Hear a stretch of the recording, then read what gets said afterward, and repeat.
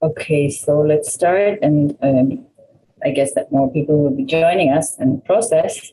Good afternoon or good morning, wherever you are, and shalom from Jerusalem.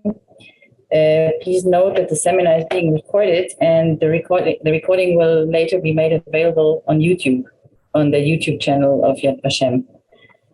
During the lectures, you are invited to write questions in the question and answer section. The button is at the bottom of your screen, and we will try to answer as many questions as we can, which is, of course, dependent on the time that we have. Please allow me to introduce myself. My name is Bettina Malka-Igelbusch, and I'm the Director of the Reference and Information Services Department of the Yad Vashem Archive section. And on behalf of the Archives Division and on behalf of Ms. Masha Pollack-Rosenberg, who is the Director of the Archive, who is unfortunately unable to join us for the seminar tonight because she's in Kiev for the commemoration of the 80th anniversary of the Babi Yar massacre. But she sends her greetings and wishes for a successful and meaningful event. I would like to welcome all of you to this special genealogy seminar in memory of our dear colleague, Zvi Bernhardt of blessed memory, who passed away on May 1st, 2020, suddenly and unexpectedly. And today, Zvi would have celebrated his 59th birthday. I would like to especially welcome the members of Zvi's family who are joining us today, and his wife, Deborah, his sister, Nechama, his son, Yoshua, and I think there are also cousins of Zvi attending from the United States. And of course, thank you to all the participants for joining us today in order to honor Zvi's memory. During his 27 years at Yad Vashem, Zvi worked in various positions, and the most recent of which were the Deputy Director of the Hall of Names and the Deputy Director of the Reference and Information Services Department at the Archives Division. And drawing on his extensive learning and vast knowledge, Zvi played a significant role in many important projects at Yad Vashem.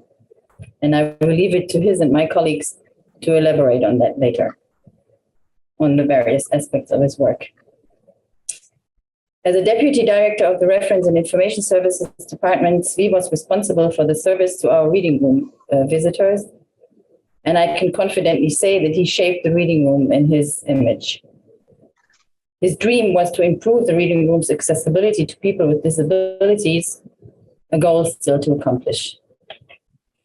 He eventually got involved in the field of genealogy and tirelessly promoted collaboration with genealogists and genealogical associations in Israel and abroad, many of whom are present here today.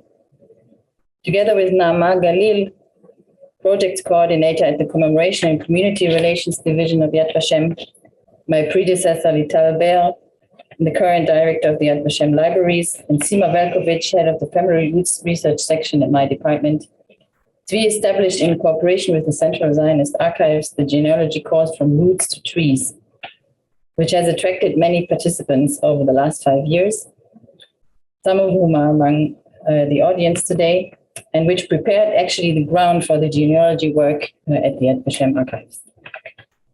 Most of you will undoubtedly relate to Zvi, the genealogist. In his work, Zvi had a clear lateral vision. He saw needs and thought creatively about appropriate solutions and how to promote them. He was restless in achieving his goals and had a constant desire to improve. A marathon runner also in that sense. And that enthusiasm of his was contagious. I would like to conclude by saying that Zvi was a man with a wonderful humanity and extraordinary empathic ability.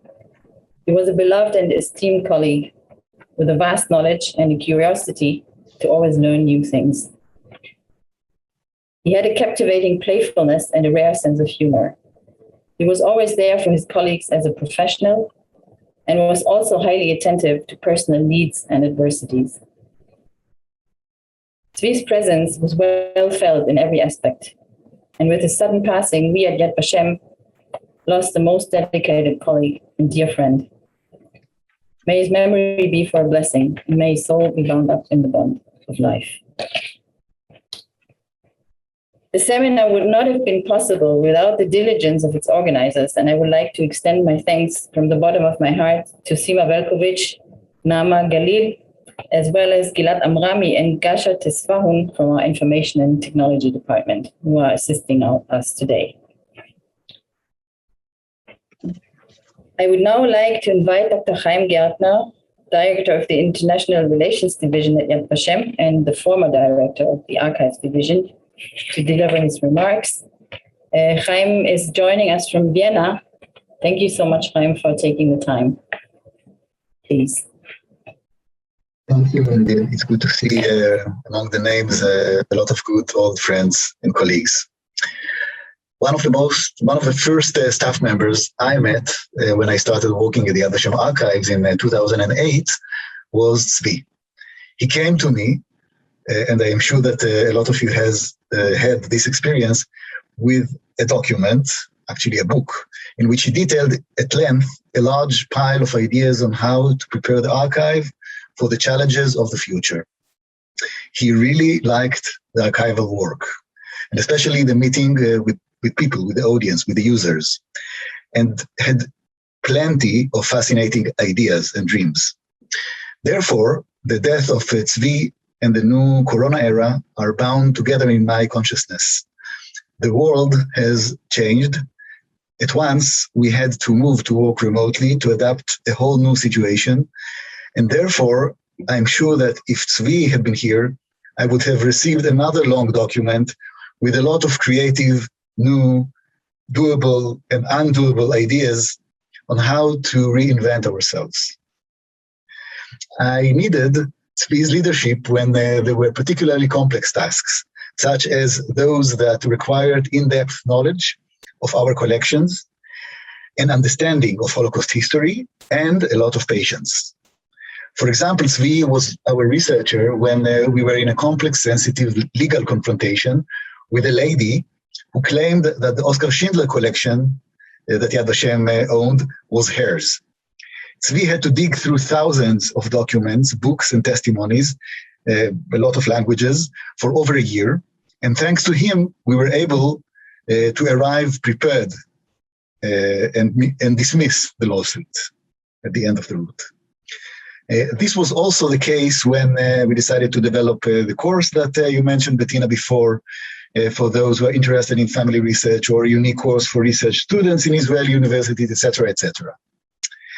But his most complex task was to lead and coordinate our activities with ITS, the International Tracing Service, which has since changed its name, and it's known to all of us today as the Arolsen Archive. It is no coincidence that the leaders of this archive are here with us, and later we will even hear them, I know. So let me share with you one anecdote, which is connected to Zvi. For me, this is Zvi. So the relationship between Arolsen and Yad Vashem began almost with the establishment of Yad Vashem. Yad Vashem was founded, as you know, in 1953 by the Yad Vashem law, and the role of the institution was said to collect, research, and publish all testimony on the Shoah.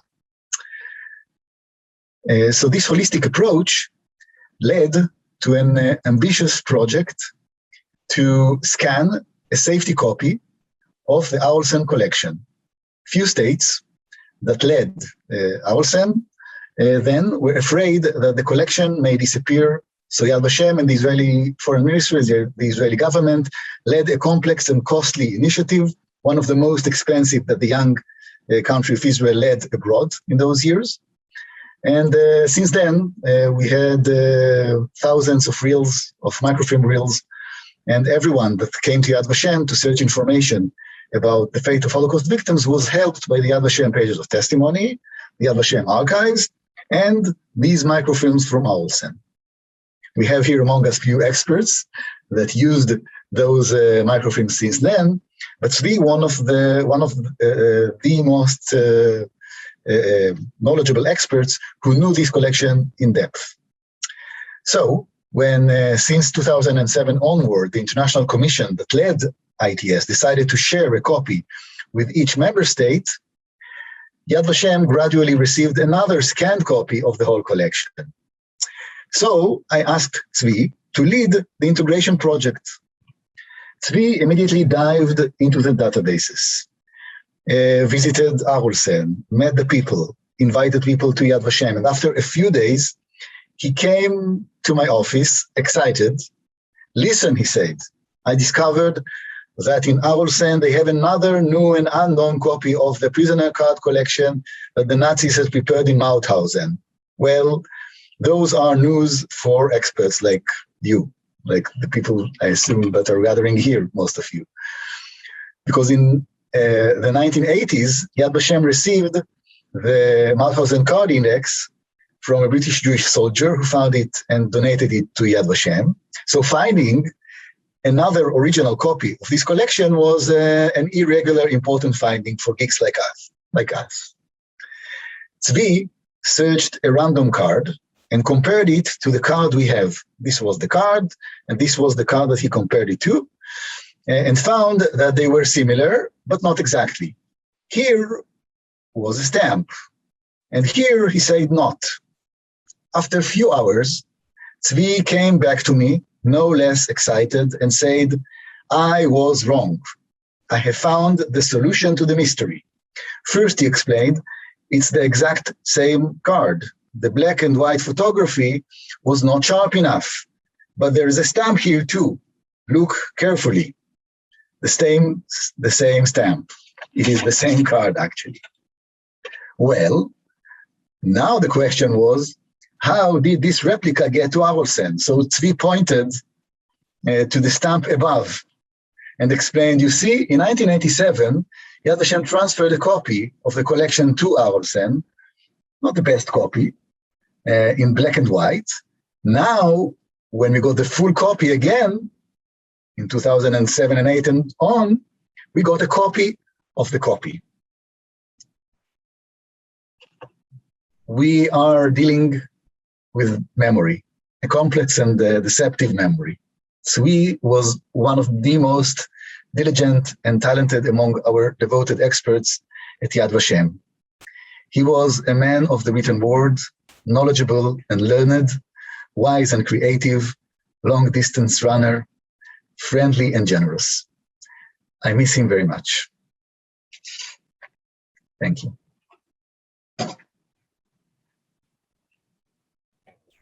Thank you very much, Chaim, for your moving and interesting remarks. I would now like to invite Dr. Alex Avram, the Director of the Hall of Names of the Archives Division, who is joining us from his family vacation. And thank you very much for that, Alex. Thank you. I actually came back from vacation.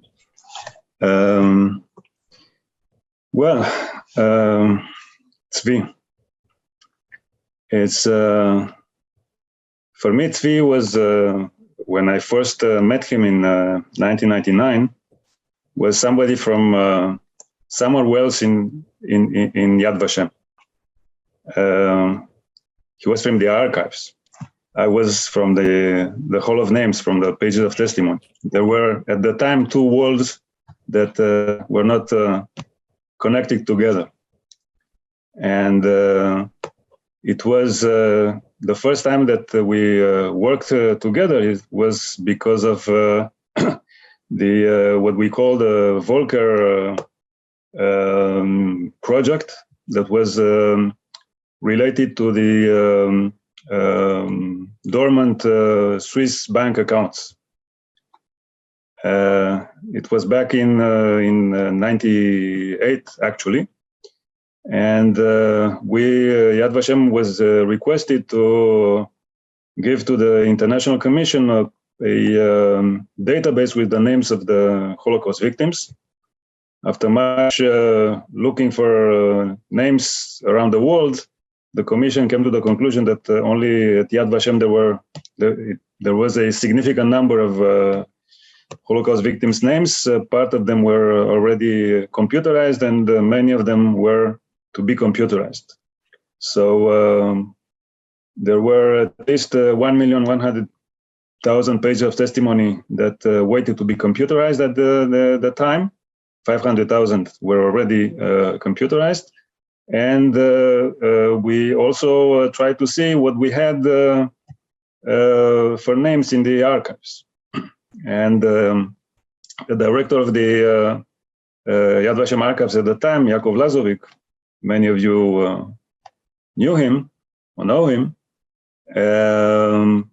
assigned to Zvi a new mission.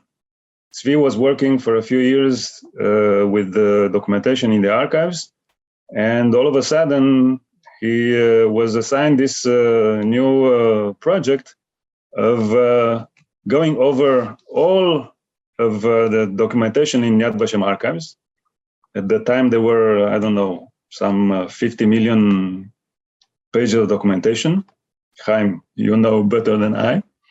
And because it was triplicated or fourplicated since in the last 20 or some years. And he actually had to go through all this and find out lists of names that would be available to be computerized in a rapid manner for this project for the dormant accounts, Swiss dormant accounts, when we had to be very careful because there was a deadline. The sanctified deadline of 31st of May 1999. So we were working against a clock, and Zvi did the impossible. He produced what we called for many years at Yad Vashem the list of lists. It was a huge Excel spread with the captions of thousands and thousands and thousands of lists of names that were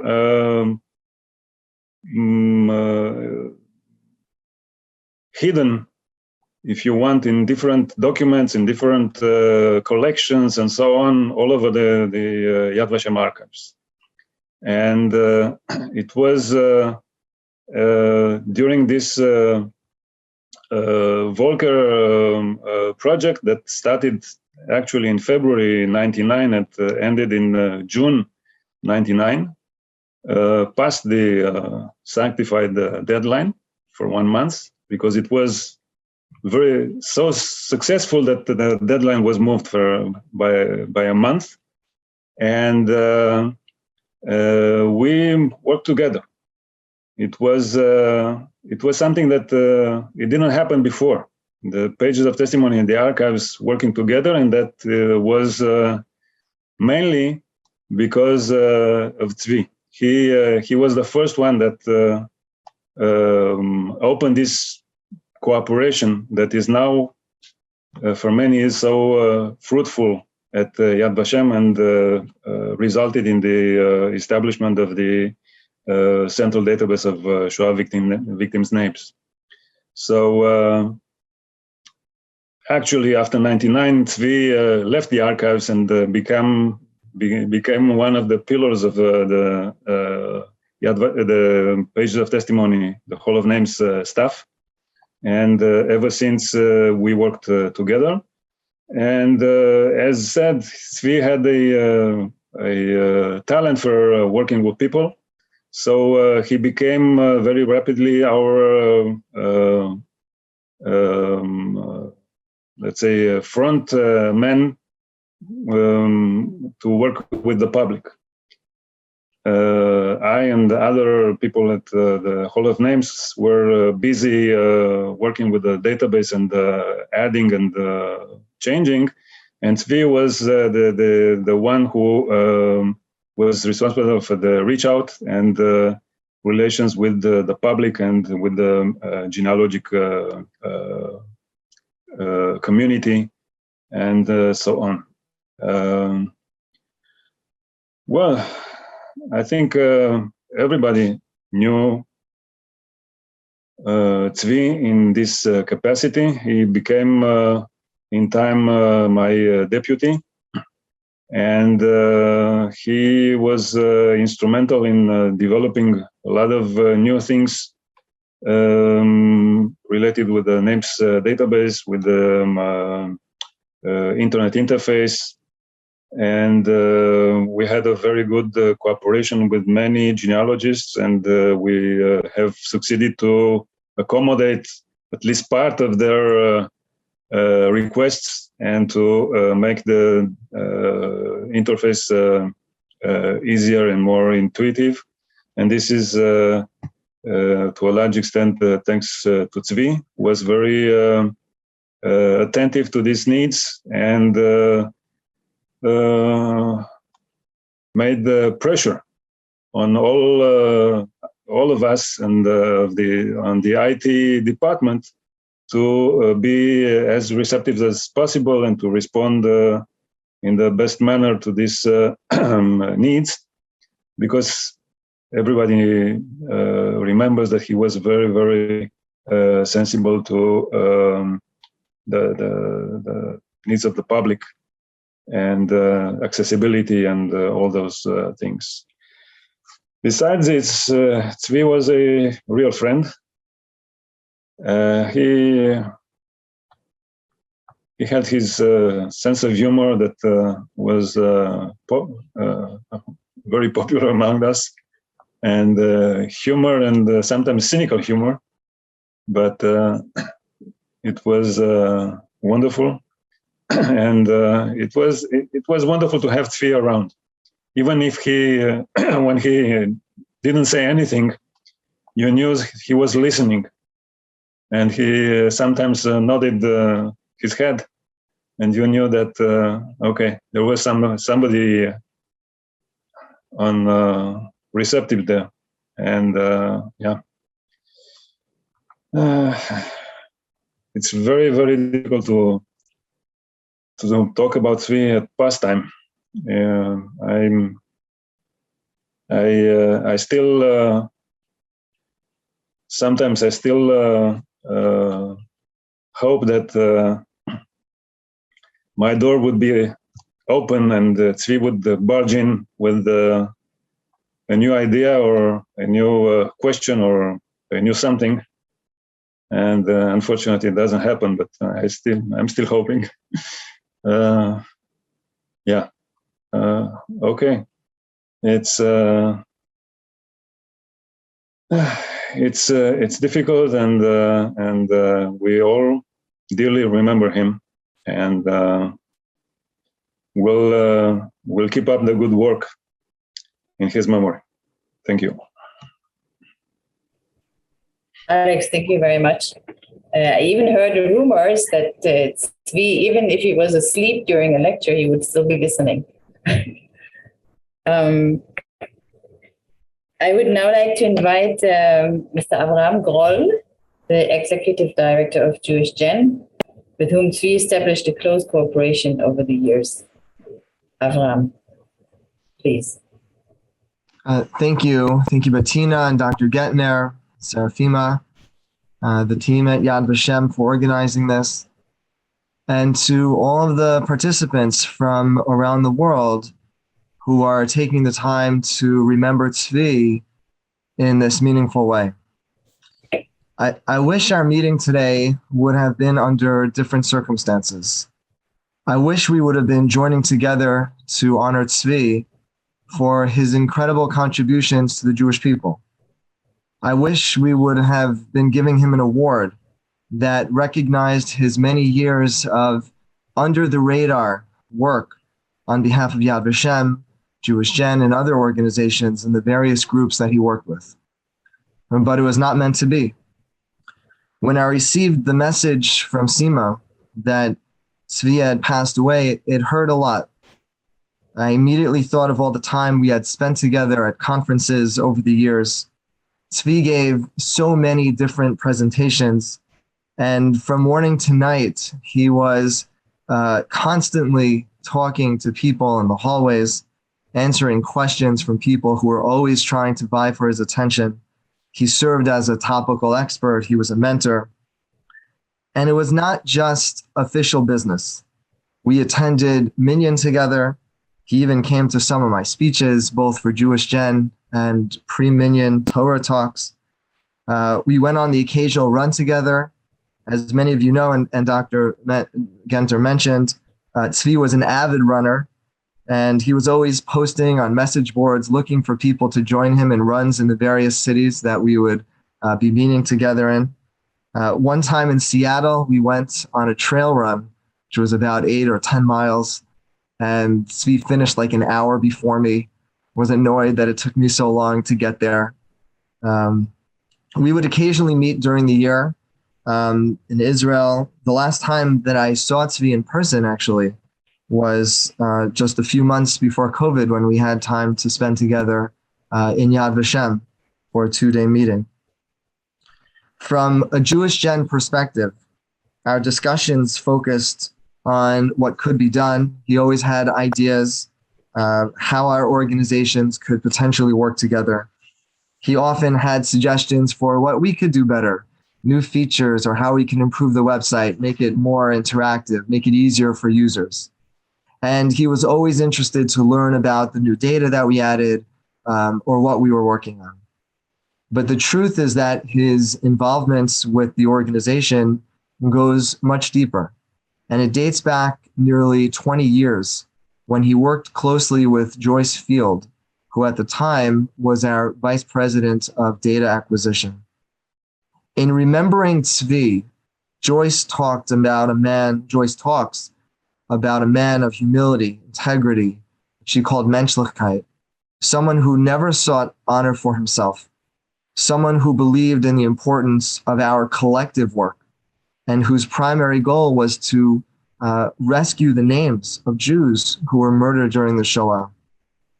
Zvi was involved with JewishGen in 2 primary areas. First, our Yizkor book project, which is devoted to translating memorial books, which are designed to perpetuate the memory and legacy and traditions of Jewish communities.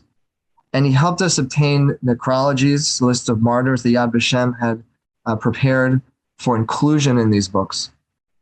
And second was our Holocaust database. Our Holocaust database is among our most important projects, and it now contains nearly 3.7 million records. Zvi helped us secure arrangements and partnerships with Yad Vashem in the early 2000s that would allow JewishGen to transcribe records that Yad Vashem had in its collection and to place them online on our own database, and also to provide a copy back to Yad Vashem at the same time. And some of the data sets were very complicated, and Zvi spent an inordinate amount of time and effort seeing things through to their completion. And it was not only JewishGen, as was evident by his constant conversations with various individuals at conferences. He sought to work together with many organizations, as many as possible, to ensure information and records would be accessible as widely as possible. His dedication and commitment to Jewish genealogy has no doubt enabled thousands of people to both identify relatives and to learn about the Holocaust. And as both a personal friend and a professional colleague, he will be tremendously missed. I don't think anyone can ever replace Zvi. His selflessness, his dedication to Jewish memory, his ability to work together with others to accomplish important goals. He will always be remembered for these attributes. Thank you.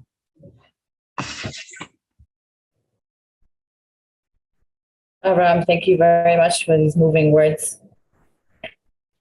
I would now like to invite Roni Golan, advocate and genealogist, who has taken an active part as a lecturer in Yad Vashem's genealogy course over the years and knew Zvi well. Roni, the floor is yours.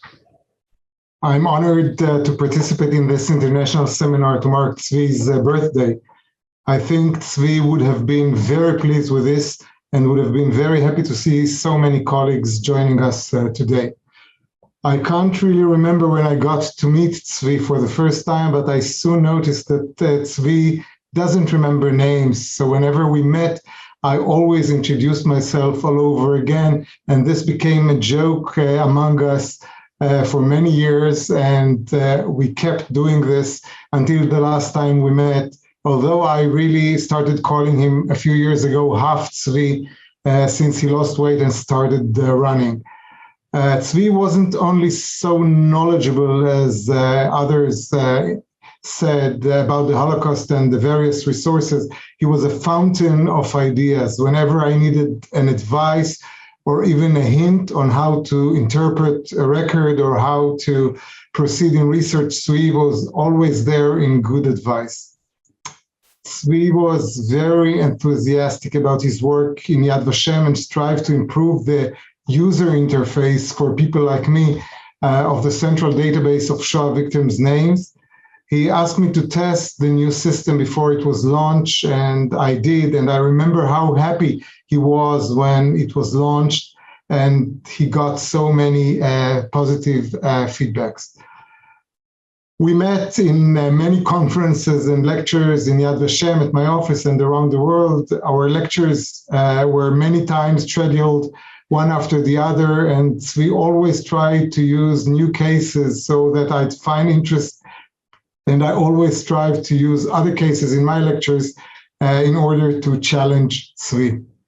I missed Zvi very much. In Sukkot, I recalled his story about how to negligently not disassemble your sukkah after the holiday and wait for the first train. This really brought a big smile to myself. I missed Zvi. I remember him very fondly, and I'm so glad to see so many people here to honor Zvi's memory. Thank you. Ronnie, thank you very much. Finally, in this introductory session, I would like to invite Zvi's son, Yehoshua, who is a librarian at Yad Vashem, to speak about his dear father. Yehoshua, please. Okay, I had the great luck of knowing my father both as a coworker and as a father. In both cases, I was amazed by his boundless energy. As a coworker, I learned so much from him, and I think it's an amazing amount, but I think it's only like 10% of what he knew. And he just everywhere here. What's amazing about him that for a person who was so high in Yad Vashem and worked for so many years in such a big part of Yad Vashem, in many ways he started by chance. He answered an ad for a student job in cataloging archival material. And if you asked him then, I don't think he would ever you would have thought that he would be in so many years in Yad Vashem, why so high. So really, I see him everywhere here because also I always, during my work, I look at a lot of testimonies, and so many times I see that the line of cataloger is Zvi Bernhardt. So that's amazing. And now I'm going to say a few words about him as a father. My father was a special combination of a playful, mischievous child and a thoughtful, compassionate intellectual. He had boundless energy, getting up at 4 a.m. and being involved in countless interests. Growing up with him was wonderful because he could really get into a kid's mind and enjoy playing with him, but yet know how to impart a strong ethical worldview. I always thought it was a wonderful piece of parenting that when he saw that I was looking in closets for a doorway to the magical land of Narnia, instead of laughing, he told me that you only find Narnia if you stop looking for it. I understand that it's very common for siblings of kids with special needs to feel ignored. But yet I always felt that my parents paid the same amount of love and attention to all their 3 kids. As an adult, he was a wonderful conversation companion for deep discussion on history, politics, or for watching silly TV shows. In the last few years, we listened to audiobooks in the car, and I always remember his sardonic remarks in them. He had an endless thirst for knowledge and always tried to know more about subjects he wasn't familiar with. He enjoyed learning from proofing my academic papers, and in his 50s, decided to learn how to play the reporter just to keep his mind sharp. In wanting to help my sister with special needs, he wanted to help her more. He dove into the subject of people with special needs and pursued academic studies in the subject, and started working in apartments for people. In addition to his working at Vashem, I don't know how many people know this, he also worked in apartments for people with special needs. And he, of course, as it's been said, he was working very hard to try to make Yad Vashem more accessible. As my brother likes to say, for his midlife crisis, instead of a younger girlfriend and a sports car, he lost 100 pounds and started running marathons. And like with anything my father did, once he was in, he was all in, joining jogging groups, reading books on the subject, and even, to our great amusement, listening to running podcasts. That's how I will always like to remember him, as the suited guy giving a serious professional lecture, and at home jumping around imitating kangaroo. The guy who equally loved the Muppets and serious heavy authors. Thank you.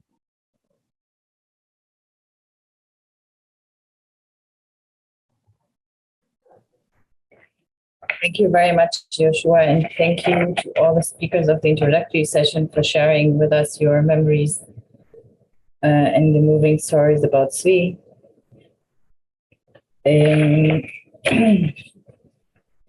We will now proceed to our first session, to our first lecture session, which is being moderated by Naama Galil, who is a project coordinator at the Commemoration and Community Relations Division at Yad Vashem.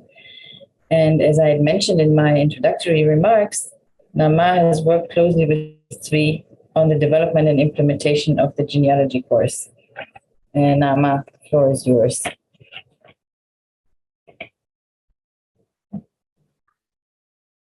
Thank you, everybody, for participating in, especially in the whole session. But now I'm going to say a few words just to begin my moderation.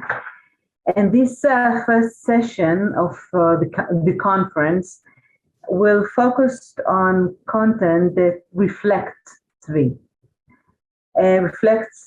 biography and his personal areas of interest, American Jewry, and the waves of immigration to Eretz Israel and the state of Israel, of course. As Zvi was an immigrant himself who chose to build his home in Israel, but was connected both by family and ideology to his roots in the US, we decided to open with these two principal points of focus. Our first speaker, Robin Magid, is the Assistant Director of JRI Poland. She is the manager of the JRI Poland Next Gen project, which designed to redesign the JRI Poland website, search engine, and database. And she also very much involved in the Lublin area project as a coordinator. And if some of you have heard, her origins comes back to Lublin, as her grandmother's hometown was there. So she is responsible to coordinate the indexing of the Jewish vital records for approximately 100 towns. Robin has spoken at many genealogical conferences. She lives in California. She now speaks from California to us. And her lecture is entitled Exploring the American Jewish Story Through Databases. Please, Robin. Thank you very much, Naama. Hopefully you can hear me. I was getting messages a few minutes ago that my bandwidth is low. And so I'm hoping, now we're screen sharing and I need to get to the right place. So I'm hoping that our connection will stay good. Let me close this a little bit. So I was happy to be able to include a piece of Zvi's family, the Ezekiels, who I see are also some representatives are with us today in this lecture. And so I thank you all for the slides that I was provided and the hints of where to go with this story. I am talking to you from California, and my family, like Zvi's, were immigrants, but mine came more in the 20th century. And so what I'd like to do is give a little whirlwind approach to American Jewish genealogy and talk about three things in the next 20 minutes. The best guides for finding American databases, the major milestones in Jewish history, which really marks the different waves of Jewish immigration, and then some ideas about databases themselves. And it's interesting, I'm very grateful to be asked to present to you today on behalf of Yad Vashem and in Zvi's memory, because it gave me the opportunity to look at American Jewish research from a different perspective. I spend most of my time trying to help people get off the North American continent and back to the old country. And so to be able to look at it from a different perspective and not from an American-centric perspective, I found very interesting, and hopefully you will too. So let's start with the best guides for finding American databases, in my opinion. I've tried to include the websites that I'd like to direct you to in blue on the screens. And I know this can be viewed again at on YouTube, so that you can come back and look again if you would like a clue in the future. So the big, I think, area to focus on are places where you can go to learn where to go to. And therefore, I'd like to start with the Center for Jewish History, talk a little bit about What's New, which is a weekly publication online, and then mention very quickly Steve Morris's one-step pages to help make requests when you do find the place you want to go to. But of course, the best guide for finding American databases today is Google. And I found that if you can't find a website address, Google is really the best address book for you to use. So for the Center of Jewish History, which is a physical place in New York, that is an archive and collaboration between 5 different archives and museum communities. There is a wonderful website which has which includes a genealogy department called the Ackman and Ziff Family Genealogy Institute. If you look at the insert with the map on my screen, you'll see what the page, the landing page of the Genealogy Institute is.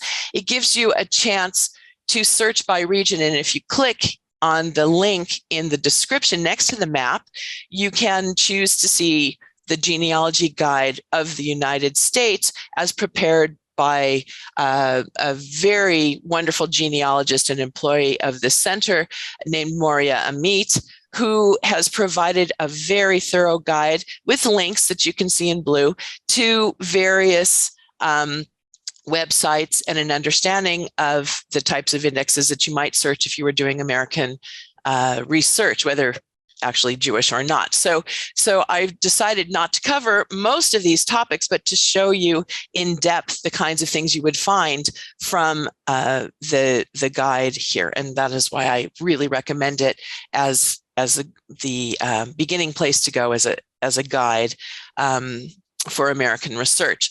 I also want to draw your attention to a publication of Avotenu, which is the premier and publication of Jewish genealogy periodicals and books, and where Gary Makatov has provided a weekly update called What's New, which is searchable and provides links based on topics that I use when I am trying to do various research, and I used in order to do American research. I found that the concise description of what's new in the world of genealogy tends to be American-centric. Although I think there is a worldview, it's a very good place to go for American research.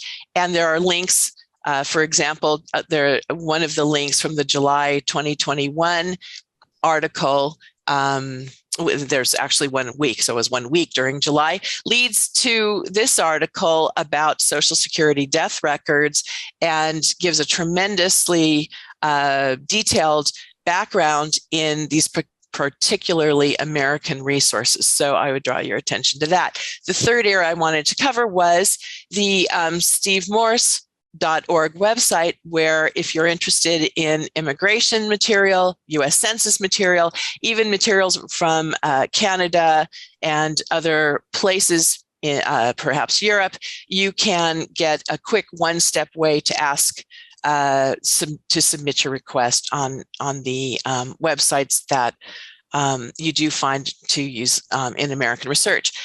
In covering very quickly a couple of major milestones in US, particularly immigration history, the markers, there are usually 3 markers that are mentioned.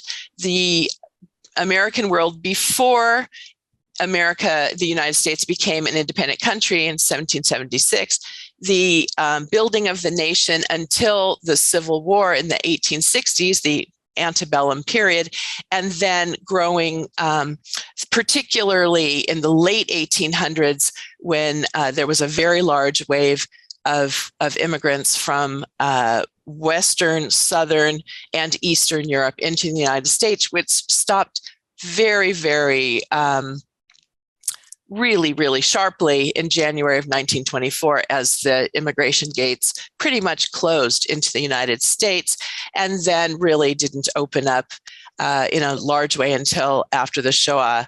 And so there's a very small amount of immigration that's happened, particularly of Jewish people since then.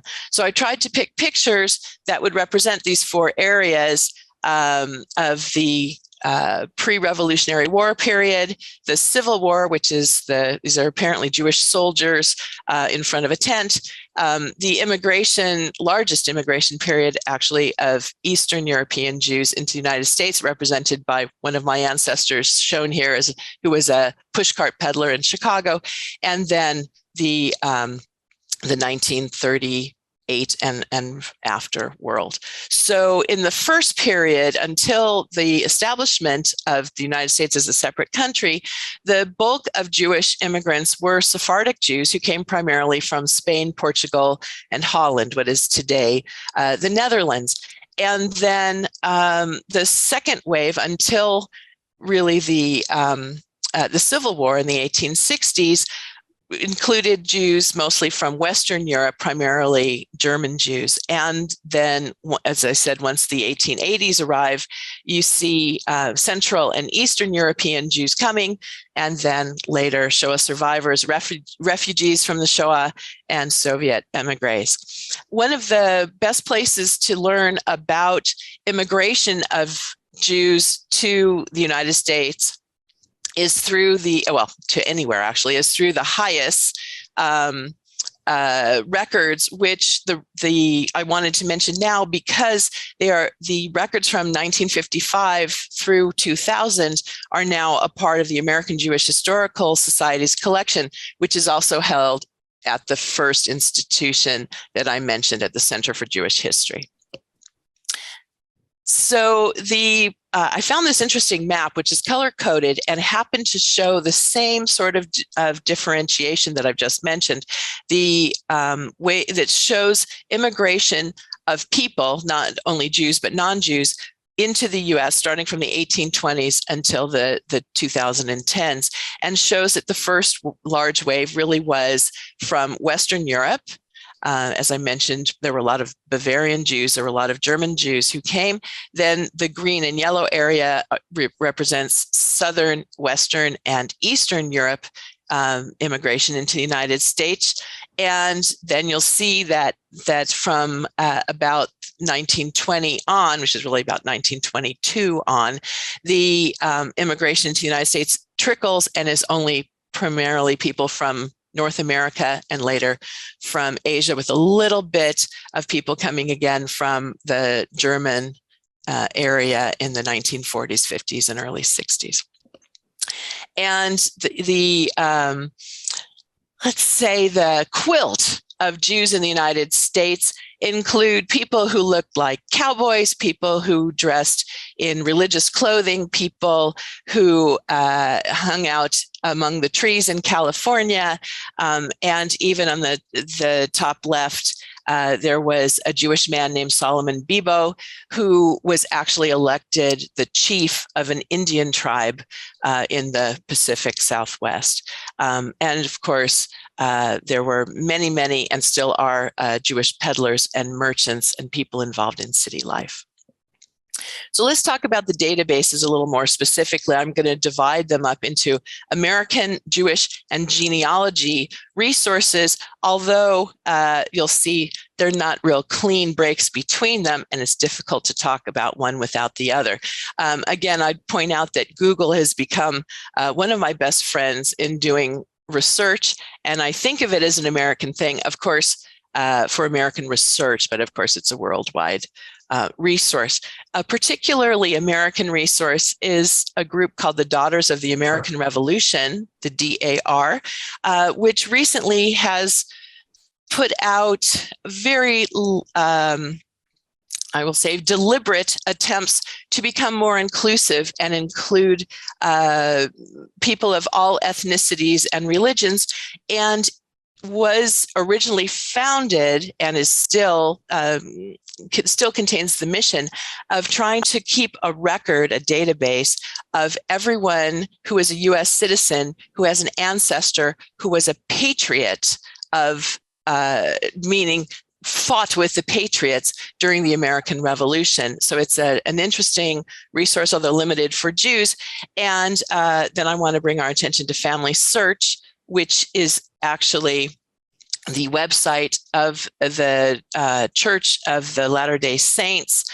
We call them the Mormons sometimes. It's a particularly American, well, it's a religion with American roots, and then in general, newspapers as a resource for doing American research. So here is the landing page of the genealogical part of the DAR.org, which is worth searching, but again, only includes people who are either the descendants of patriots from the American Revolution or includes information about the life of these ancestors who were patriots. Family Search has historical collections by state. So if you happen to be looking for people, voting records, draft registration cards, all kinds of information, and you know where in the United States a person lived, it is a free resource. And so therefore, one of the first places that I recommend searching. You do need to establish an account with them. It is a free account and a very useful resource. Here is very quickly a result that I got by Googling the Katz family reunion, which is a reunion that I attended in Cleveland in my husband's family. And I've brought two pieces in, but searches on Google, again, I want to emphasize, are really important to do on Google so that you can get to free newspaper kinds of articles. And so let's focus on Jewish databases. I would say that the American Jewish Archives, which is it is a project of the Reform movement in America, the Reform Jewish movement. Hebrew Union College Jewish Institute of Religion is the sponsor of the American Jewish Archives.org, whose name makes up their website address. They have very interesting collections and are important in the early period of American history, that first period, and even the second period until the Civil War. And I'll show you a piece of that. The American Jewish Historical Society is one of the 5 members of the Center for Jewish History and has important collections online. The American Joint Distribution Committee, I use the websites all the time. It's accessible directly. It's also accessible through JewishGen.org that we'll talk about soon, and also through jripoland.org. The organization that I spend most of my volunteer time with as assistant director. And then I want to make sure to mention that regional Jewish museums are very important to search and do have online collections.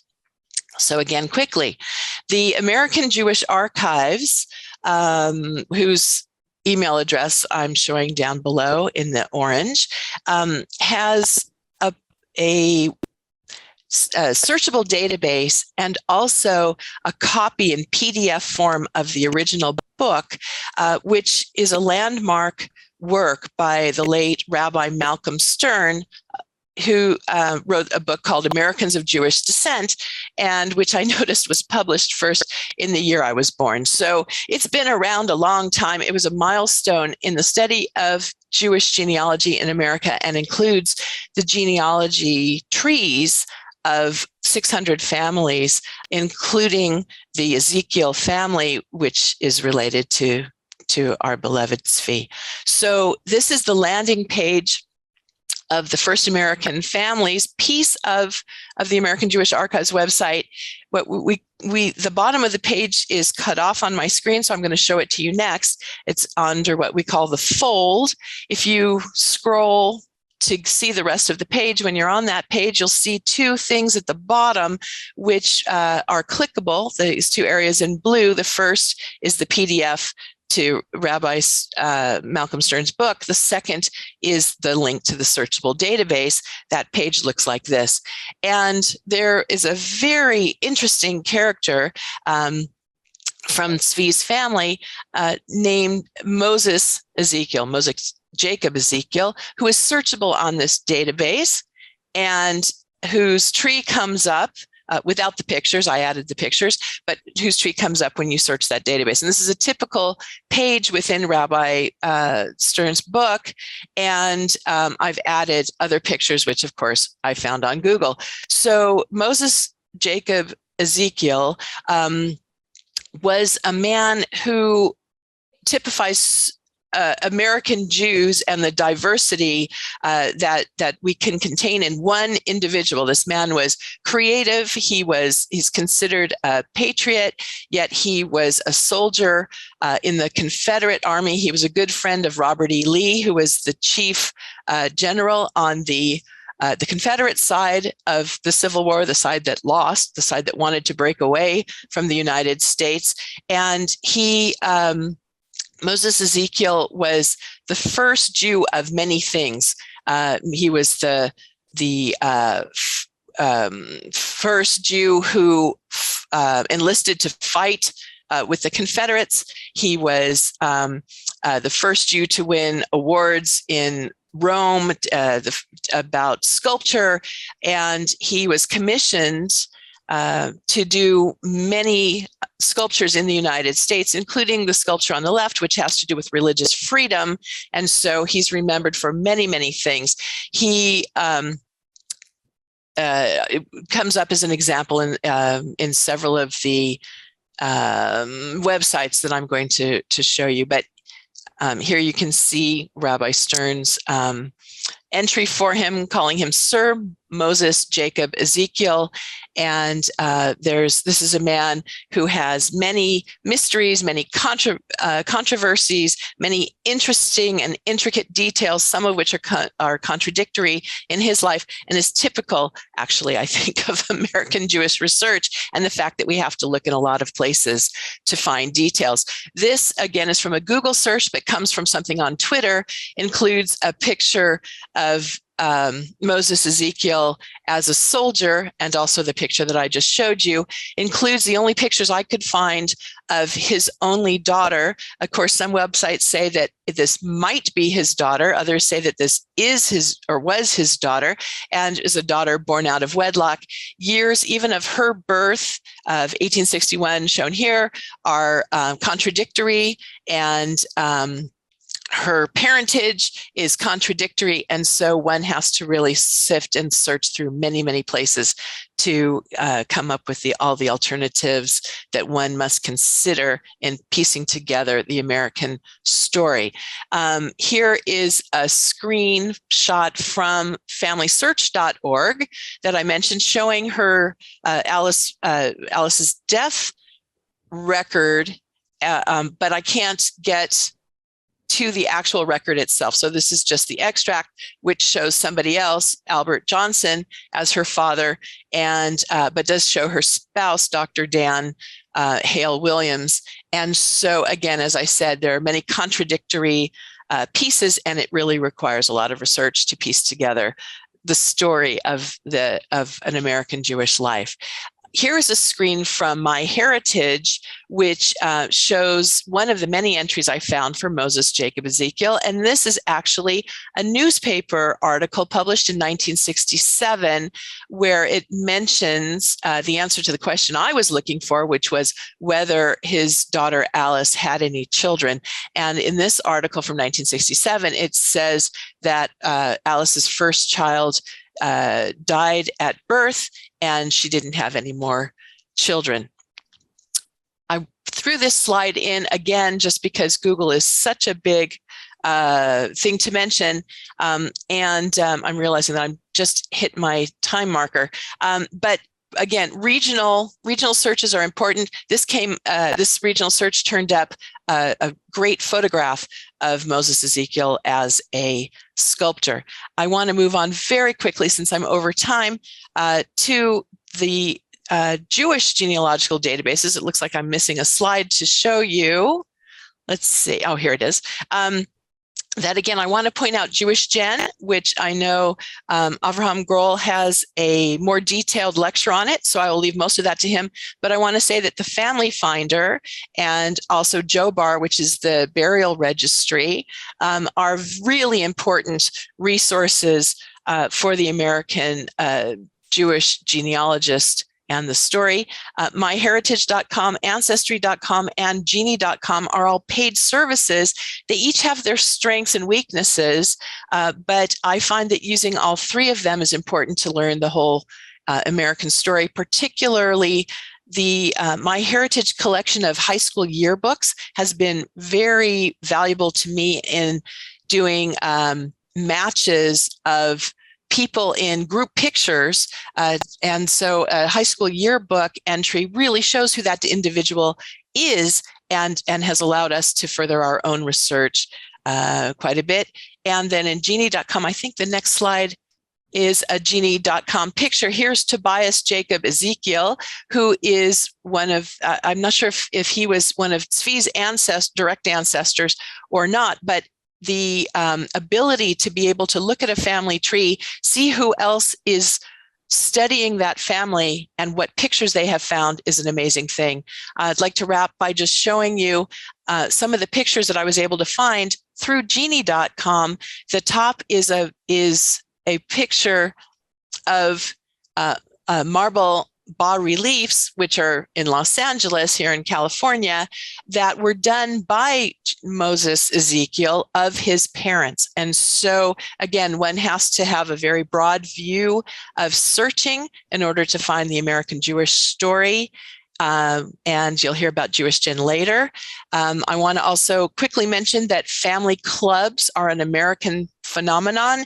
We can find them sometimes even through Genie by searching for family club or family circle, and learn that in America, Jews came together as families, actually had clubs. I give a whole lecture on that. And thank you for your attention. And I will turn it back over to Naama. Thank you so much, Robin, for your amazing lecture. And as I was telling you before, this session includes the other subject that really made Zvi very, very enthusiastic. And our second lecture is going to deal with Eretz Israel, is going to deal with genealogy of Eretz Israel. And our second lecture is going to be Gary Regev, the president of the Israel Genealogy Research Association, IGRA. Gary, like Zvi, is also an immigrant who lives in Israel since 1978 and has been doing genealogical research for over 25 years. She has taught seminars, webinars, and courses in genealogy to a variety of groups. In addition, she has spoken at 9 International Association of Jewish Genealogical Societies conferences and was involved in programming and running the 2015 here in Jerusalem. Gary is a founding member and president of IGRA, and as some of you might know, she's also serves as a director of the board of Litvak. Her lecture is entitled The Genealogy of Eretz Israel, as I was saying to you before. Gary, are you with us?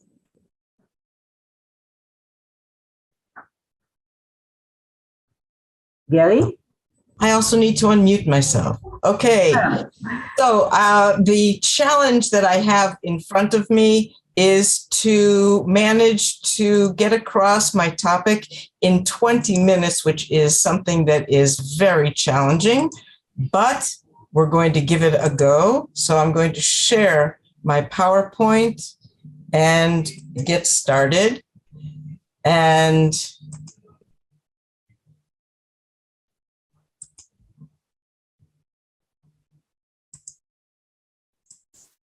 okay, so make it full. Okay. There you go. So my topic is the genealogy of Eretz Israel. I welcome all of you in all different time zones. And as Nama introduced me, I am the president of IGRA. And our aims are to make as many records as possible in the land of Israel and from places that have touched upon Israel, available in a digitized fashion, indexed. We have a bilingual search engine to make these available to people all over the world. Zvi and I met over numerous occasions, and one of them was the seminars that were mentioned earlier by Naama, the genealogy seminars that are being run by Yad Vashem and the Central Zionist Archives. And I have been very pleased to be one of the speakers to inform other Israelis about what kinds of information is now available. So we'll go and begin. On purpose, I have here a cup of coffee. I hope you are all comfortable. Have your own cup of coffee with you, and here we go. So you can research in Israel over a cup of coffee. Several archives now have their catalogs searchable both in Hebrew and in English. The Israel State Archives is one of the prime examples of this. You should not forget that even though the newspapers are not a specific genealogy source, they are a genealogy resource because they mention all kinds of family occurrences, from births to a brit, to a bar mitzvah, to a family traveling to see other relatives, to people who are looking for relatives who have traveled away, deaths, and everything else you can imagine you can find by searching on older newspapers, and they're available on the website of the National Library of Israel as the Historical Jewish Press. There are opportunities, and there hopefully will be more opportunities, that allow you to find the records through multiple sources. Right now, the IGRA records, at least some of them, are accessible through indexes that are also on the MyHeritage website. that send you to IGRA in order to know about them. So if you are searching on MyHeritage and you don't have a clue that your relative was in Israel, you may find out about that through MyHeritage and then come to us for additional information. Our databases now have over 2,100,000 records, growing on a monthly basis. Please keep in mind that there is a 70-year limitation for identity protection. Therefore, vital records are not available for the time from Israel's statehood. We don't have birth, marriage, or death records that are available to the public from 1948 on. And in the IGRA databases, we've blocked out identity numbers and other sensitive information, like school grades, for the databases that we do have. What does that leave us? That leaves us with the need to look at alternative records to fill out our family story. The IGRA collection is actually the tip of the iceberg. There are so many more records that are out there, and we are doing our best to bring as much as possible to the public. And another way of looking at the collection that we have is a starting point, a stepping stone. So for instance, the record that I'm showing you in the red frame here is one record that you could find by doing a search on the IGRA website. For anyone who is registered, registration is free. You come in, you can go to our database section and do a search for a specific name. A list of resources comes available. And in order to see the actual record itself, you need to be a paid member. We need support for the work that we are doing. So once you get inside, the information can be extensive. So we have information that's transcribed from the record itself. In many, many cases, we do have the scan of the page available for you to see. Sometimes the records are in English, sometimes in Hebrew, sometimes other languages as well. We do our best to translate into English so that you can see the results, but you also sometimes need Google in order to translate certain terms. At the bottom of each of these records is a short identifier that tells you where this particular piece of information came from. If you scroll down to the bottom of any of these records that do have an image, you are able to then download it to your computer, save it, or print it out. I've pulled out to the side different records that show you the archives from which we received the information, whether it be a city archive in Haifa or Petach Tikva or other cities, municipalities, also the Israel State Archives. To get more information about these places, not about the specific record, you can click on the link which will take you to their website. Once there, you can look to see if other references are available, or you can write to the archivists that are at each of these locations and ask them, saying that you know that information was available on this relative through the IGRA website. Do you have more information in your resources that might help me learn more about my relative? There are archives that have material online.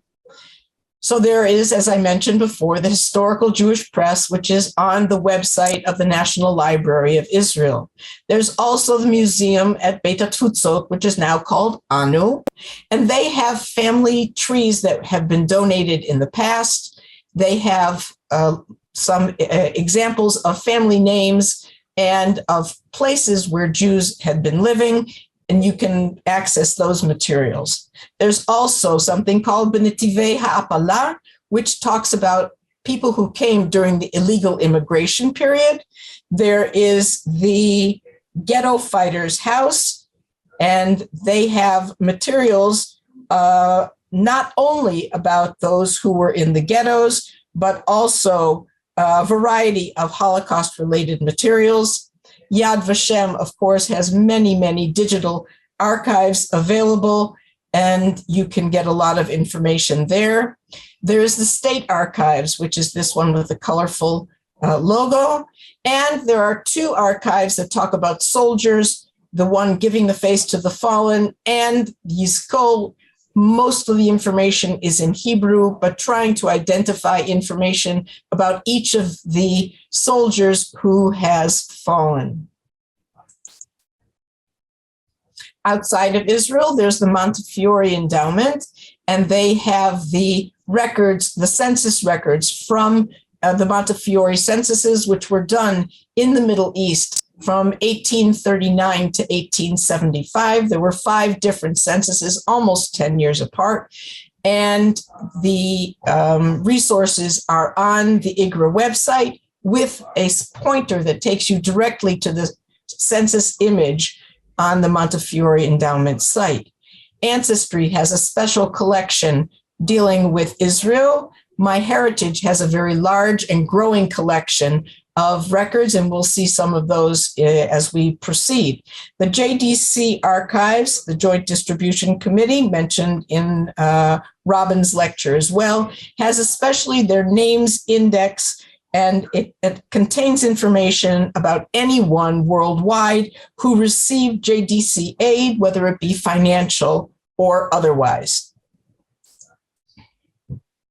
Some other places with more limited access, the Central Zionist Archives, the Central Archives for the History of the Jewish People, which is going to be incorporated into the National Library within the next year. The library is going to have a brand new building, and the archives will finally have a beautiful new home to house their materials, and will be much more accessible than it has been in the past. And the other information and family trees and other things that are in the archive of the National Library. The Central Zionist Archives has a huge collection, and their collection is represented on the IGRA website. Minimally, we do have access to some of their files. Unfortunately, we don't at the moment show the images to those documents. We chose to give you a smattering of what is available at the Central Zionist Archives, and it's definitely a place to try to go and ask for more assistance in getting information. There is a new website, as I understand, that is on its way. It's not quite here yet. As I mentioned, there are municipal archives in all of the major cities, and a lot of the smaller cities as well have archives that are available. And you can access each of them and see, once you know that your relative actually did live there, see what other records they have on hand that they could forward to you that would give you a better insight into what your relatives were involved in. So now we're going to try to pull together the family story. So you can access the information about the Montefiore censuses if you had people living in Israel before 1875. And the information in each census looks a little bit different. Each time they ask different questions, and there are different kinds of information that is available. Once you get to the census itself, it is translated. All the translations were done by a team that is very important to the IGRA staff and existence, and they worked very hard at making this information available for everyone. So you can see professions, the names of the main person, their wives, the children, and many other details of where they came from, where their place of birth. So there's a wealth of information if you did have people who were in Israel during that time period. There are also censuses that were done, for instance, in Tzfat. Some of the information, as you can see, is in handwriting and has very limited information about it. Then there are others. This is a record from 1928 from Tel Aviv that gives you the last name, a first name, the name of a father, the age of the person, their occupation, and where they were living. So you can now put together, you can see all these people are living at the same address. You can see that the father's name and the children who have the same name for that father. And you can then pull together a family and enlarge your family tree. There are records from the Army, and this one is from 1919, the Zion Mule Corps. We reached out to the National Archives in the United Kingdom, and they shared with us the information on these people who came and served in that time period in Israel. Also, Zvi, in his looking through all the information, as we've heard before, that was available at Yad Vashem, found this very important book of volunteers and the Histadrut Army volunteers from 1939 to 45. Zvi turned to us and offered it to us to digitize and to index and make available all of this very, very important information to all of you. I mentioned earlier My Heritage, and they were requested by the Israel State Archives to digitize the collection of the Palestine naturalization applications from 1937 to 47.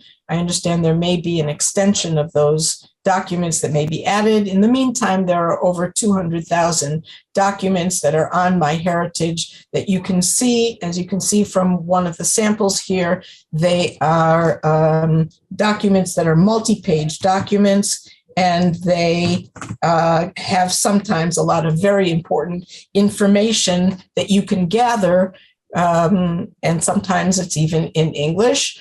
The images of people, if they had those included, are also there. So it's a very important collection. There's also immigration information on the IGRA website. This is from 1920-21, when people were coming in, bare bones information, their name, last name, first name, when they came in the ship that they were on. You might find information that gives a little bit more, that gives their names, their ages, what kind of Oleh they were, what kind of immigrant they were, and the relatives, where their relatives were living.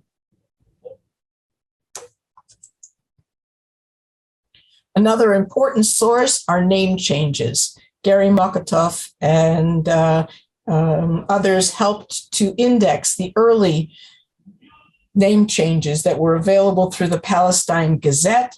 And we now have these in our collection. This person, this Benjamin Cohen, he was originally Benjamin Cohen, and he changed his name to Benjamin Russo. His nationality was listed as Palestinian, was living in Tel Aviv. These documents, which are public documents, are found in the library now. Every month they would be published, and they are now in a collection in the libraries. Gives you a look at the way people came in and were instrumental in changing their names, and you can then follow them once they have this new name. After the State of Israel, the records were then in Hebrew, and it is difficult to show just how important these documents are for keeping track of our relatives. We have a collection of different professions.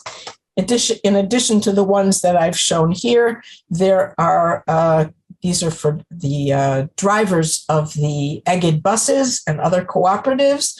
There are religious services, there are attorneys, there are all kinds of people who are in the education profession, also nurses, accountants, people in the theater, tour guides, notaries, police, sports, and others.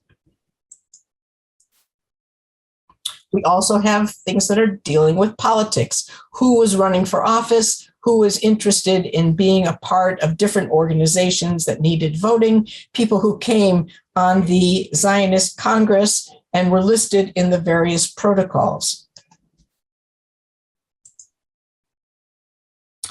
Voters lists. As I mentioned, not all of the archives allow us to show the scans, so sometimes you only see the summary of the information that is available.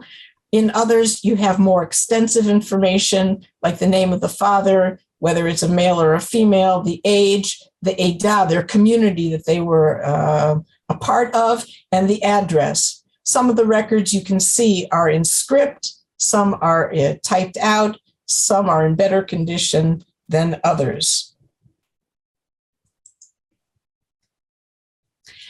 Life cycle events. So this is earlier, this is from 1936, and this is from Tzfat, gives information about the couple and about the child and the name of the midwife.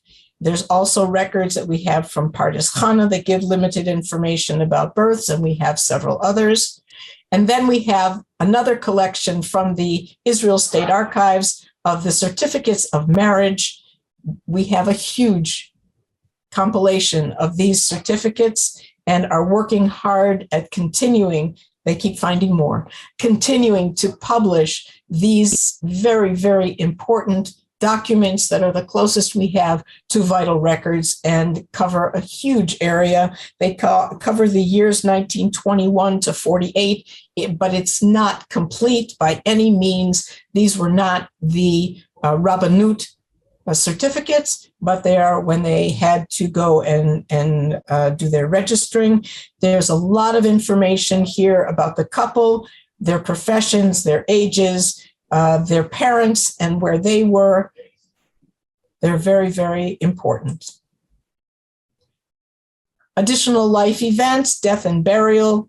There are 3 main websites that deal with burials in Israel. There's a new one that's called Graves that has a certain collection of tombstones, and they say that there will be more. They give you a map with a basic idea of where within the cemetery you can find the tombstone.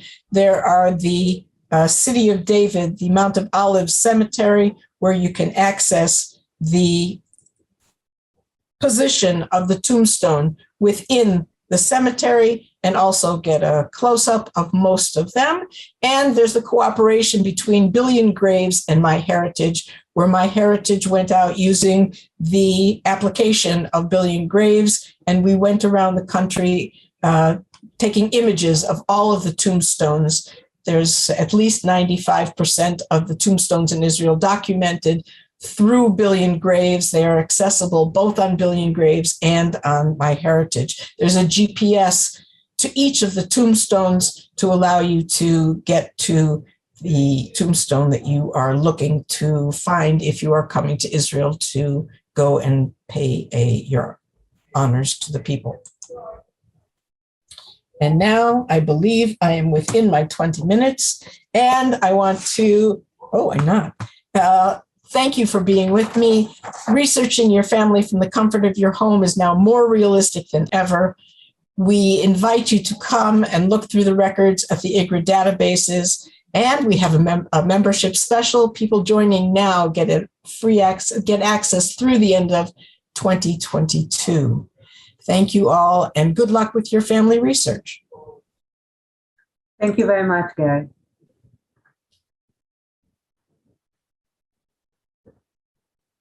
Tina? Okay. Thank you very much for your contributions, and thank you, Naama, for the moderation. In our second session, I see there are 2 questions. Hold on, in the question and answer section. As I said, I'm reminding everyone, if you want to ask a question, please use the question and answer function. Susan Salzman is asking for help with her research. She's based in the UK. If anyone can get back to her. Okay, so we'll proceed to our second session, in which we will hear contributions about the Arolsen Archives, the former International Tracing Service, and about the changing approach to Holocaust survivors in Israel and around the world. And I am pleased to introduce Giora Zwilling, Mr. Giora Zwilling, the deputy head of the Arolsen Archives, who will talk about the different aspects of the cooperation between our institutions and Zvi's leading role in this partnership. Florian Azulay, who is the director of the Arolsen Archive, was supposed to be here tonight, but unfortunately she's not feeling well, and we are sending our best wishes for a speedy recovery.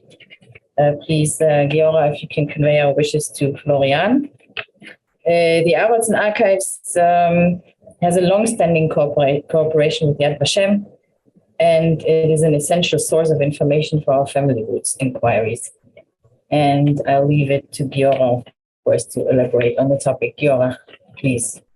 Excellent. So it's a great honor to speak here in commemoration of Zvi. For me, Zvi was also much more than just a colleague at Yad Vashem. As Alex already said in the beginning, he was just a person working in a different department at Yad Vashem in the reference services while I was new at the archive. And even then, I already appreciated his humor and his help. But he became much more intertwined with my future career at Arolsen already when I visited Arolsen for the first time in 2008, long before I even dreamt of working there.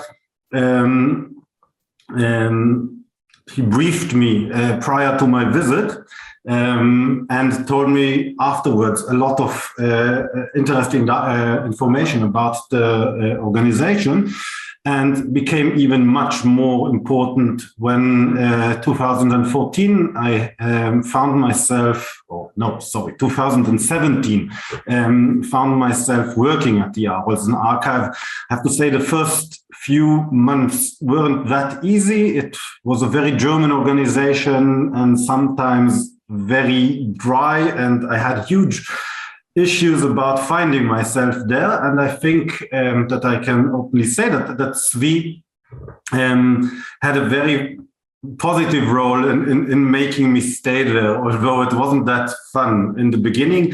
He made me very sensitive to its importance, and he became even more important when we started talking about the online publication, which is a big project which the Arolsen Archives endeavored on together with Yad Vashem. I think a lot of you know that, maybe already know that our online platform is developed by Yad Vashem, and not only the IT department, but also Zvi had a role in thinking about the way in which the online archive will look like. We actually were in contact until his sudden death, and I have to say I miss his very valuable input.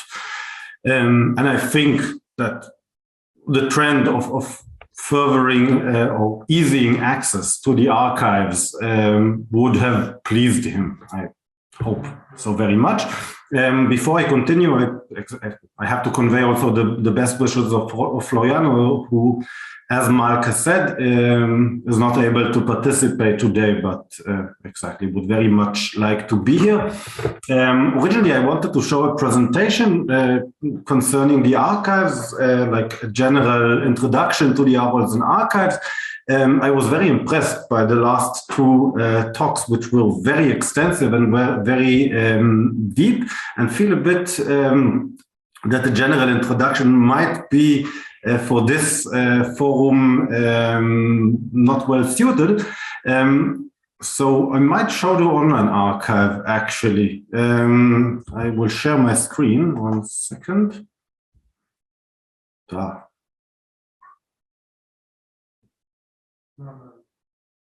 Sorry.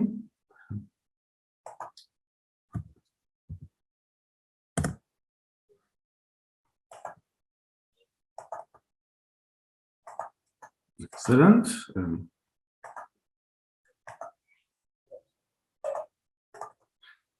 So can you see my screen? Excellent. I will introduce the Arolsen Archives, but I think this is a very nice background to do so. The Arolsen Archives are not a regular archive. They were founded as a tracing service shortly after the end of the war, the Second World War, and hold huge collections concerning persecutees and DPs, people persecuted by the Nazis. Actually, this is, I'm sorry, 1 second. It's actually much easier with, can you see my presentation now? Very good.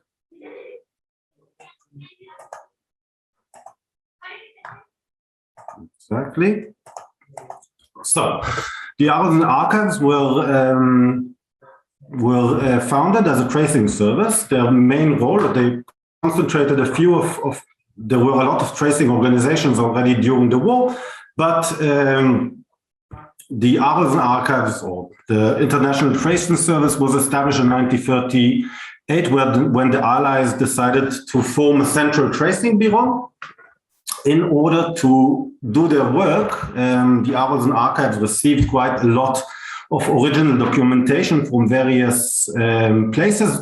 The main collections, or the oldest collections we have, concern DPs, as well as concentration camps, mainly in Germany. The Arolsen Archives were heavily supported by the Western Allies. There was some differences with the Soviet occupations forces, and that's why the documentation we have in original is mainly from concentration camps liberated by the English and by the mainly American army. In the picture, you can see, by the way, the early day of the ITS, where it's very clear that the organization, or the International Tracing Service at the time, was not a regular archive. Ja, danke. Ich habe medabel. Sorry, soll später. Sorry, children.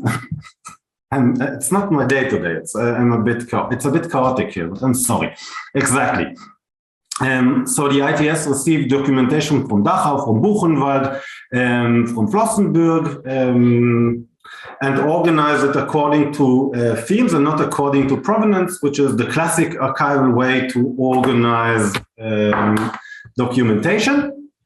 The materials, as I've said, were not considered archival documentation, but really like working and finding aids or for the tracing or for the search after people, missing people in the beginning, and later on information or proof of incarceration or suffering during the war, which was the base for restitution by the German state. The Arolsen Archives contain a multitude of documents in original and in copy. As I've said, the oldest parts of the collection concern concentration camps, as well as deportation, DPs, and forced labor in original. But very soon, the organization understood that in order to fulfill its mandate, it would not be enough to use those documents which, by some circumstance, came in original to Arolsen. And that's why the organization actually acquired millions and millions of copies over the years in Germany, but also in France and in Germany, and copies from Yad Vashem, as we heard before at Chaim's talk. As the archive was not really archivally sound, but worked mainly as a tracing service, sometimes it's very hard to separate between copies and originals. We try to do so now, but we have around 100 million digital images already, 30 million of which are available online. I will talk about it later, which concern persecutees of all creeds. This is something which is unique to Arolsen. It doesn't document only the fate of Jews, but of all persecutees under the Nazi regime. Actually, it's the best source of information for forced labor. Yad Vashem has a much superior collection concerning, and the USHMM, concerning Jewish victims. The main groups of documents we have are what we call wartime documents, or documentation from concentration camps and ghettos. The mention of ghettos is unfortunate. We almost have no documentation from ghettos at all, but we have millions of documents from Dachau, from Buchenwald, from Auschwitz, from Flossenbürg. These range from lists, transport lists, lists of from various work commandos, to personal files, including sometimes photos. All of these are, by the way, indexed and available online. Exactly. We have, as I've said, exactly 12 million of these. We have 8 million records, at least, concerning forced labor, mainly in Germany, but also outside Germany, which are also mostly available online. These mostly concern non-Jews, as documents concerning Jews were mostly stored in, categorized under documents from concentration camps. Another huge fund, which is for genealogists extremely important, is our DP documents, which are also our oldest collection. We have more than 2 million documents concerning DPs. Most of these are already indexed or were indexed and will be integrated into our data system in a short while, which brings us to our missions and goals. The ITS was for a very long time a very closed organization, which meant that access was very, very hard, but since its opening in 2008 or 2006, I never remember, access has become one of our main goals, and I think we're on a very good path, again, with the help of our colleagues in Yad Vashem, and especially Zvi also. After being closed for years, we are actually now one of the highest, most advanced archives concerning online access. We have published, I think this is almost antiquated now. We have a newer version since 2 weeks ago, but we have some 27 million documents online, which include 26 million searchable names. During 2020, we had some million unique users on our website. And I think it's very important to say it's free, and we are very happy when people use it. It includes a lot of information, but it doesn't cover all the names and the documentation we have. We are actually quite lax. The ITSs, or the Arolsen Archives, are not subject to the GDPR, to the European laws governing privacy issues. We actually have the mandate when the material is original at the ITS. We are allowed to publish it 25 years after its creation. We do it when we can. When you see the online archive, you can be sure that it includes all the material, historic material we have, which we are not prevented by direct agreements with other archives of which we received materials. What you don't see at the time being is our RTD files. We have also 3 million files of people requesting information. These are a bit more problematic because they include a lot of information concerning the people who applied, but we hope to add the names of the at least 2.5, I think, million people searched by other people. We hope that they will be available in a few months' time, actually, by the next time we update the online archive. I might also add, after talking about the online archive and our materials, that our main challenge is now actually not publishing new material. As I've said, we published most of what we legally can and have. I mean, our historical collection, as I said, is estimated at 30 million files, images. We've already published 27 million, of which our main challenge is actually to make the names searchable. We have already, as I've said, indexed a lot of material, which means when you look for a name, you find you are linked directly to the document on which the name is noted, and you have an archival description which explains to you what you see there.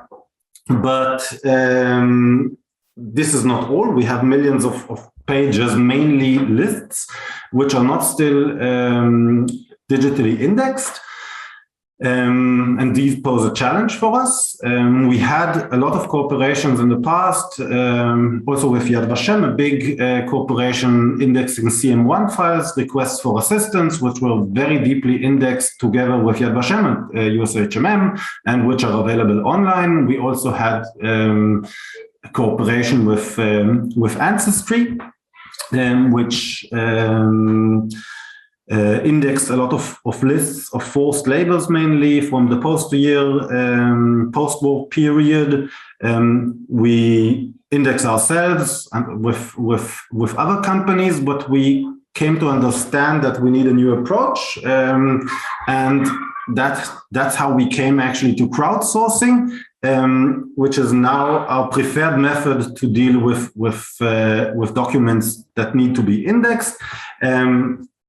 It has many advantages because actually the people doing the work are not people who are paid a certain amount of money to index a name, but actually the interested public and students. We have uploaded millions of documents, first of all, from concentration camps onto an online platform, Zooniverse in that case.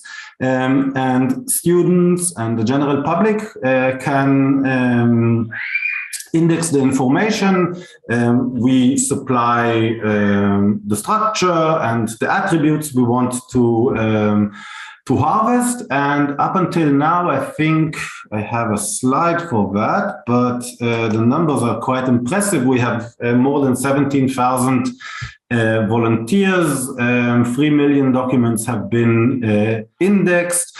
We have 91,000 users in a community, in this Zooniverse community. And as for the latest version of our online archive, there are actually more than 600,000 names, mainly from our concentration camps collections, which have been indexed using this method. And this new capability, first of all, a word about quality. The quality, I mean, when you look for names, quality on the indexing quality is extremely important. The indexing quality is very high when using crowdsourcing, due to the fact that a name is indexed each time, each document is indexed 3 times. And that serves as a quality assurance. That's the way we ensure that that the data bank stays clean. And we are now, after indexing so many documents of our own stocks, are also starting to cooperate with other institutions in this field. I'm very happy to say that we will be indexing together with Yad Vashem, a major index card concerning search for Jewish relatives, the CLI index card, M18 collection at Yad Vashem, but also we will index other collections from other archives using this method. For example, the Drancy card file of deported Jews from Belgium. Hopefully soon the Drancy card from the ICRC archive, and many other collections. Maybe it's also important to add that a little bit like Yad Vashem and USHMM, we see ourselves as a collecting archive, and in order to fulfill our mandate of giving information on the fate of persecutors of the Nazi regime, we aim to expand our collections and to connect them to other institutions, hopefully in the best possible way in the future. So thank you. I'm sorry for being a bit chaotic.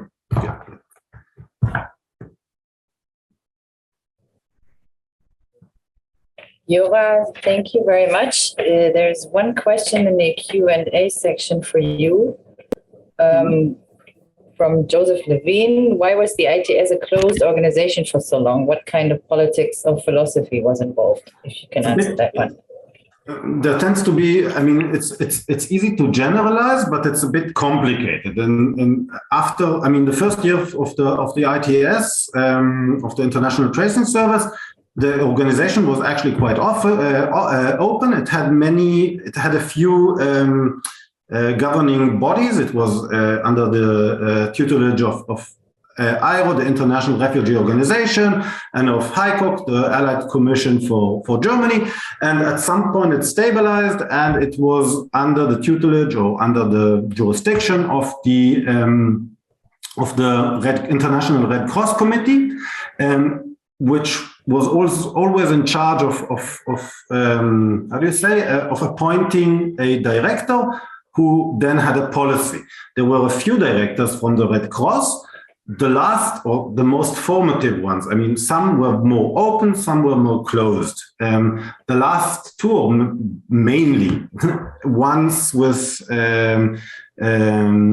director who was at the IDS for a very long time, Jean-Claude Biedermann, was very closed. The official explanation for this closeness was that the mandate of the ITS is not to be a research institute, not to be an open archive, but to be a tracing. It's a humanitarian free thing. They have to supply information. This doesn't mean that they have to be open. In addition, there was a very strong case he made that only by being closed can the ITS ensure to receive more copies from other organizations. Actually, that's something which has to be noted. And under this time with Jean-Claude Biedermann, who was a very, very difficult person and who really shut the organization out from the world, he also managed to copy millions of pages from various German archives, including very closed organizations like private companies and insurance companies and medical institutions. So there is a shred of truth in his argumentation, but it's actually much more complicated. I think as a Red Cross organization, they didn't want to be involved in, I mean, they were very close in begin with and didn't want to be an institute of research. They actually, when they were forced to open the archive, the ICRC relinquished its mandate and gave it to the International Committee, which governs us today. It's a bit of a complicated explanation, I'm sorry. Thank you, Giora. And one more question. Are the registrations of the death marches also available on the website? Yeah, they are actually, we have, it's collection group 5, which is completely available online. It includes all the research. It's a project done by the ITS. There are exhumation reports and calculation of routes and lists of people buried along the roads and in various cemeteries. And the complete collection is available online as it is. Searchable also in the case of where there are lists of persons, it's available through name search, but you can also go through the archival tree. I can show it for a minute. If you look at our main page, which again is was developed together with Yad Vashem, you have the normal search where you can search in a Google-like fashion for words or for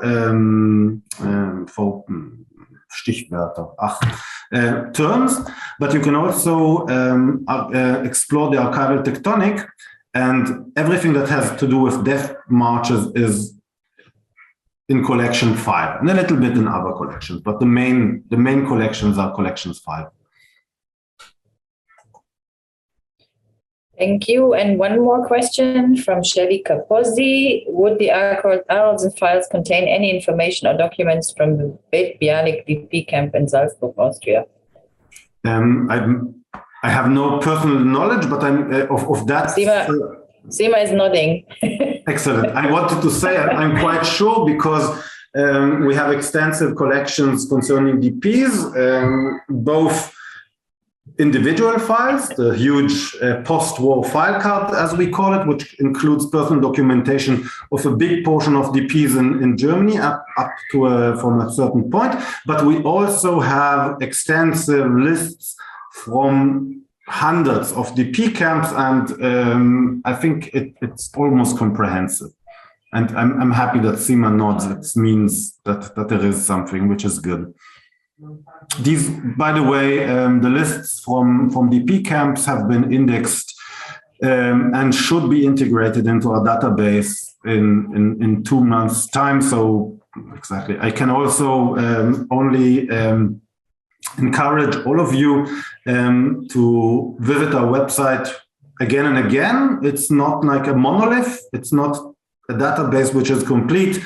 And if you don't find anything, that's it. We actually, every 2 or 3 months, add a few 100,000 to millions names, because we are adding new collections and indexing existing ones. So again, visit. Thank you, Giora. I see there are no more questions concerning your lectures. So I would now like to invite Sima Verkovic, head of the Family Roots Research Section in my department, the Department of Reference and Information Services at the Yad Vashem Archives, to deliver her a short presentation on the changing approach to Holocaust survivors in Israel and in the world. Sima, please unmute yourself. Thank you very much, Bettina. First of all, I wanted to say 2 words that I'm really happy that I had an opportunity to organize such seminar in memory of Zvi, because he was very special and important person for me, and as personally as a very important and significant colleague at work. So the topic that I'm presenting actually also was important for his work, and we worked together for such materials as searching for information regarding survivors for their families and for themselves also. So immediately after World War II, Holocaust survivors were recorded in different registers. They applied to various organizations for assistance and to search for relatives. They were recorded at the places of residence during the immigration process. They also gave testimonies and commemorated their family members who perished during the Holocaust. I want to show one example of such record from Yad Vashem collection, which is Questionnaire of Child by Prusak. Answering the questionnaire, she described her family, gave full detail that she knew about her parents' fate, her own route, and names of her relatives abroad. Another example that I want to show, just from very early collections where Holocaust survivors were recorded, is card catalog from Jewish Committee in Krakow, with the names of survivors, also of original materials in Yad Vashem collection. In 1950s, Germany started to pay reparation. The reparation agreement between Israel and Federal Republic of Germany was signed in September 1952 and entered in force in March 1953. According to agreement, West Germany was to pay Israel for the cost of resettling so great a number of uprooted and destitute Jewish refugees after the war, and to compensate individual Jews via the Conference of Jewish Material Claims against Germany for losses of Jewish livelihood and property resulting from the Nazi persecution.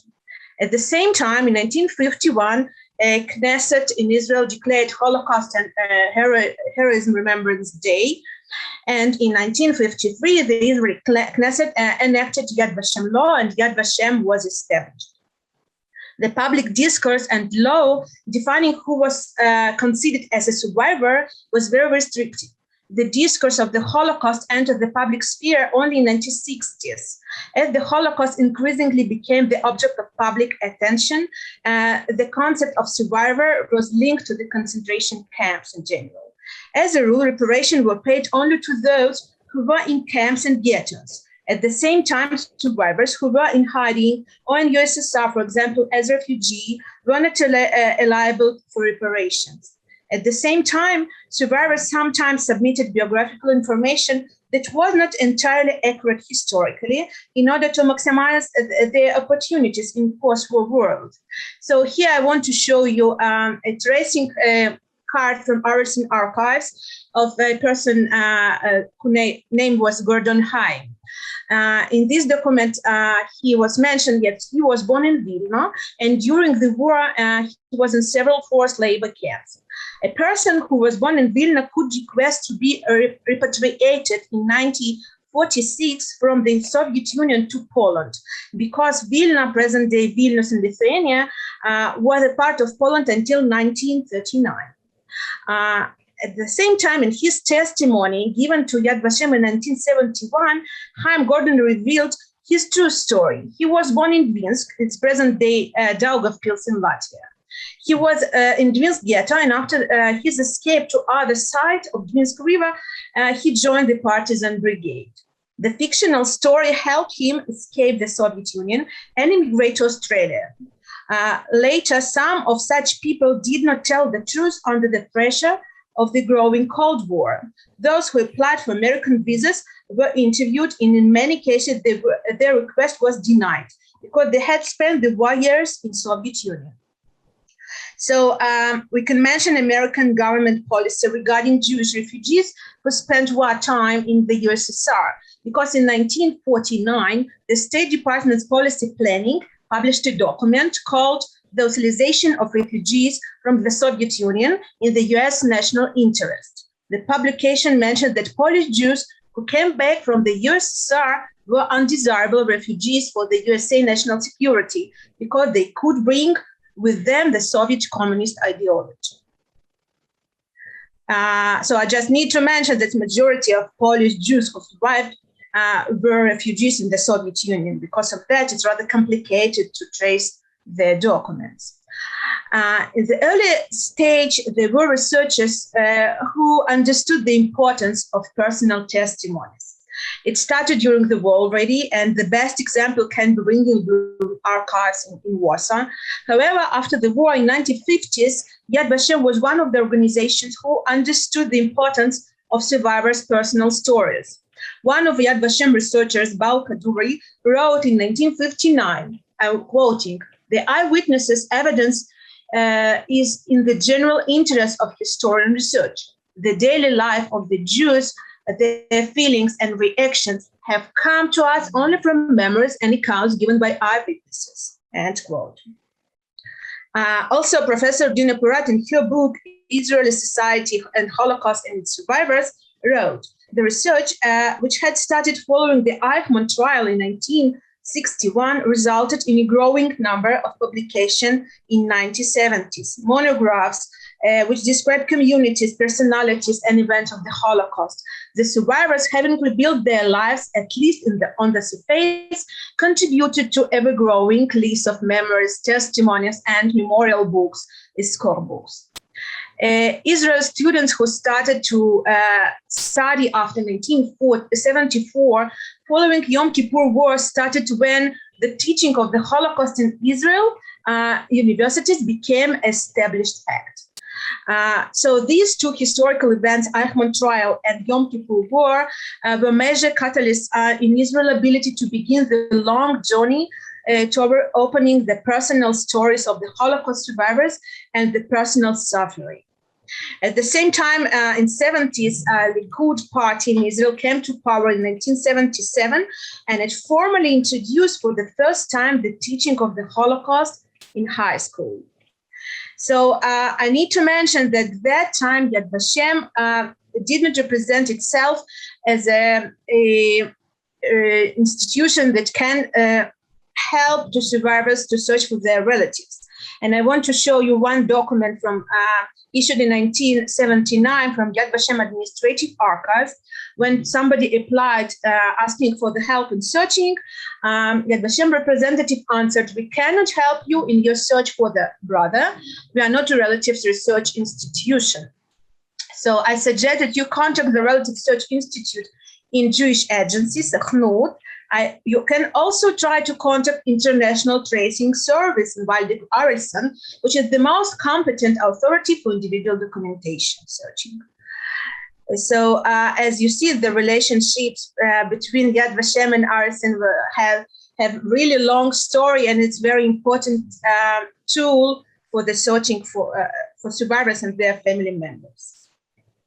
The recognition process was influenced of survivors, was influenced by global development of moving from collectivism to individualism, I think, and search for identity and for the content and meaning of being an Israeli led in the 1970s to stream of publication on particularly every subject that had to do with Israel in the past and present. The subject of the Holocaust finally became legitimized and acceptable, and research concerning the Holocaust were a part of life. At that time, in the end, it became very prominent in 1980s.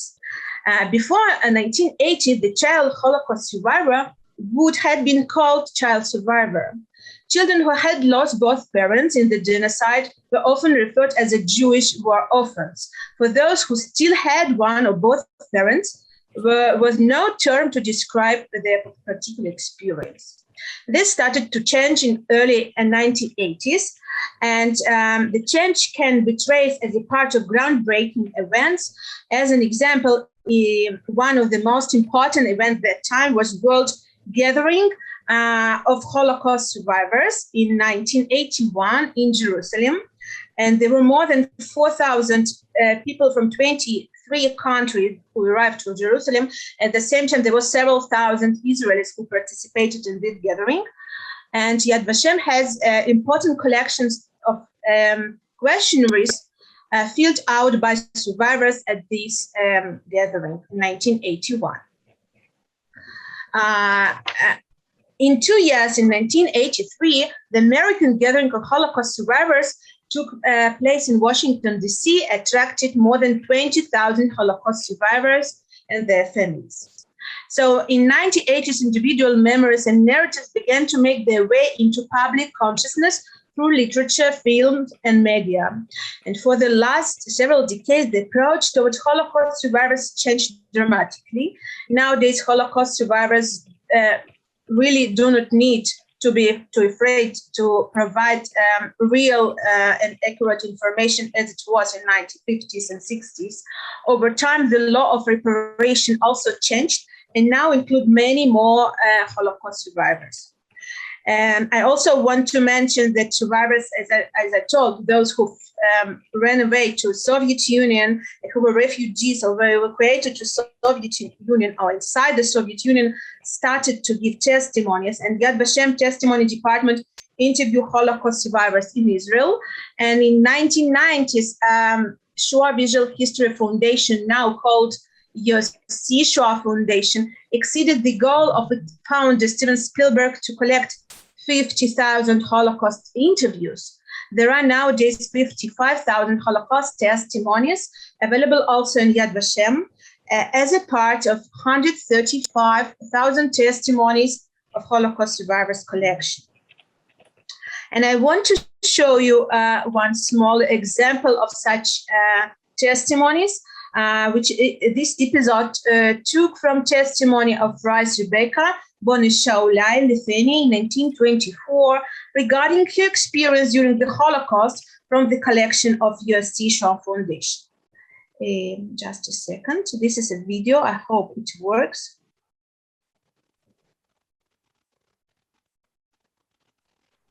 We found ourselves one morning seeing the Russian Red Army all over our streets without knowing that they're coming or whatever. They didn't send them an invitation or anything. And they came in, and life was never the same since then. A lot of people from Siberia, and it was really very frightening in the Russian school.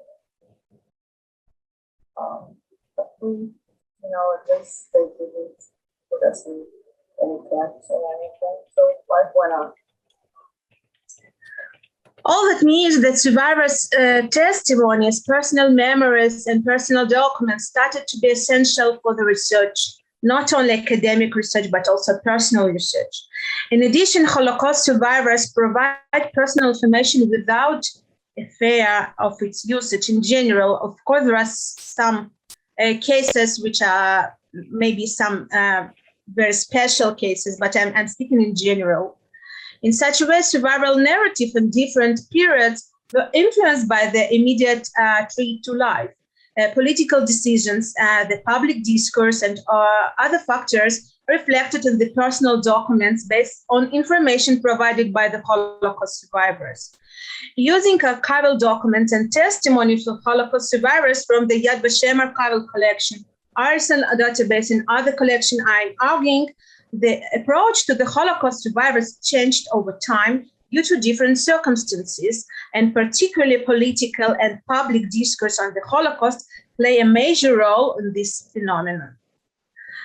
This is actually my short presentation, and I'll be glad to answer questions if we have.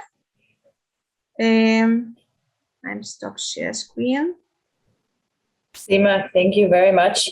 There's one question in the Q&A function in Russian, if you can have a look. Okay.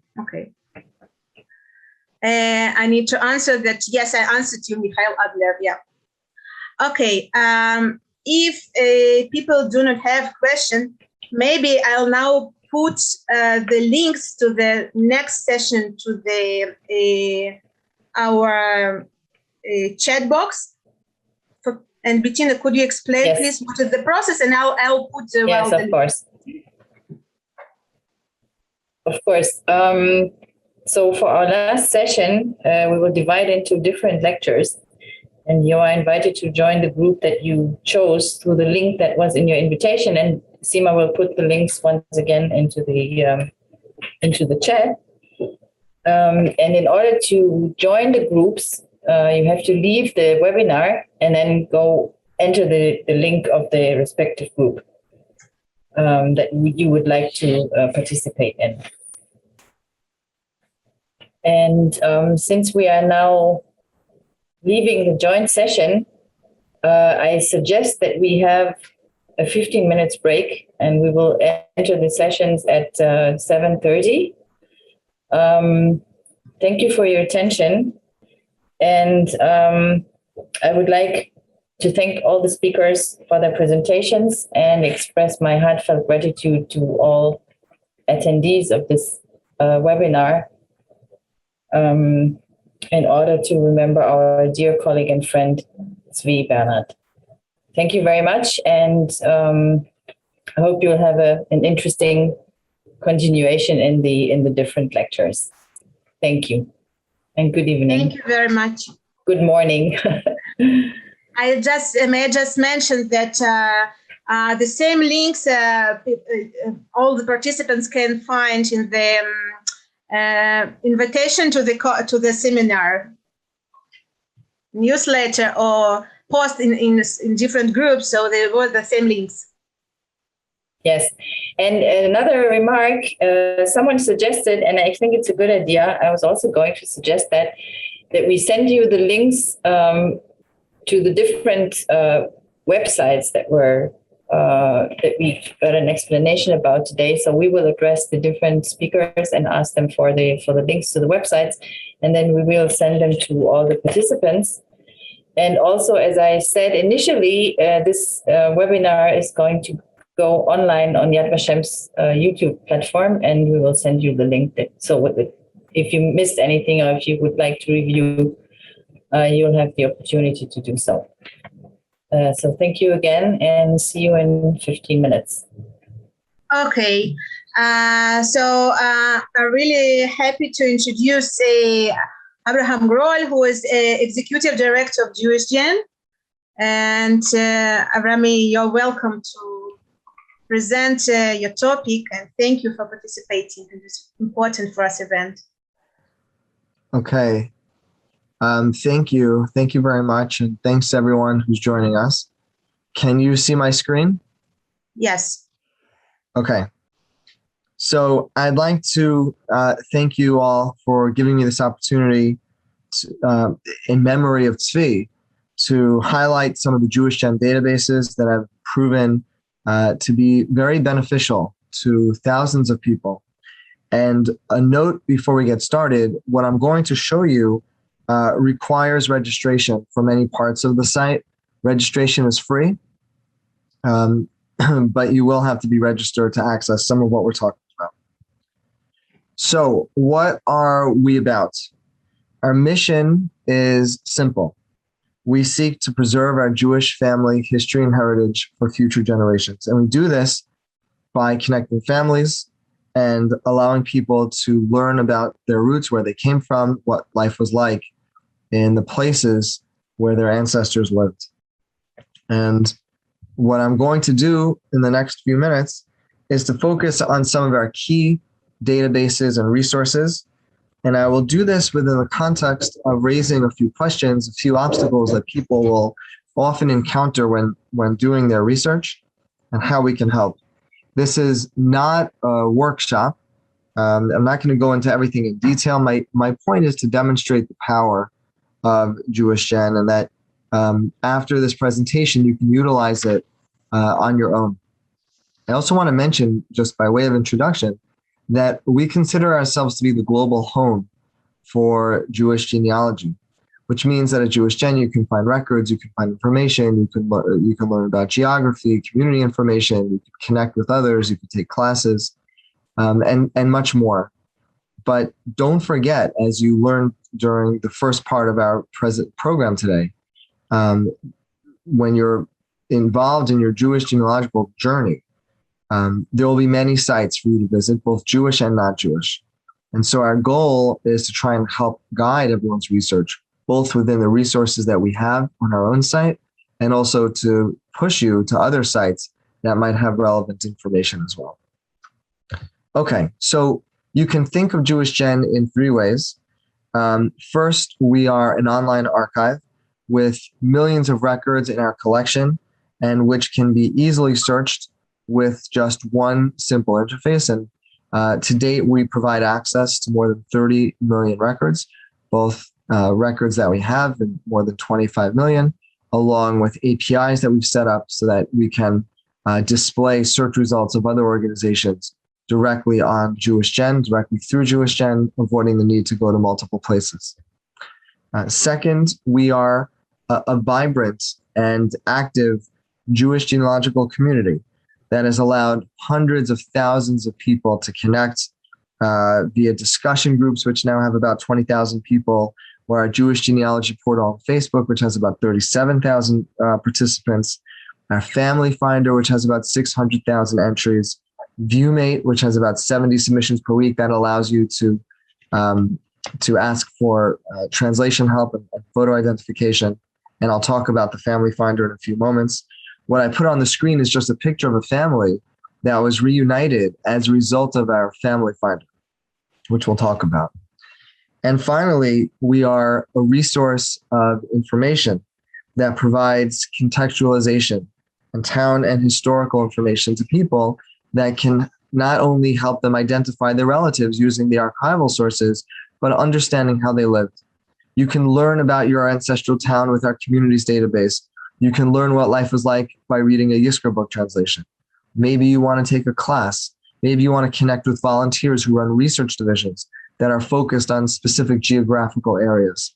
Maybe you want to apply for a fellowship. You have students or children or grandchildren to go back to Poland to learn about the role cemeteries play in preserving communal memory. So there's many, many different components of what you can find on JewishGen.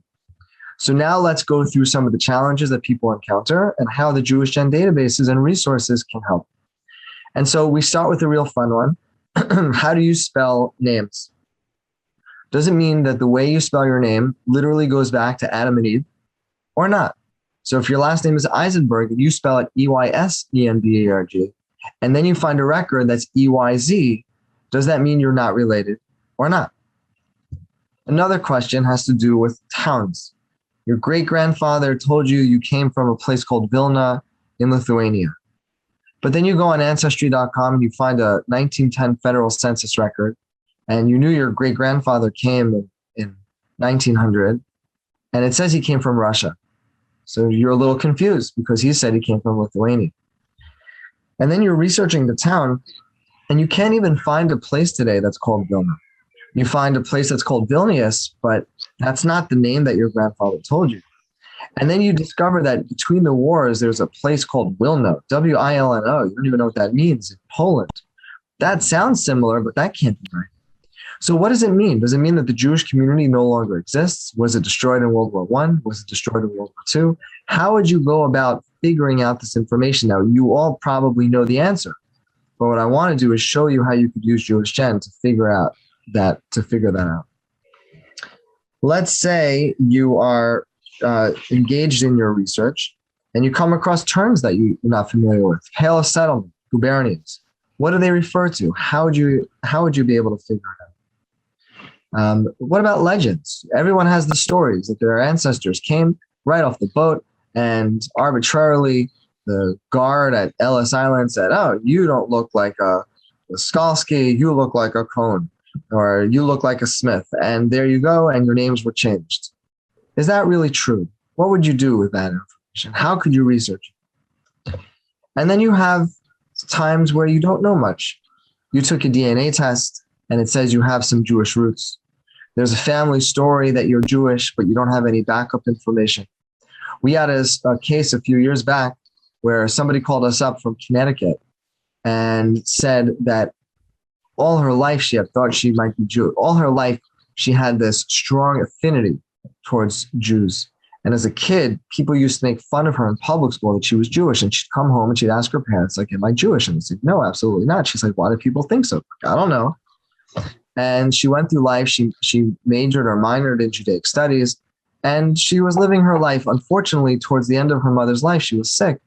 She says to her daughter, you know how you always thought you could have been Jewish, should have been Jewish, would have been Jewish. And I always said, no, you're crazy. And she says, you weren't crazy. We really are Jewish. And it was a survivor family. And they decided we're never going to identify in a way that anyone could do something like that to us ever again.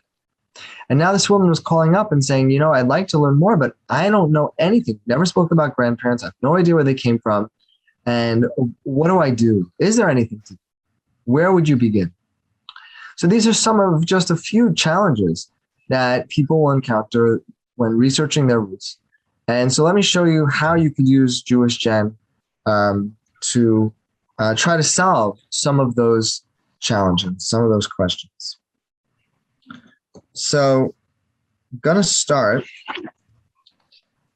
start with among our most important tools. And if there's one thing that you take away from this presentation, there's 18 of us on this.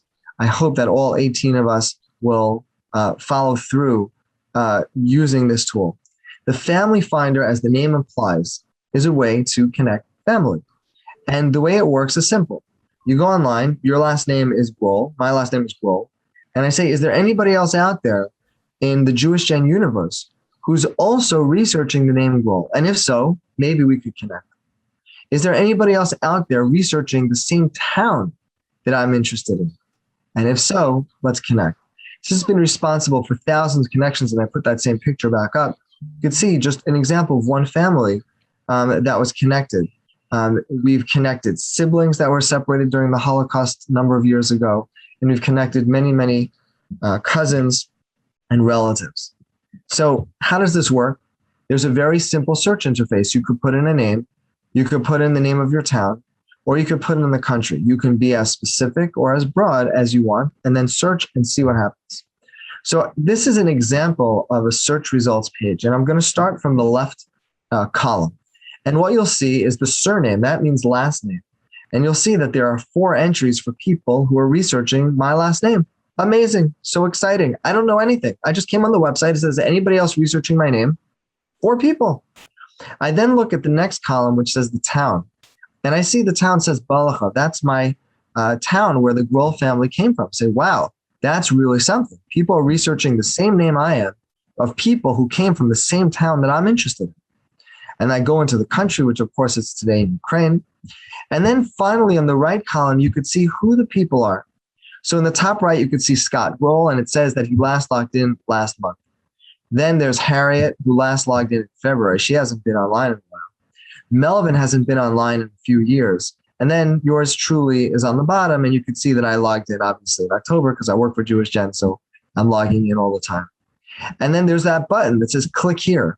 So if they say, hey, Scott, I'd like to connect with you, you press the click here button, and there's a secure email that will appear, a form that will appear through JewishGen. You could send your email to Scott, and then Scott will have the option of deciding whether or not he would like to reply or not. An incredible, incredible resource. Now, let's say you're out of luck, right? I connected with the 4 people who are interested in my name, can't figure out the relation, right? With Scott, we both come from the same place, cannot figure out how we're related. But maybe if your town is not that big, or if you want to take the time, you could write to people who have expressed interest in the town and ask them, have you ever gone to the town? Did you ever have a guide in the town? Did you ever take pictures? Have you ever gone to the archives? Did you ever go to the registers? Did you ever go to the cemetery? Can you give us any guidance? And so you could see here on the left column, multiple names, but in the second column, it's the same town. So you can connect with the second person there, Norbert Weinberg, and say, I'm interested in Balachav. Can you help me? So it's a shot in the dark a little bit, but if you're out of luck, this is a resource available to you. Now, we talked about spelling of names a little bit. There are tools on JewishGen to account for variations in spelling. So first, you can search by the name, the way you spell it today. So I could say Grohl, G-R-O-L-L. Or I could say, I don't know, back in Europe, names didn't exactly matter. They weren't, spelling didn't really matter.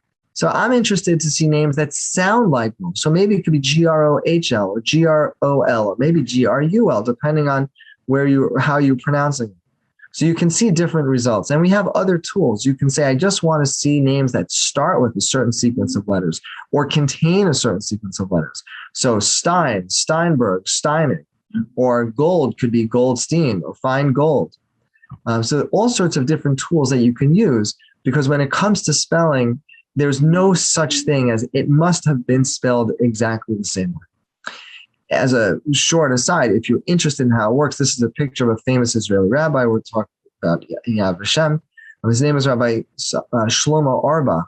You could spell his name Auerbach OHRBACH, but it's pretty much sounds the same. And so you can see that we assign a numerical equivalent to each name and to each way it sounds, and you'll get similar names. Another example would be Grohl and Kroll. It sounds very similar, so you would probably get results that say this is something that sounds like your name. A very, very important, useful tool. Another example is another hint, tip that you can use is you can say, well, I'm not exactly sure how it should be spelled at the end, but I know for certainty that there must be a certain sequence. So you could put brackets around it. If you know with certainty that my name was not Kroll, Krol, but I knew it must be with a G, then I could say GR must be in it, and let's see what happens with the rest. There are limitations to this. Some of you might know Dave Grohl. Sounds the same, but we are not related. Okay, so that's one of our important resources. If you don't know where to start, you start with the Family Finder. You see, is anybody else researching the name? That person who called us up, first thing, go on the Family Finder, see if anyone's researching the same. When it comes to spelling doesn't really matter. There are tools that you can use to account for different variations of spelling. People in the same family could have spelled it differently. And so you should bear that in mind. So how do you search? Let's move on to archives, right? You figured out the name, you know what you're looking for. Now you want to search through records. So how do you do that? So there are a couple of ways. First is on our homepage, there's this big magnifying glass on the homepage. Click it and you will come to our global search page, which means that you can search nearly all of our databases all at the same time. And as you can see, the search form is pretty straightforward. Now, here is a fundraising pitch, which is if you donate $100 or more as a member to JewishGen per year, you can search by all four fields at the same time, which is very powerful. You can search by a last name and a first name and a town or anything else. You could say, I know my apartment number was 88 at Budapest. So I want to see, are there any records that have an 88? That's a special thank you for people who help support our work, which is offered free to the overwhelming majority of our users. So this is a way of supporting JewishGen's important work. If you don't choose to do that, the records are still accessible, but you will only have 2 fields to search instead of the 4. Now, let's say you don't want to search across all databases. That's too many records. So you can search specific country databases. The way you do that is you go to our homepage, or really any page, any navigation, any page has the navigation on top of it, and you run your mouse over databases, and the bottom option will be complete list of databases.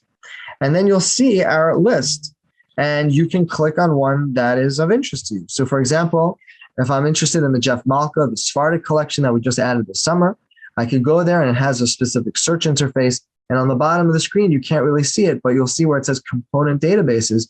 It will say these are all the data sets that are part of the Jeff Malka collection. There are 146,000 records. We have X number of records from Algeria, X number of records from Morocco, X number of records from Israel, et cetera, et cetera. Now, what do results look like? So now I did a search of our Ukraine database, and I said, I just want to search for Grohl and exact spelling. And what you'll see is a list, different rows, that will name the JewishGen data set. And on the right side, it will say how many matching records there might be. So for example, oops, sorry about that. So if you look in the middle, so 2 things on this page. One is you'll see the listing of the data sets on the left side. Number 2, on the bottom of the screen, you'll also see searches of other organizations. So what you'll see here is something called JRI Poland, which Robin Magid spoke earlier. She's the associate director. What's not on the screen is also from an organization called Gesher Galicia. So you type in Grohl, it's searching all of JewishGen, searching JRI Poland, searching Gesher Galicia, and if there's a match on those organizations, you'll click it and you'll go over there. So it's a direct search directly from within JewishGen. Now, let's say you're interested in a match on JewishGen. I see the Lvov Ghetto, and there's a couple of records that are of interest. So I click on it where it gives the number of records. And what happens is this is an example of what a results page looks like. On top, it will tell you where the arrow is, the name of the databases, this Lvov Ghetto. Then it will tell you all the different fields. It has an ID and a frame. These are the fields that were indexed and extracted from the data set. It's the name and the nationality, place born, address, et cetera, et cetera. So you're looking at it and I see, interesting, I found a name, but where did this information come from? So if you click on top on the title of the data set where it says Lvov Ghetto, there's always background information and description of the data. Where did the data come from? Who worked on it? How could you find original records? What's the context and the history behind the information that you are looking at? And these are treasure troves of information. Here's another example. This is a description for our Bessarabia revision list project. So on this page, you could learn that revision lists enumerated individuals and families who were subject to taxation, identified men to draft in the army. You could learn that 10 such revisions were conducted. We explain how you can access the records, how you can view the original records. So not only is this from a genealogical perspective, but it's a historical perspective, which goes hand in hand. There's really no difference between them. And you can even view which towns we have information for how many records we have for how many families. So the point is that not only do we have many millions of records that you can search, both from JewishGen and other sources, all in one location, but we are providing the important backgrounds, historical and contextual information to help you understand what it is that you're looking at. And we have many, many hundreds of data sets, more than 1,000 in total. But I just want to mention, especially within the context of Yad Vashem and working with Zvi, our Holocaust data set has now roughly 3.7 million records, some of which were done in partnership with Yad Vashem, as I mentioned earlier. And our burial registry, which Robin Magid mentioned, has now surpassed 4.1 million records this summer, records from throughout the world, from Israel to the United States and many, many other countries. I think we have about 10,000 cemeteries in total. So there's a lot that you can look at on the JewishGen site. You can spend a lot of time there. So now let's move on to communities. How do you figure out where your family came from? These are some photographs of Balachov. Obviously, I'm using that town in all these examples. It's where my Grol family came from. I had an opportunity to visit it a few years ago in Ukraine. Just want to call your attention on the upper left photo is a memorial. It's a mass grave site. The Jews of Balachov were killed in the forest outside of town. The memorial was erected by the Soviet government, but failed to mention that the victims were Jews. And a few years ago, there was a Balachov Memorial Society that put up a plaque to say these were Jewish victims who were killed because of their Jewishness, because of their Judaism. The bottom left is one of the remaining synagogues, and you can see photographs of the cemetery that exists. So one problem that you encounter with names is that there might be multiple places that have the same name. So an easy example is Brooklyn. If I tell you that I came from Brooklyn, instinctively, you probably all would say, oh, he came from Brooklyn, New York, but not Brooklyn, California, or Brooklyn, Indiana, or Brooklyn, Mississippi, or any of the other like 24 places that you can find when Googling places that are named Brooklyn. But how do you know if you don't know, right? How do you know if there are multiple places which have the same name, Europe or in other places? How do you know which of those was the Jewish community? So we have a tool called the JewishGen Gazetteer. So if I'm going to say, I'm interested in the town of Lvov or Lviv today. So the Gazetteer will say, okay, there are many places that are named Lviv, but we want you to know which is the Jewish community. So if you look at the arrows, there's 5 arrows, right? One is Lviv in Ukraine. There's another Lvov in Ukraine. The middle arrow is in Russia. The bottom 2 are in the Czech Republic and Slovakia. So how would I know which town I'm interested in? If you look at the top arrow, in the first column, you'll see there's a little JewishGen logo next to that name. That tells us that that is the Jewish community that you're looking at. A very, very useful tool. Now, another way of searching for communities is our Jewish communities database. And one of the challenges that people have is that they don't know how to spell the name of the town. So not only in this Jewish communities database can you identify a Jewish community, but we have a synonyms database. So you can type in a name that might be spelled incorrectly, or it was a previous name of a town, and you'll still find the results you're looking at. So for example, If I would type in Balachav, Bolechow, JewishGen would still say, oh, Balachav, you're actually referring to the town of Balachiv, Ukraine. That's the contemporary name of the spelling of the town. Now, how do I know that's the one I'm looking for? So if you look at the second arrow, we'll give you alternative names. This is the entry on a Jewish communities page.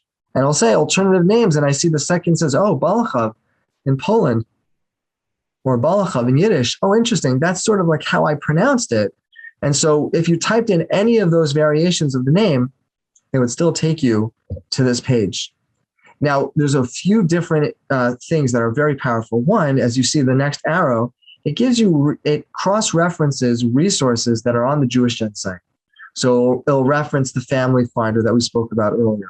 If we have a Yizkor book translation, if there are burial records, if there are community-based information, all of that you can find referenced in this one place. It's almost like a portal for any information related to the community. The middle of the page has a grid, which will tell you where the town was located and what it was called before World War I, between the wars, after World War II, and today following the collapse of the Soviet Union. And what you can see here was the Austrian Empire, Poland, the Soviet Union, and today Ukraine. And that would give you some ideas. And say, oh, my grandfather said he came from Poland, but my great-grandfather said it came from Austria. Now you would sort of understand where it was at different times.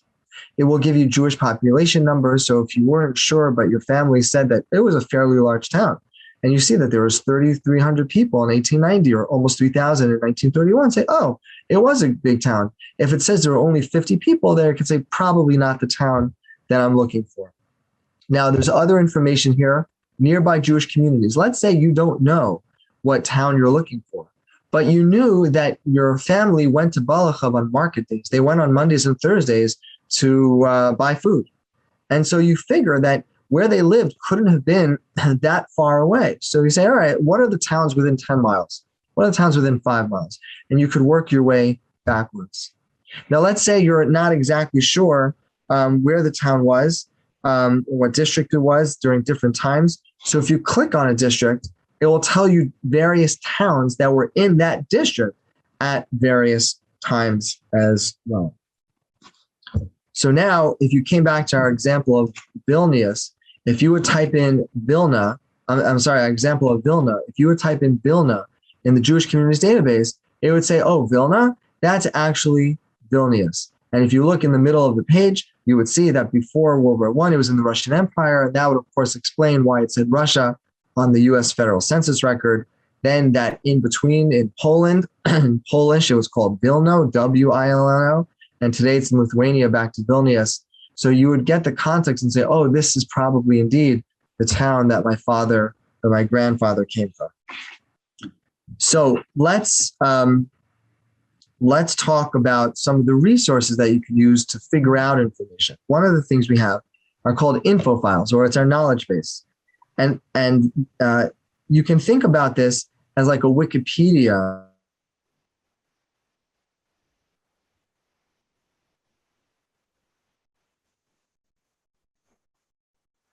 for Jewish genealogy. For example, people have written how to read a Hebrew tombstone, or doing research in Eastern Europe, or interpreting passenger lists, things like that.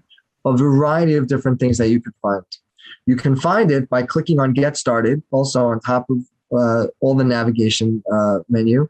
You run your mouse over Get Started and click on Info Files, and then you have it organized by geographic location, by country, and also by topic. So for example, we have a file called Eastern European Frequently Asked Questions. And part of that you'll see is that you would learn that Gubernia, we were wondering, right, what was Pale settlement in Gubernia? So you would learn that Gubernia refers to a province in the Russian Empire, each of which was divided into a district, and that Pale settlement referred to 15 gubernias on the west of the Russian Empire between where Jews had to live, or most Jews had to live, between 1794 and 1917. So not only are you finding information, but you can understand what it is that you're looking at. If you were interested in the Ellis Island, we find that there's an article that says the Ellis Island name change myth didn't happen.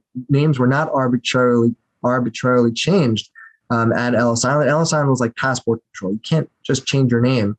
There was a process of how to apply to change your name, but it didn't happen at Ellis Island. a couple of other resources to take advantage of in terms of our community that we spoke about earlier.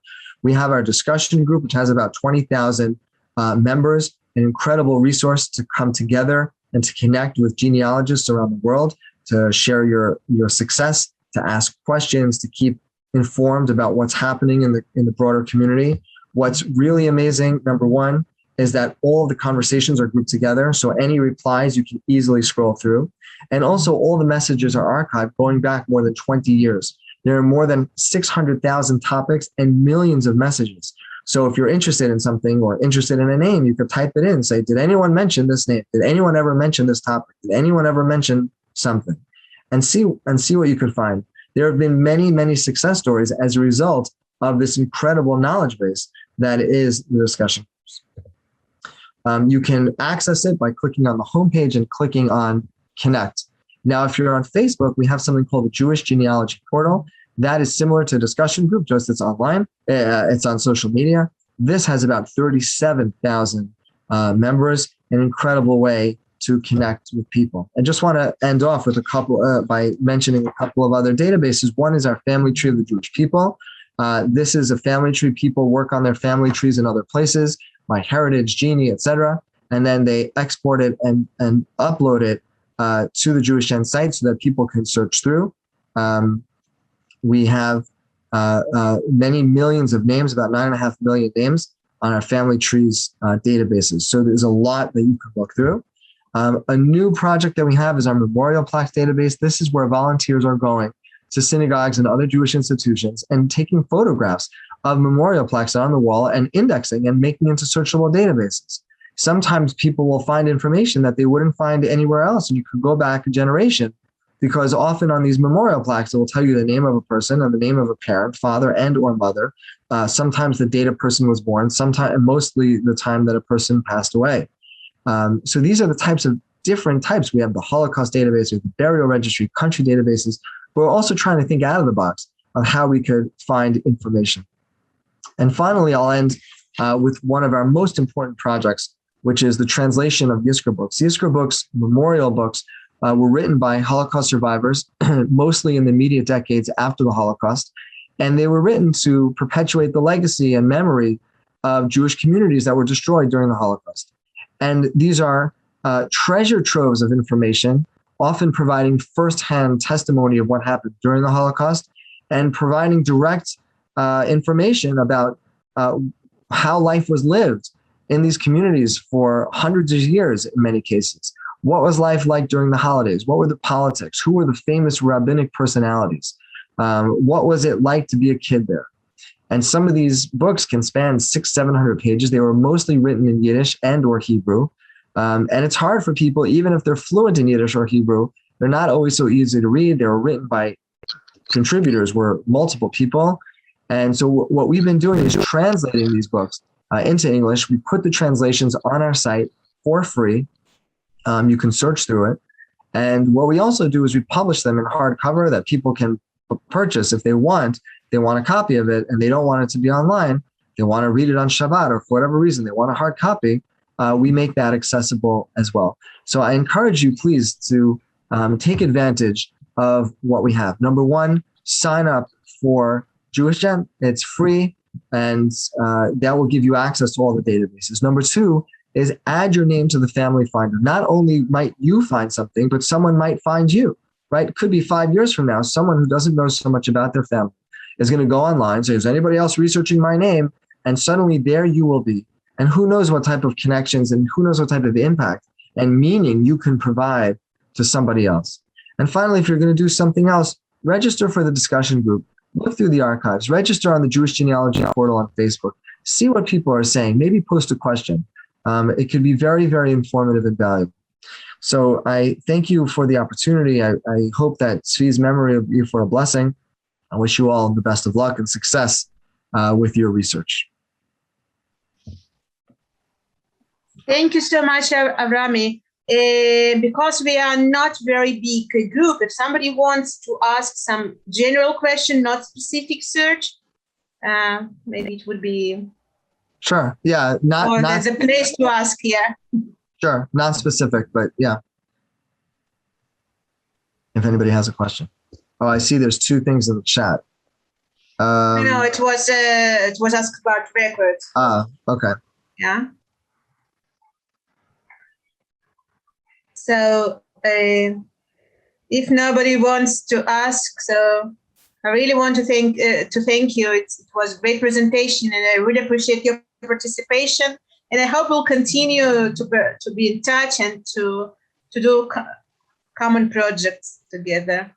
I hope so. And thank you for the opportunity, and thank you for everyone who joined us. Thank you. Goodbye. Good evening and good morning, whatever you are. Take care. Bye. Goodbye. So I said that the issue of ethics of archival work was an issue that was close to Zvi's heart, and over time, privacy issues became more and more crucial as more and more information is widely accessible to the public. And in 2019, Zvi lectured at the Tel Dan conference of the Israeli Association of Archivists on the right to privacy and the right to be forgotten. There are still many dilemmas regarding information from the time of the Holocaust. If we're talking about medical information, about information on mental illness, negative or gossipy information, and more. Is it right to keep and publish this information? It's a good question. And Zvi concluded in his lecture that people have many sides, and that is how they should be remembered. And I'm looking forward now to hear Moni Golan's insights on the topic. Moni, the floor is yours. Toda rabba, Bettina. Thank you. I'm so happy to see so many participants in this seminar. Thank you all for attending this seminar to mark Zvi's birthday. The issues of ethics in genealogical research were very close to Zvi, and we often had discussions over some issues. Zvi had the habit to challenge me every time with new issues concerning privacy or contacting living people when he thought they wouldn't want it. And I decided to talk about dilemmas in genealogical, ethical dilemmas in genealogical research from the scope of the researcher, from the side of genealogists. And this is not theory. This is, in fact, dilemmas that we encounter each and every day in our genealogical research. I would appreciate participation and open floor. Feel free to jump in and have your questions. I would like to start with a short poll. I ask you to give your opinion in the following dilemma. A researcher finds a stack of letters. It contains correspondence between her parents since the end of the Holocaust until they got married. A note was attached: don't publish these letters until 50 years elapse from the day of death of the last one of us. What would you do? What would you do? Kindly give me your polls, and we will see what we all think about this dilemma. This is a true dilemma that was shared with me by one of our Israeli colleagues who found the letters, wonderful letters of her parents.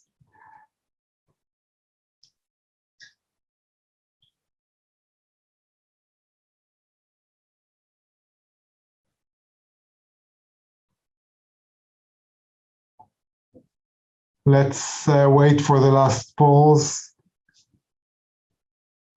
Okay, if anybody wishes to vote, this is the time. Okay, we're set. What do you think would be the result? Anybody wishes to have a guess of what was the majority of the votes?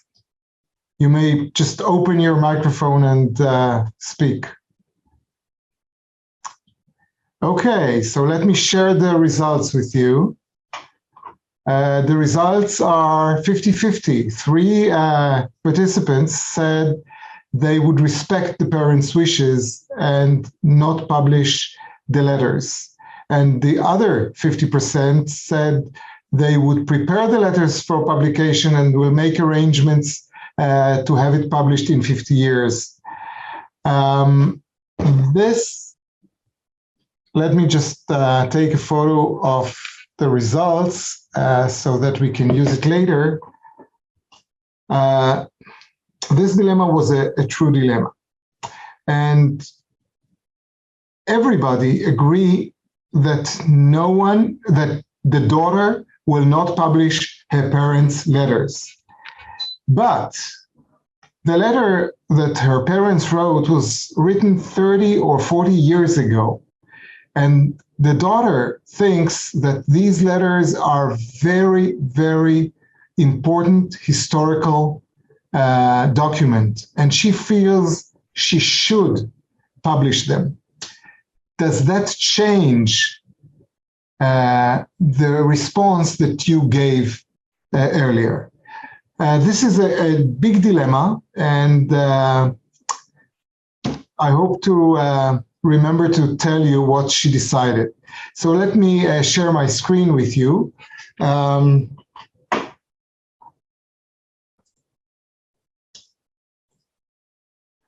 Ethics in genealogical research is not something new. It has always been there. I found an article at the American Genealogist publication from 1948 dealing with genealogy and the right for privacy. And this was dealt for many, many years. I would like to share a personal story with you. Some years ago, I was contacted by an American professor from one of the universities, and this professor told me that he is my cousin's son.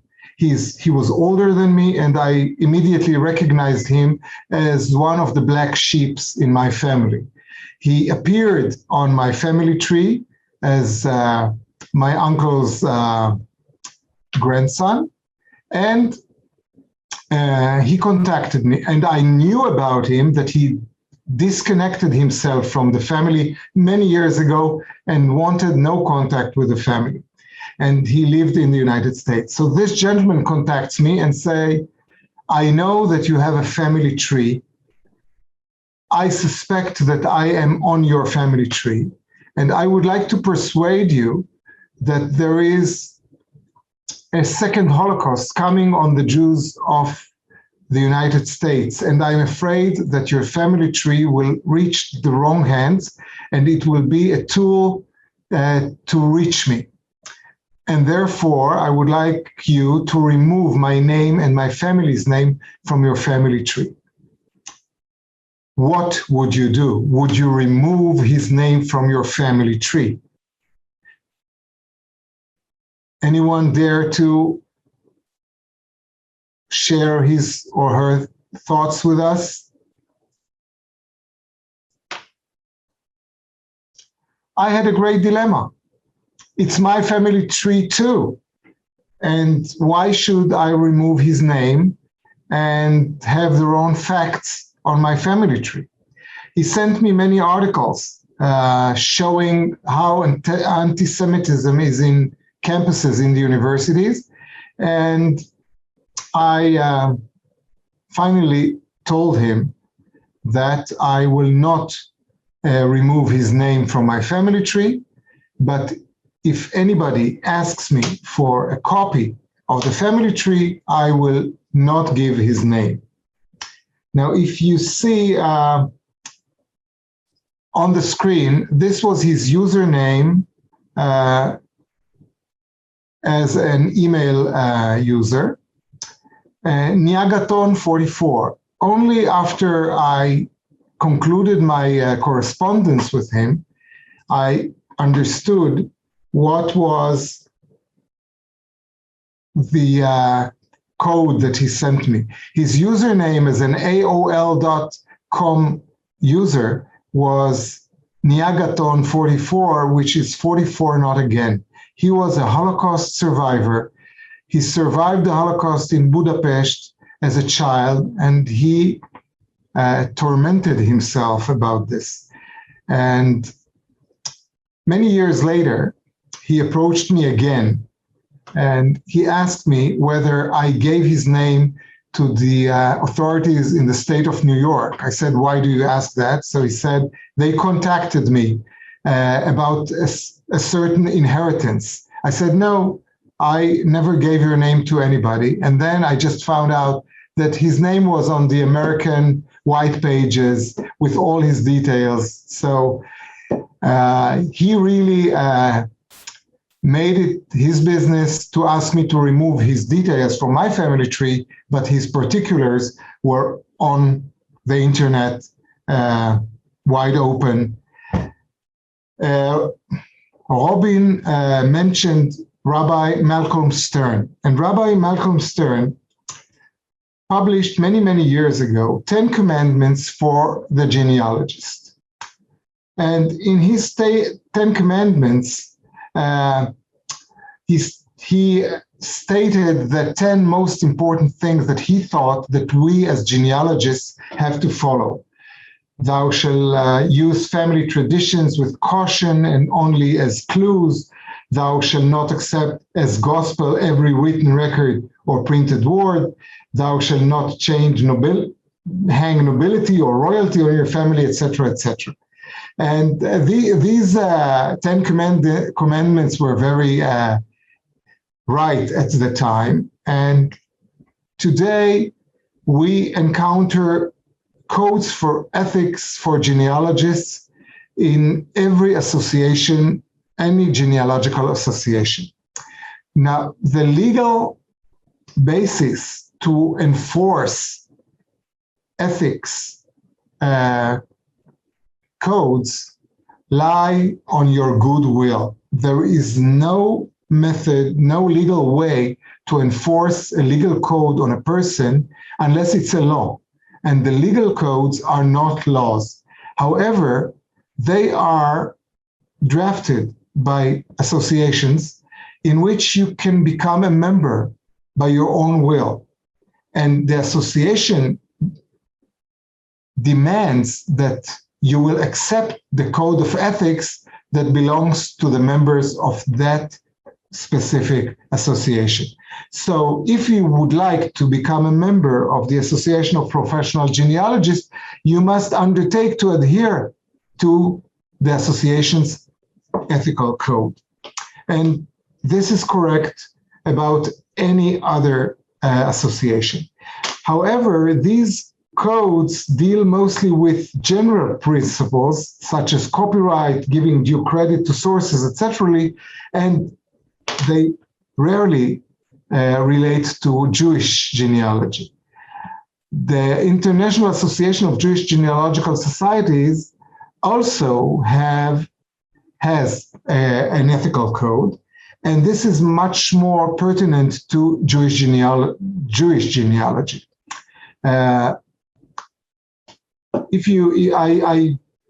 quoted just a few lines from the code.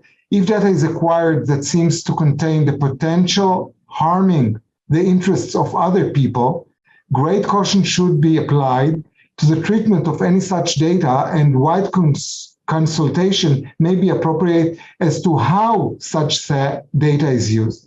A confidential discussion with an ethical authority, such as the rabbinical Beit Din, or reference to ethical principles already placed in the public domain, should be taken. I assert before you that whoever deals or engages in Jewish genealogy should be acquainted by basic halakhic issues and rules in order not to harm potential people in our research. I would like to briefly address just a few issues such as Judaism or marriage issues, and hopefully I can get to DNA issues. Let's discuss the matter of Judaism. A woman asking for research for her own family. She knows nothing about her roots. She has a son, he's married, and has two minor daughters.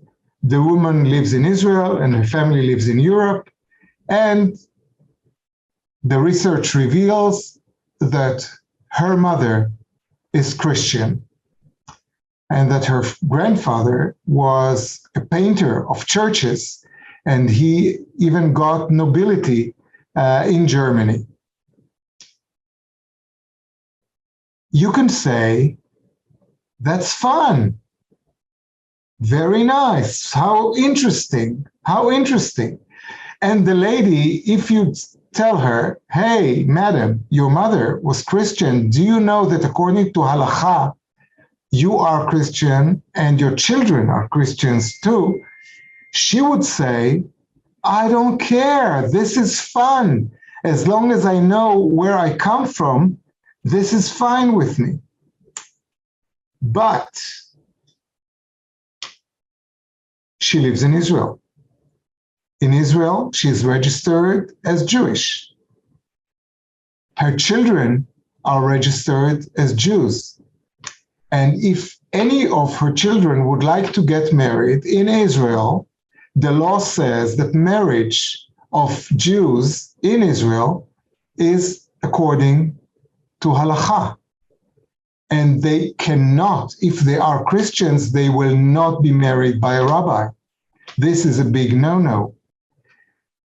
She did not consult with her son. She did not consult with her daughter. And this may affect her children and her granddaughters too. What would you do? Would you give her this information, or will you withhold this information and take the decision for her? I claim that you have to take in account that even if she agrees, you have to consult with her children. This can harm them, and this can harm her granddaughters as well. What would you do?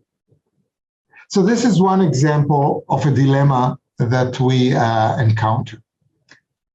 Another dilemma, these are all true cases that we dealt with. Another dilemma is the dilemma of legitimacy. 3 out of 6 siblings come to the genealogist and ask to find out information about their mother. The other 3 siblings who live abroad are not involved at all. The mother is deceased, and the research reveals a document that implies that the mother had an affair and that she got pregnant from another man while she was married. What do you do with this information? Now, according to the Torah, if a child was born to a married woman, not from her husband, he is a mamzer. He is, and please do not mix this with the illegitimate child that we find in documents in Romania or in Hungary or in Europe, which means that the parents didn't get married according to the civil law, but they were most probably married by Torah laws. According to Deuteronomy, 10 generations of this child cannot mix with Jews, cannot get married with Jews because they are mamzerim. And if you, as a genealogist, will give this document, and if this document will find its way outside to the Rabbanut, then this family may not get married. Most probably, those who got married will be declared as unmarried by the Rabbanut.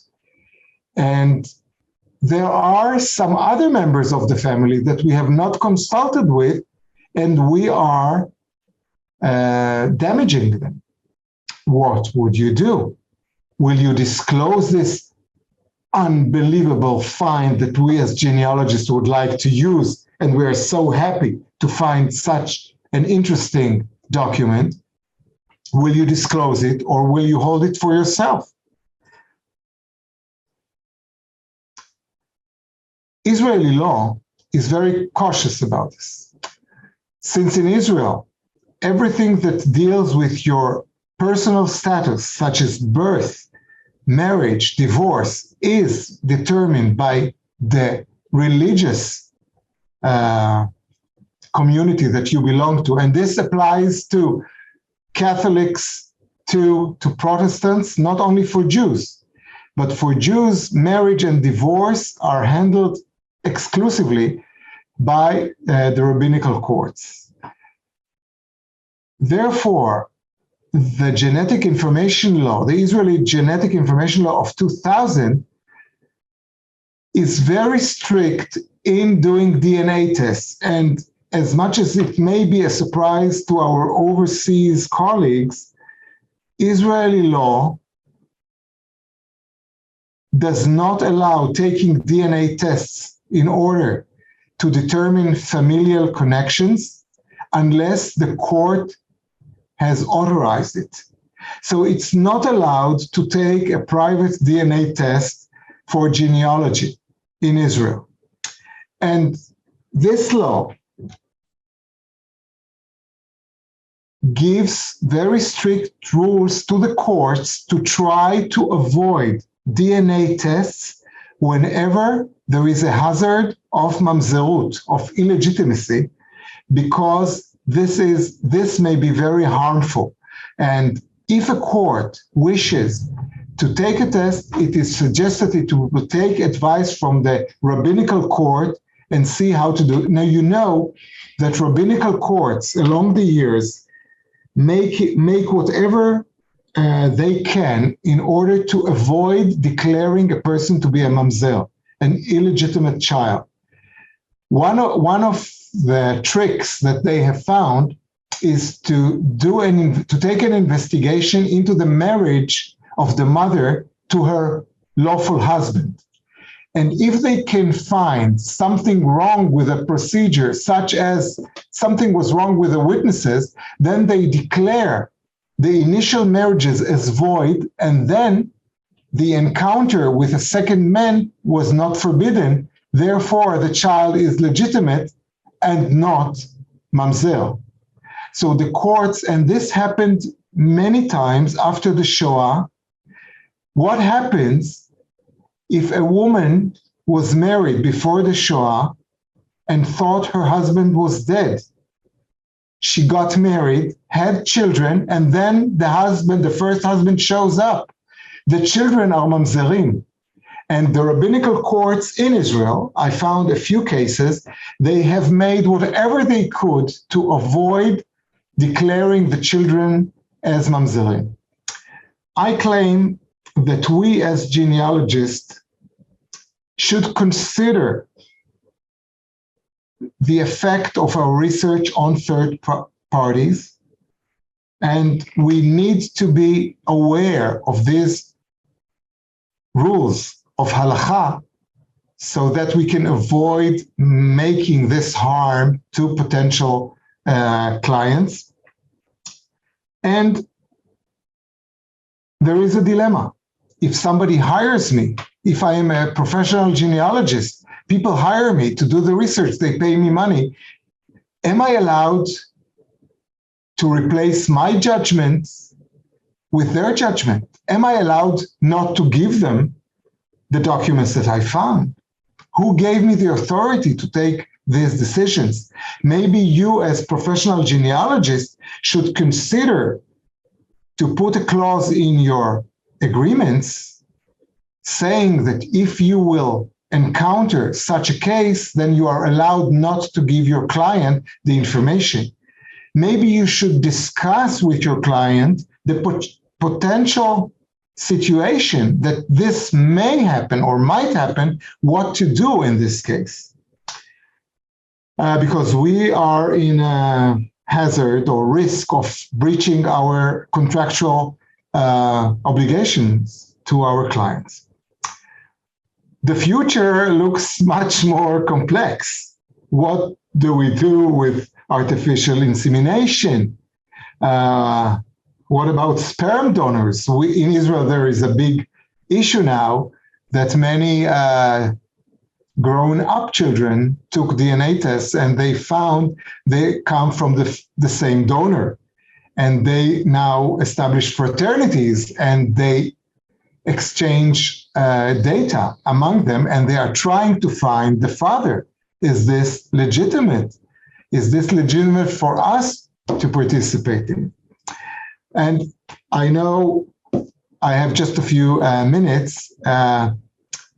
The future is already here.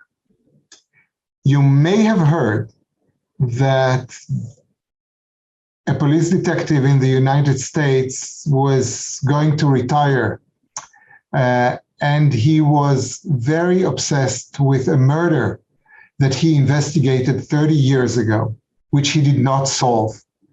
So he came to an idea. He said, we have DNA from the crime scene. Let's send it to a genealogical laboratory, DNA laboratory, and upload it to the internet. And his commanders agreed, and they sent it under a false identity, of course, and they got the results, and they uploaded it to data banks of DNA, and they got matches, as we all know. And when they got the matches, they hire a very reputable American genealogist, and she, in turn, did genealogical research about all these matches and their relatives. And on one of the trees, there was a person who was investigated as a suspect 30 years ago. And the detectives knocked on his door and said, hello. And he said, yes, I did it. Is this legitimate? Is this ethical? Is it ethical for the DNA companies to cooperate with the police and give our data as people who gave our samples? This is a great dilemma, and there is a draft in the United States by the law enforcement bodies that draft paper trying to determine how to use genealogical databases. But I'm afraid this is very, very complicated issue, and maybe we should dedicate another talk for this issue. So what are the solutions? For ethical dilemmas, we always need to balance between the different interests of the people and to consider the harm that we will do and compare it with the good that will come out of this research. And we should find a balance. We should be very careful. We should know many, many principles and be aware of the potential harm that we might do. I will be happy to try and answer any questions.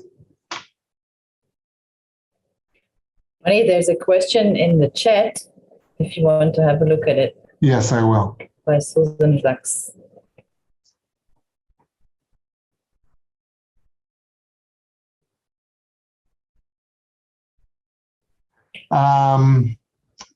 Susan said that I can certainly keep private anybody who is alive.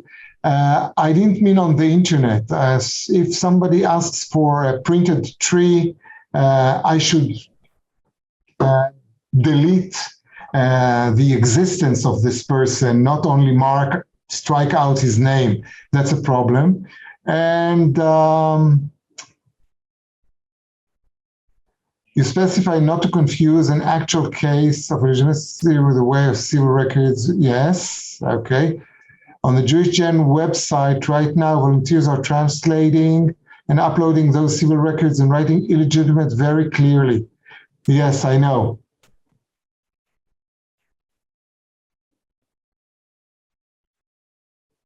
What should we do to get JewishGen to add the disclaimer? Well, Avrami was here before, and just send Avrami or contact the administrators of the different SIGs, Vivian Khan for Hungary SIG, and Michael for Romanian SIG.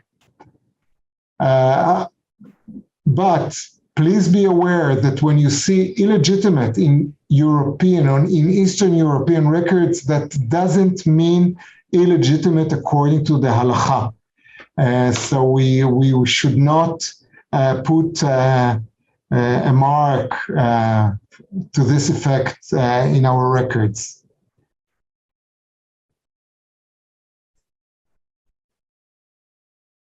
Bettina, I think we're good. Yes. Yeah. I'd like to add something, if you allow. I'm responsible also for the reference services in our reading room here. And a while ago, we had a Haredi family who came, and they were in the reading room, like a big group. That was before the COVID. And they inquired about their family. And during the search in the Arolsen Archives documents, it actually turned out that the grandmother, whose history they were researching, that was exactly the case that you mentioned earlier with the Mamzerim. The grandmother had been married in a second marriage, and all the people who were in the reading room were descendants of that couple. But she had been married during the war to a different man. And it turned out the people were sitting around the computer on-site, in real time. They saw the document that showed that the first husband was still alive when she got married to her second husband. And there was, of course, a big turmoil because that instantly turned the whole family mamzerim. And we couldn't withhold the document because everybody saw it on the screen. So I don't know what they did in the end with the information, but that was very, very, it was really very metaltel. Yes. I'd like to add to that the story about the mamzerim that I found. As soon, I sat in front of the three children, and I told them, let's forget that we all ever saw this letter. I suggest this letter be shredded and that you'll never, ever talk again about this with anybody. This is very frustrating for us as genealogists. It's, it's burning in our bones, and it's very frustrating. I'm not sure that ultra-religious people will agree with what I suggested. So it's sometimes these decisions are very personal. May I ask Susan. Ronnie, I think that the Rabbanot in the cases certainly of the Shoah, I've had a few cases where the husband thought the wife was dead, the wife thought the husband was dead, they remarried, they both had new families.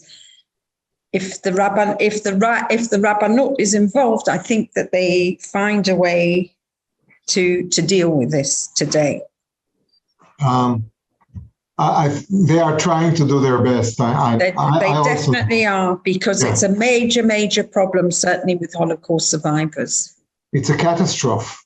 Terrible, because the husband or wife turns up after 10, 15, 20 years with another family and is a disaster. Yes. And the Rabbanot really are trying to help. Sarah Malka. Yes. I was going to ask a question. I think it's been touched upon by the comments, but those who would want to go by halacha, do they bring Torah and compassion in Torah into it so that not to hurt families where it was through no real action of their own? I mean, I guess my question originally would have been, we hear about all the considerations. Have there been decisions made by those who keep the halacha in Israel? But then I'm wondering if compassion for the Jew who did not do it knowingly or something like that, whether that takes precedence. Do you have any answers to that? No, I'm not an expert on halacha or din Torah, and the rabbis should deal with this. But as Susan mentioned, the cases that she saw and the cases that I've seen are always the courts were doing whatever they could in order to avoid declaring these mamzerim and solve it in very innovative ways that only they can know the ways of the Torah, how to solve these issues. Mm-hmm. And I was asked in the chat, what did I do with the first case? In the first case, where the woman found out that she was Christian, she said, I couldn't care less. That's what she said. But her daughter-in-law was terrified. And her daughter-in-law demanded that it will never be mentioned and that we will never speak about it again. She was terrified by the chances of her daughters getting married. Was the daughter-in-law Jewish?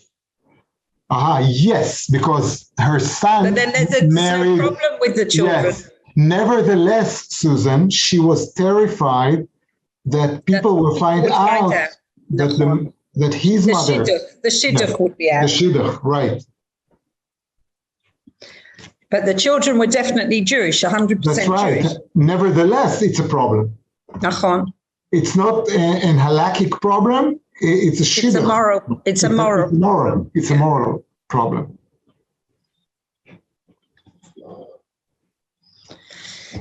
Yeah. Any more questions or comments? Okay, if not, Ronnie, thank you very, very much. And thank you all for attending. It's been a long afternoon. But I hope it was interesting and meaningful for everyone. And I think we would have liked the way that we commemorated him today. I'm sure. Definitely. He's missed by us all. And thank you for organizing this. It was a great afternoon. Thank you. Toda. Thank you. Yes, thank you. Julius, Arkady, Susan, Renee. It's great seeing you here. Thanks, Ronnie. Thank you very much. להתראות. ביי. להתראות, רוני, תודה רבה. ביי, בטינה, תודה רבה, היה מרתק. Thank you all for joining us today. I would like to introduce Dr. Alexander Avraham. Okay, good evening. It's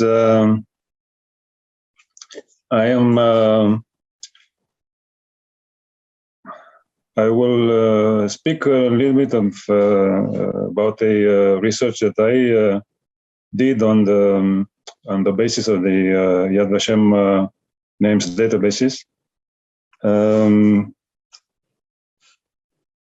This is a large database with names from many different sources, pages of testimony and archive material and different other sources.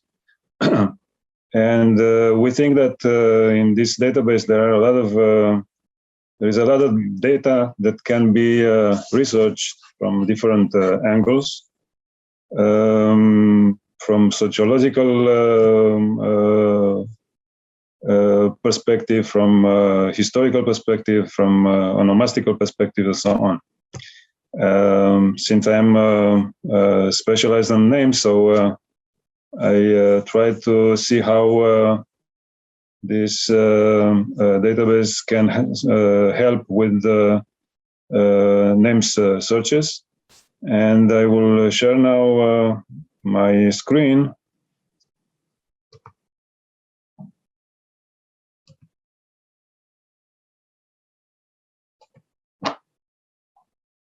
I hope you can see it. Just a minute. Better look. Okay.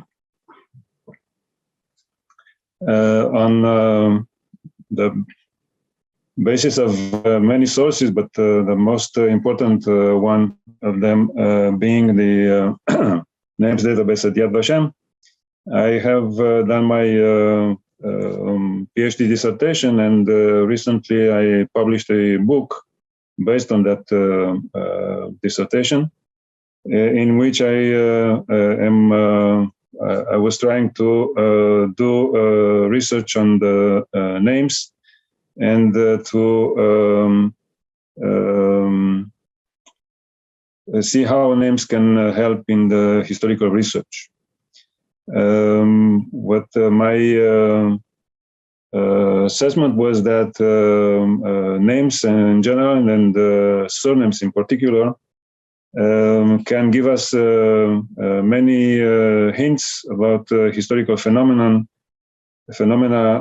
such as migrations and dispersion, occupational structure, acculturation or assimilation, relations with between authorities and minorities, and so on. These names can reflect the historical reality of different communities, like Jews in different periods of time.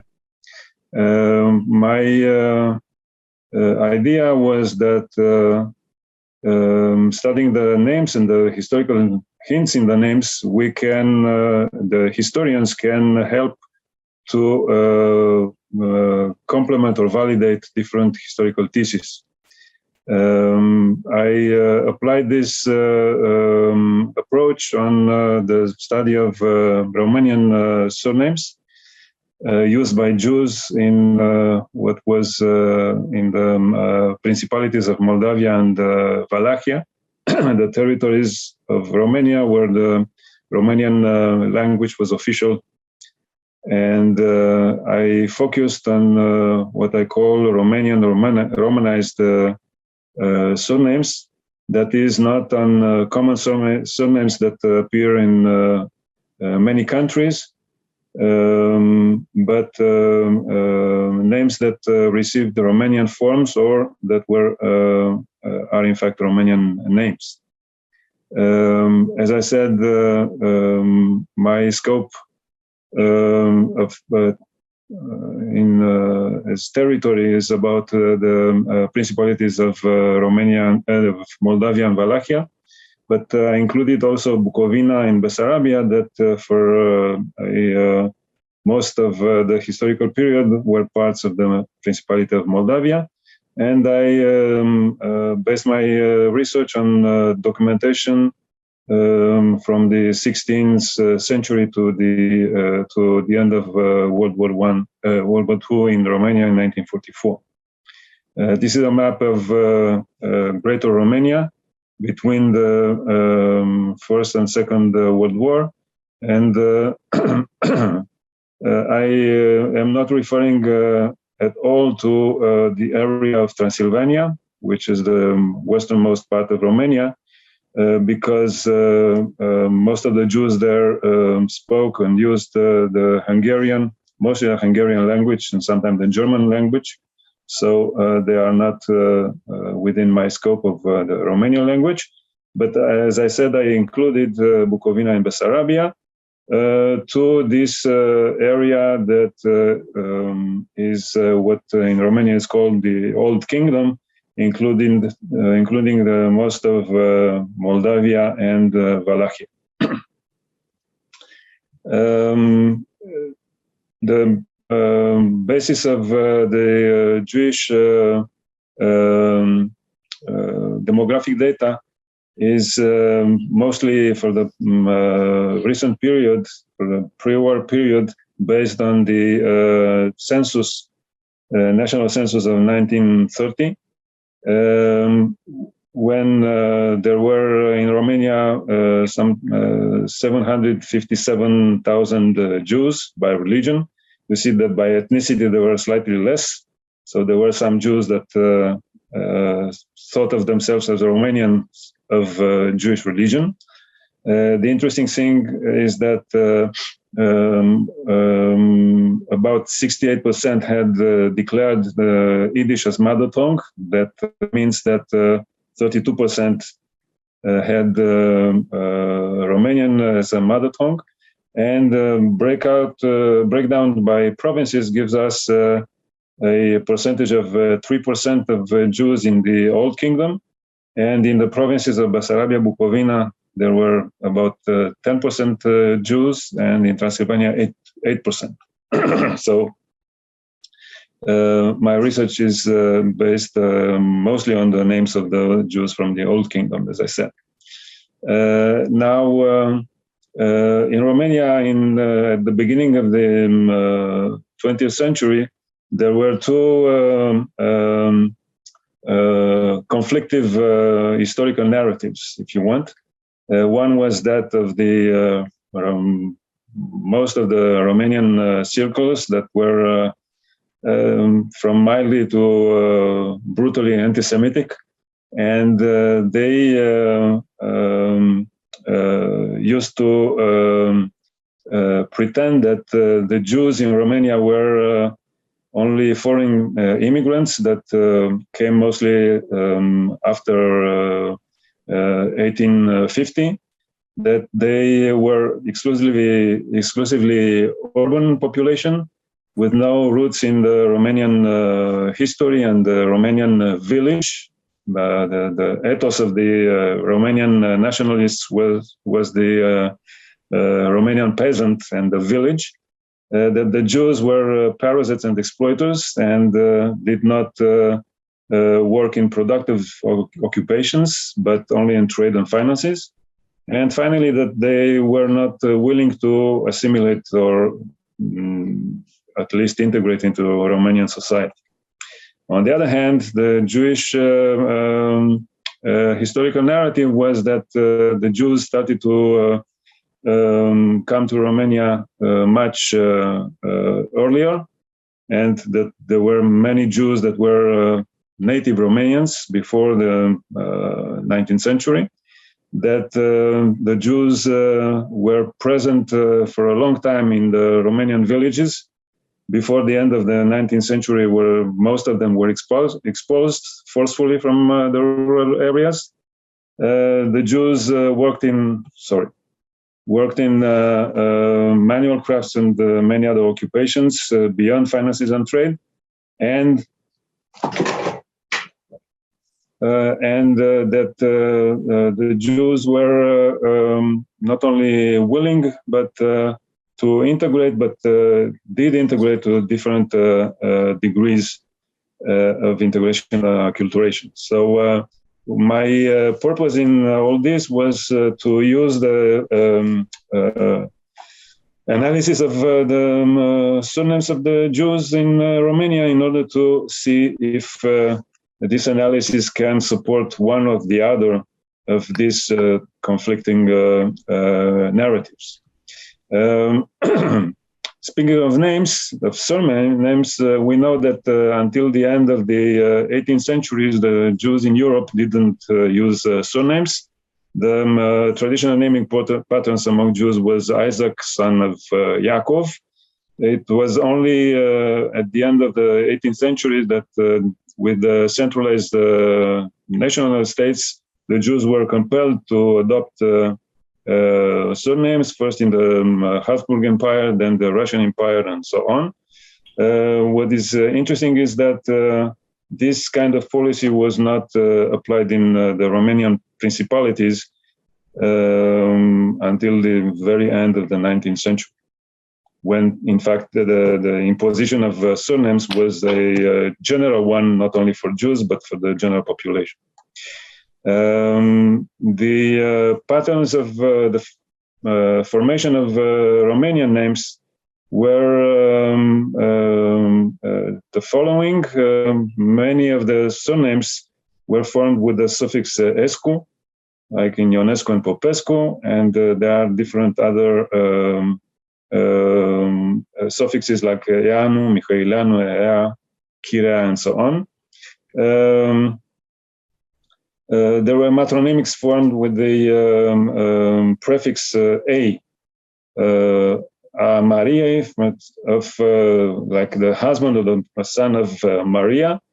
The toponyms, the names derived from toponyms were formed with the suffix eanu, like Craiovenu, Dunăreanu, and so on. Occupational surnames were formed with the suffix ul or u, Bogasieru, Croitoriu, and so on. And also names from personal characteristics. Why I'm showing this? Because we will see that most of these Romanian and Romanized names are formed in the same manner. What I call Romanian and Romanized names are something like this. We are speaking of names that are altogether Romanian and were adopted by Jews, or names that were from foreign extraction and were adapted to the Romanian language. So we have here examples of foreign surnames like Abramovich, Schneider, and Schwarz. The first adaptation to Romanian language was phonetical, and by transliteration, you see here how these names were written in Romanian. The same phonetics, but Romanian graphic writing, spelling. Then there were examples of translations by calque, literal translations into Romanian. We have Schneider, which in Romanian is Schneider is a tailor, which in Romanian is croitor. We have Schwarz, which is black in German or Yiddish. And we have negru in Romanian, the same, it's calque translation. Then there were phonetic modifications like from Abramovich to Avramovich in Romanian. Then in some cases, derivation with Romanian suffixes from Avramovich to Avramescu, from croitor to croitoru, from Schwarz or negru to negrea, Romanian forms. And aside this, there were different other features like specific translations. For instance, shochet was translated in Romanian as chachamu, not chacham, chachamu, with the Romanian suffix, which is the sign of profession. Okay. There were other ad hoc translations like Weinberg was translated as Vianu. Vine is Via in Romanian with the suffix became Vianu. And then there were adoptions of local toponymics like Botoșeneanu from Botoșani, Herțeanu from Herța, patronymics, local patronymics like, as we saw, Mariei, we have here a Perlei of Perla, and then Sin Aaron is Ben or Bar Aaron. It's a copy of the Isaac, son of Aaron, and adoption of standard Romanian names like Dumitrescu, Iliescu, and so on. The sources that I used are, of course, as I said, pages of testimony collection and the names database. Other archives material from Yad Vashem archives and other archives in Bucharest. Different other published sources and a lot of different onomastic, linguistic, and miscellaneous sources and so on. I put together a database of 276,000 of entries with names of Romanian Jews. many of them from the Holocaust period. Only part of these have a reference to the place of birth, which is important because this is a place of residence is not always relevant because people move from places to places. But if we have a place of birth, we can pinpoint a specific place for the name. All these references document altogether 28,000 different surnames. Most of the surnames in the database, 92%, are common Jewish names of foreign origins that are not in the scope of my study, but 8%, which are 2,229, are Romanian or Romanized of the types that I mentioned before and which I will analyze in continuation. And there are something like 200 Sephardic surnames, but they are beside the scope of my research now. Of these Romanian Romanized surnames, 31% are based on occupations, 31% others are based on given names. That they are in fact given names used as surnames with no additions, no transformations at all. 13% are based on patronymics, like Sinbercu, Aperle, Alterescu, and so on. 7% on toponymics, and 3 or 4% on human characteristics, like Lungu, it's the tall one, or Șchiopu is the lame one. By the breakdown by provinces gives us most of them 62% in Romania, 22% in Wallachia, and fewer of them in Bukovina and Bessarabia. If we would, as I said, Romanian, in the whole database, there are 8% of these Romanian or Romanized surnames, but if we are referring only to Moldavia and Wallachia, to the exclusion of Bukovina and Bessarabia, the percentage goes up to 14%, which is important. This is a map with the frequency of most in the highest frequencies of the Romanian or Romanized surnames in red, and the Sephardic surnames in Romania. You see that most of them are located in Moldavia, and especially in northern Moldavia and additional parts of Bukovina, and also many in Bucharest, but Bucharest being the capital is not so representative, but because there was a lot of internal migration. Now, I will try to address the topics on the anti-Semites narrative, and about the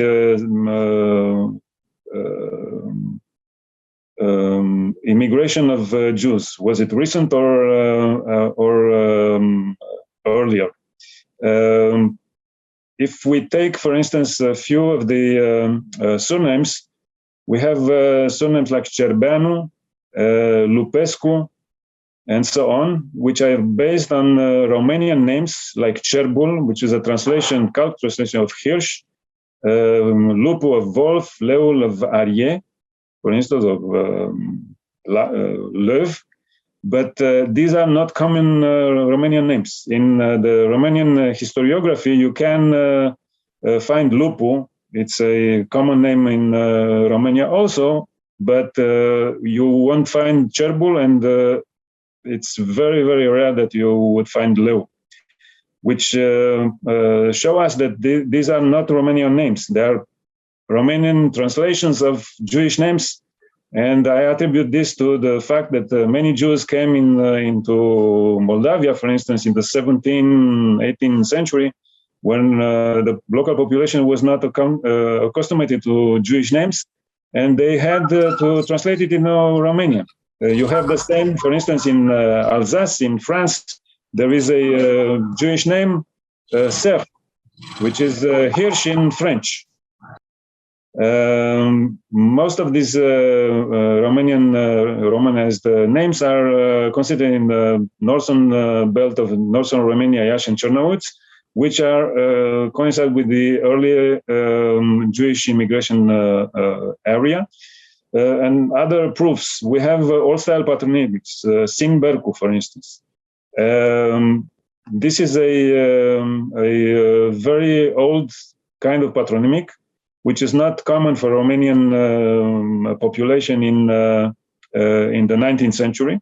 Sin Bercu is the son of Bercu. In Romanian Chancellery, they used the Slavonic language because the Slavonic was the language of the church. And when they register, for instance, Jews as taxpayers, the Jew would be Isaac Sin Bercu, for instance. Okay, so this is something that it's not. It was used in the 17th, 18th century, but not in the 19th century. That means that this kind of name was formed before the 19th century.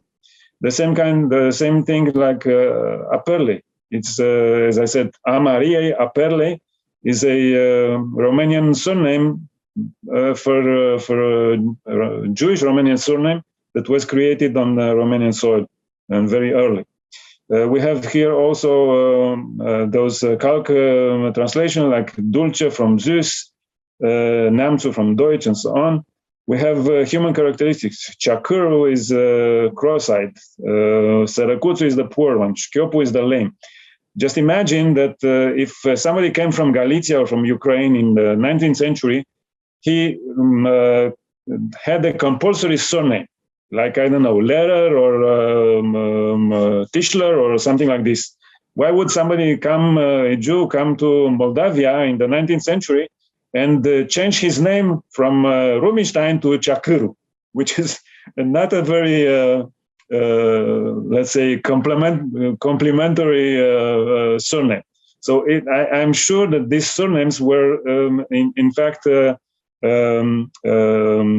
nicknames, sometimes derogatory nicknames given by the local population to the local Jew as in earlier times.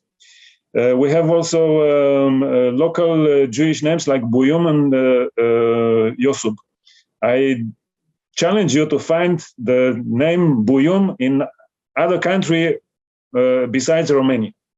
This is a Romanian creation of a Jewish name derived from Benjamin. As I said, the Romanian population was not used to Jewish names, and this name is in fact a deformation of Benjamin, like Yosub is a deformation of Joseph that was created in earlier times in Romania. And also we have names of archaic occupations like Caingiu, Mahalu, Mungiu, Orendaru, Potcăpar, Velniceru, which are all the trades and occupations that in 19th century were not even existing. There were extant occupations that were registered only in these names. So we have here the spread of the Sin Bercu and Aperle, old matronymics surnames. We see that most of them are in the northern part of Moldavia and Bukovina. Now, as to the assessment that the Jews were not present in villages. First of all, we have a lot of surnames documented in small villages in different parts of Moldavia, but also in Wallachia, that these Jews were, the names are in my database, and they were born at the end of the 19th century and the beginning of the 20th century in these small villages, which contradicts totally with the assertion that there were no Jews anymore in the villages. On the other side, there are many surnames that reflect rural occupations. Livadaru is an orchard then Meraru is an apple grower. Moraru is a miller, Oiru is a shepherd, and so on. Those names will be, afterwards, we'll find them in the larger cities due to immigration, internal immigration, in Bucharest and other places, as well as these Simbercu and Buyum examples.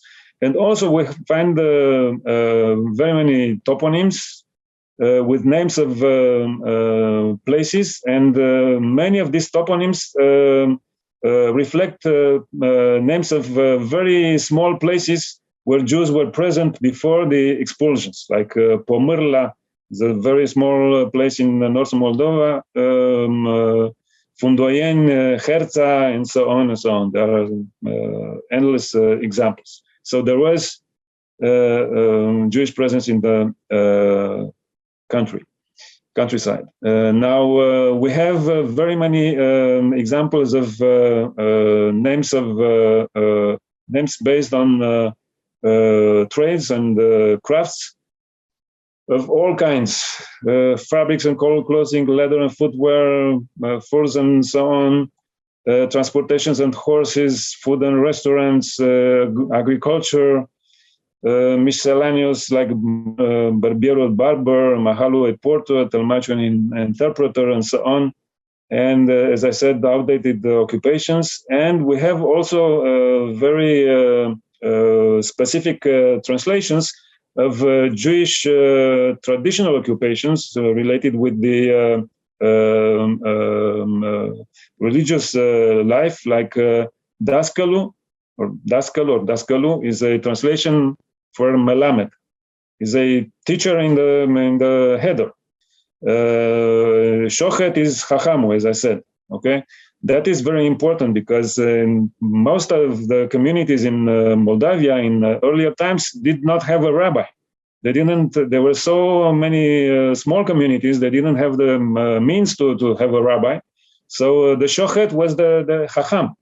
It is interesting that Chachamu here is not the Ashkenazi exception, but the Sephardic exception. The religious organization of the Jews in the earlier times in Romania was directed by or led by Chacham Basha, which was a subaltern, if you want, of the Chacham Basha in Kushta, in Constantinople. So here the Chachamu is a not exactly a rabbi, but the learned man in the community that would be able to lead a community. And it was the Shochet and Bodek. For instance, the Shamash at the synagogue was translated with the word Ceaushu.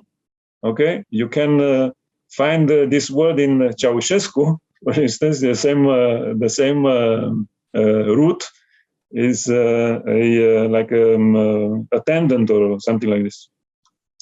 This is the main spread of surnames based on occupations and trade. You see, mostly in the northern part of Moldavia and parts of Bukovina.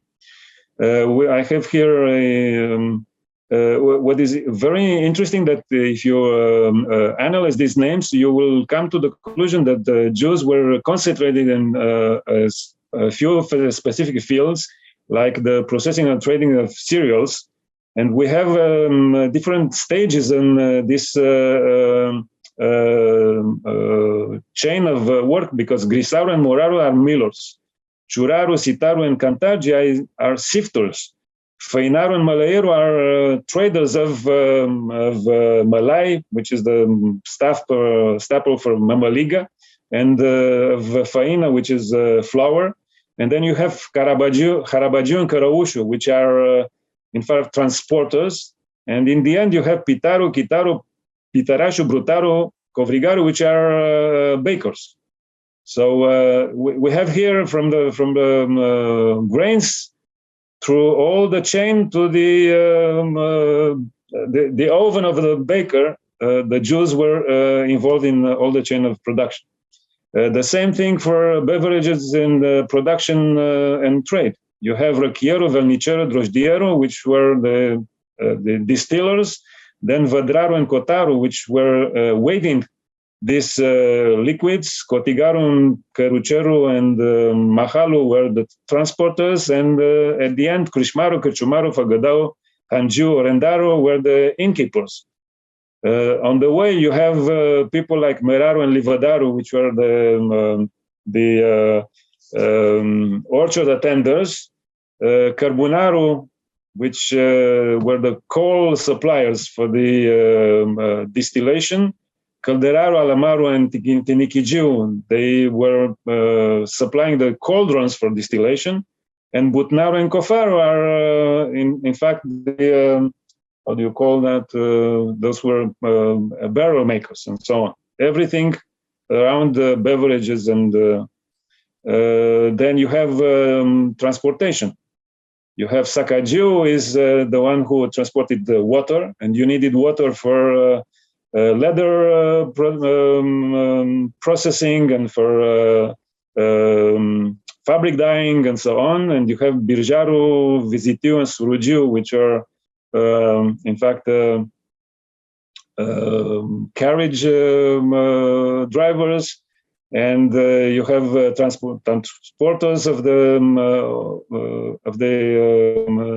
stuff, and then you have different other trades related to horses and harnesses and so on. Well, in conclusion, we can see that the occupation-based surnames represent some 70% of the Romanian surnames, and have a very high frequency. The manual crafts represent 65%, and together with the transportation represent 74% of the surnames, which means that most Jews were active in the productive sector, and only 13% the surnames tell us about commerce, services, and finances. And as I said, there was concentration in a few specific areas. And here we can speak of, in the stereotype image of the Jew, the most frequent professions were the merchant, the trader, and the innkeeper. But from the analysis of the surnames, we see that the typical Jew in Romania was a tailor, or shoemaker, or a fur coat maker.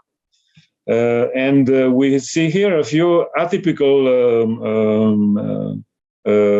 professions like Choban, the shepherd, and Harabagiu, the cart driver. What I can tell you is that in northern Bukovina and in Maramureș, also in Transylvania, there were a lot of Jews that were shepherds of sheep.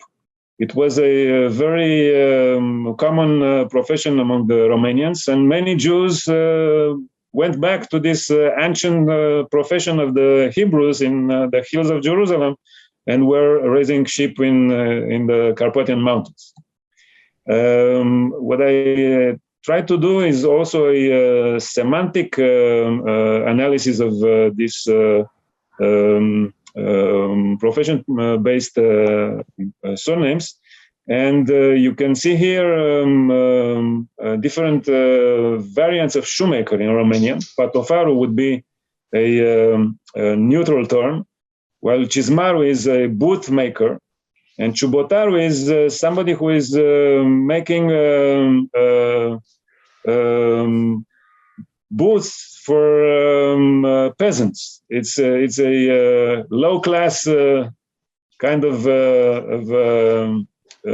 shoe. And at the lower end, we have what is called in Romanian opincaru, which is not even opinca, it's not even a shoe. It's something like a moccasin, which was laced with a cord or something like this. And it was the typical shoe of the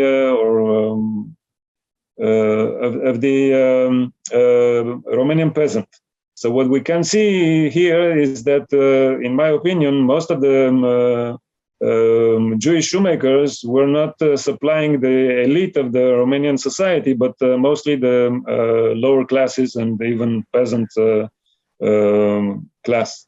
The same thing we can see here when we are speaking of millers or floor merchants. We have here the profession moraru, which is a miller, which is represented as you see, and fainaru is the merchant who is commercializing the faina, the floor. You see that there were less millers than traders. Why is that? Because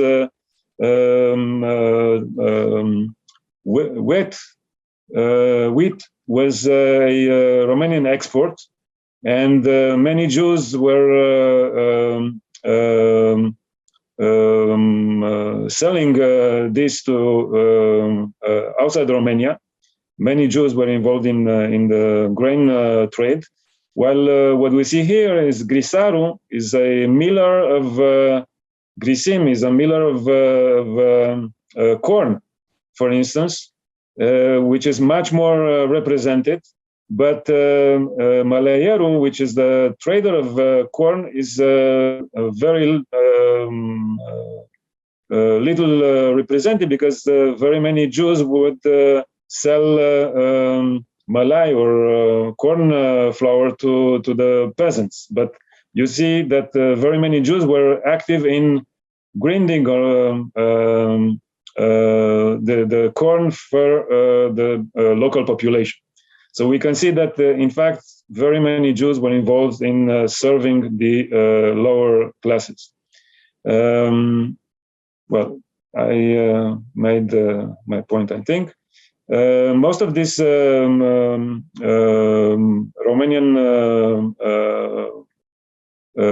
surnames are present in the second part of my book, which is a dictionary of these Romanian romanized surnames.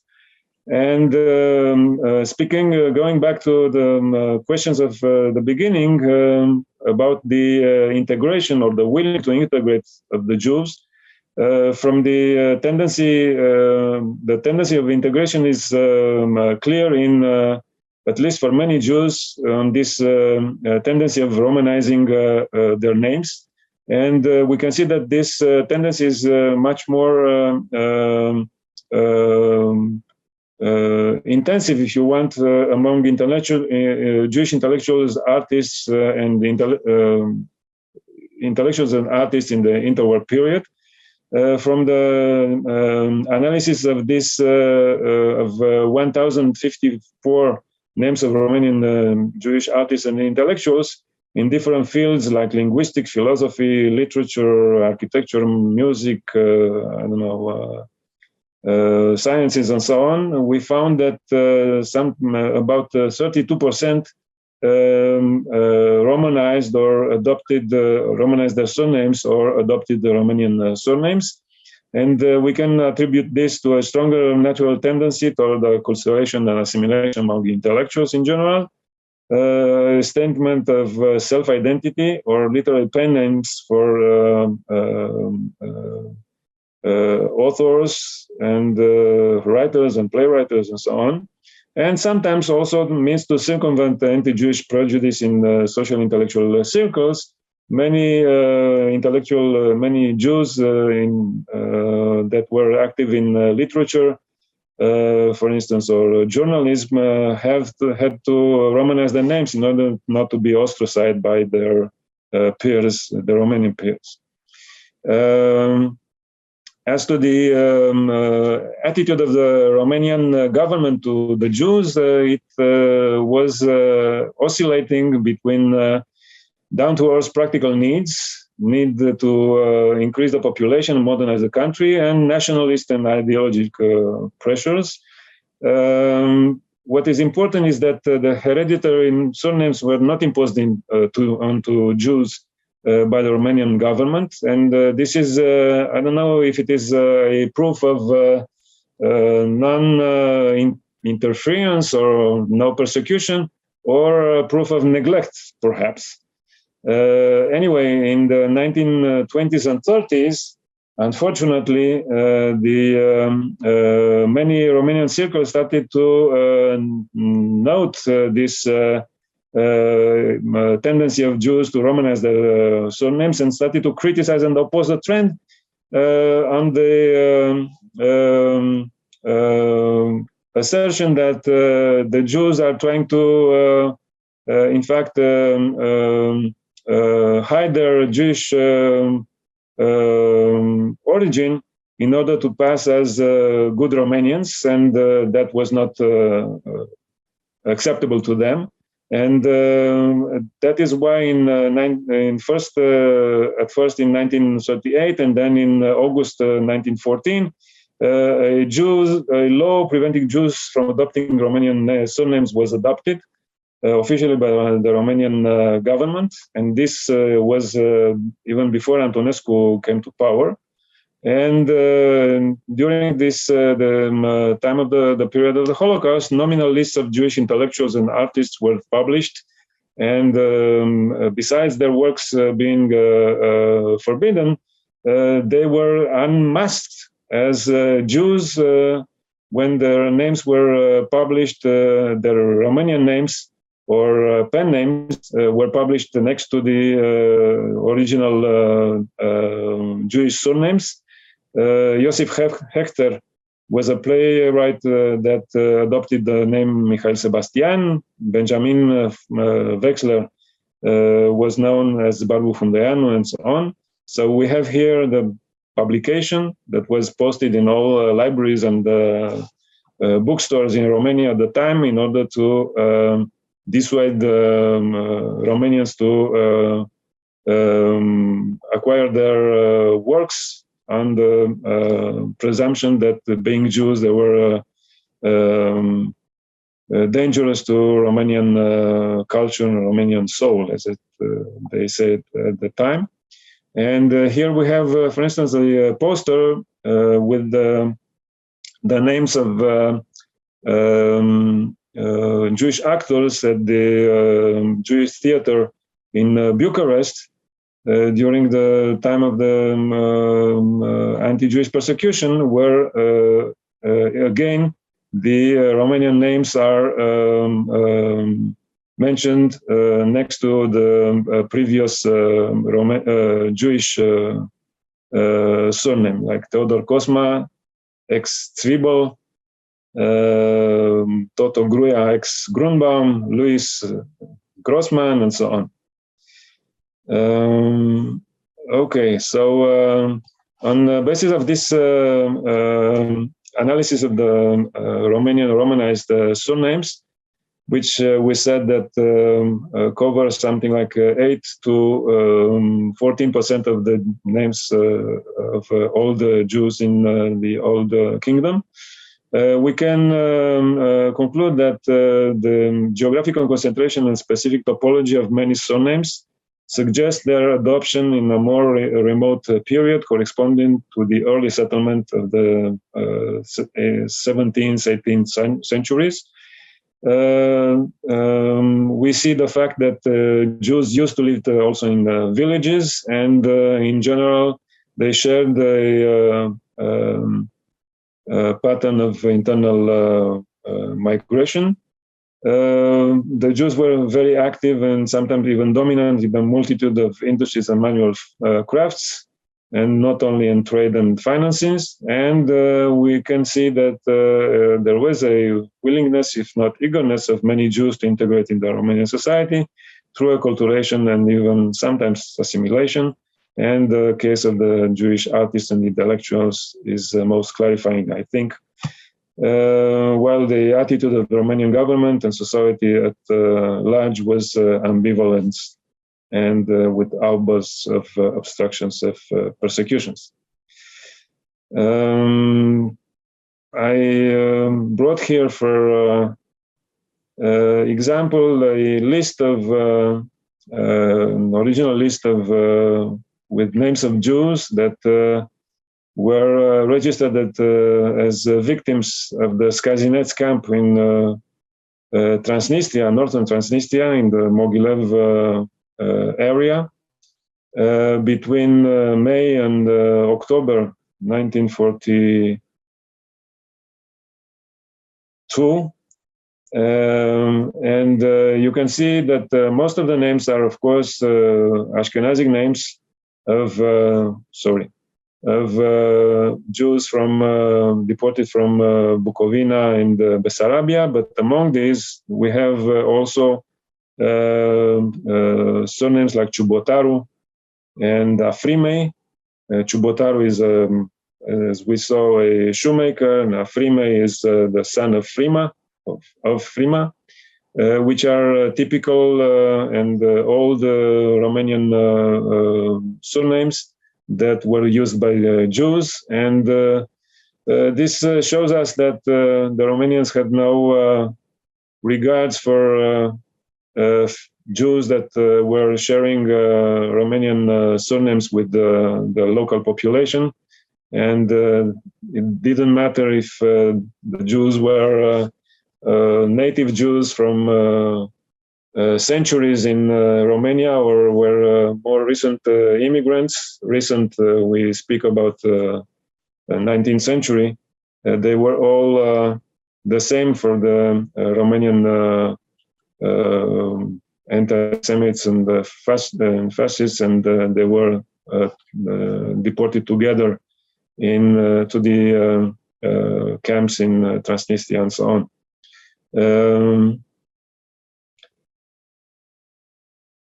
I think that I'm at the end of this presentation. What I can tell you is that speaking of camps, I remember that in ghettos in Transnistria, in lists from ghettos from Transnistria, I noticed different Romanian surnames of Jews that were very interesting. Like one of them is Creștinu, which means Christian. Another is Botezato, which means somebody who was Christian, was baptized into Christianity. Another is Credincioso, which is somebody who believes in some believer in God and so on. These are names, specific names that were adopted by Jews in specific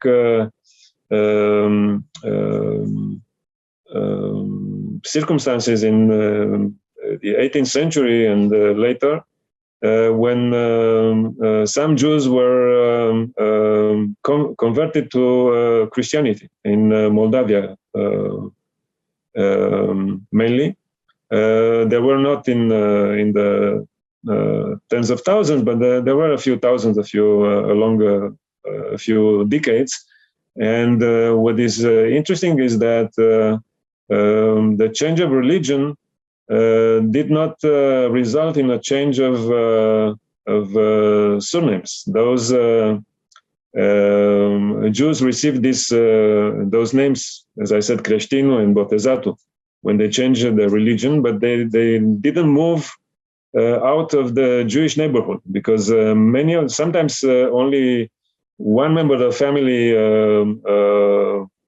changed the religion, and the others remain Jewish. And sometimes even those who changed the religions and became Christians could not go out of the Jewish neighborhood because they had common businesses and joint ventures with former Jewish partners. So it is interesting that in time, those surnames, although they marked Jews who became Christians, those surnames remained within the Jewish community for other members of the family, and in time became Romanian Jewish names that were used largely by Jews in Romania. So it is something that is interesting if you want. And another thing is that we can sometimes hear here in Israel names of Romanian names or Jewish Romanian names that I don't know if many of you are acquainted with, but the Israeli public for many years saw on television advertisements in the 1980s and 90s about Adon Chuboteri, Mr. Chubotero. And we have here a basketball player called Kojokaru, which is a fur clothes maker.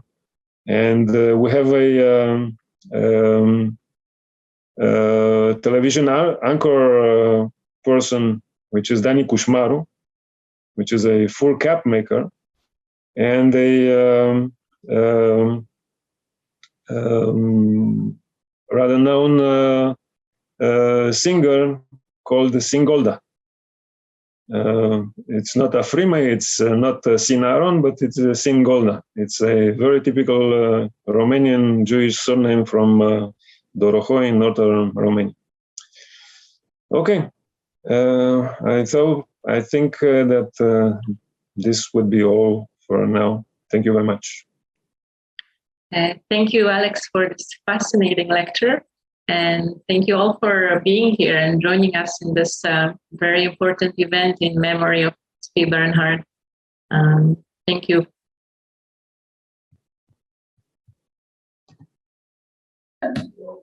Thank you. Okay, thank you very much.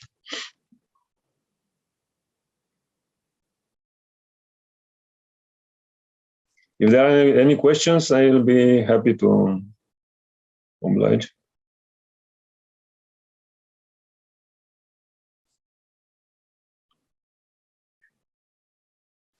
If not, I will bid you good night. Thank you very much for attending. Bye-bye. Well, hi, everyone, and welcome. This is very emotional for me to speak in such an event in memory of Zvi, who was not only a colleague, but also, if I may say, a friend.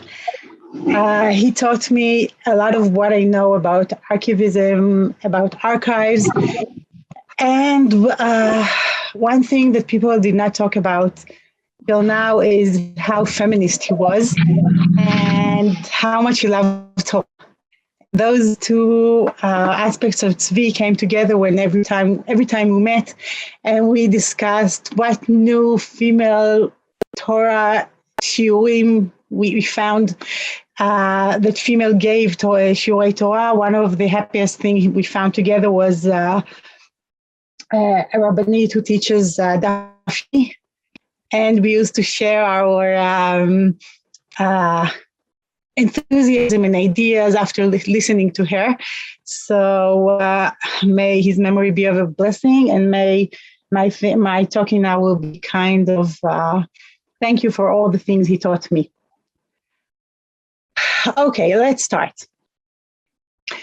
The American Joint Distribution Committee is an organization that was today is the world's leading Jewish humanitarian agency, but it was founded in 1914 at the outset of World War I.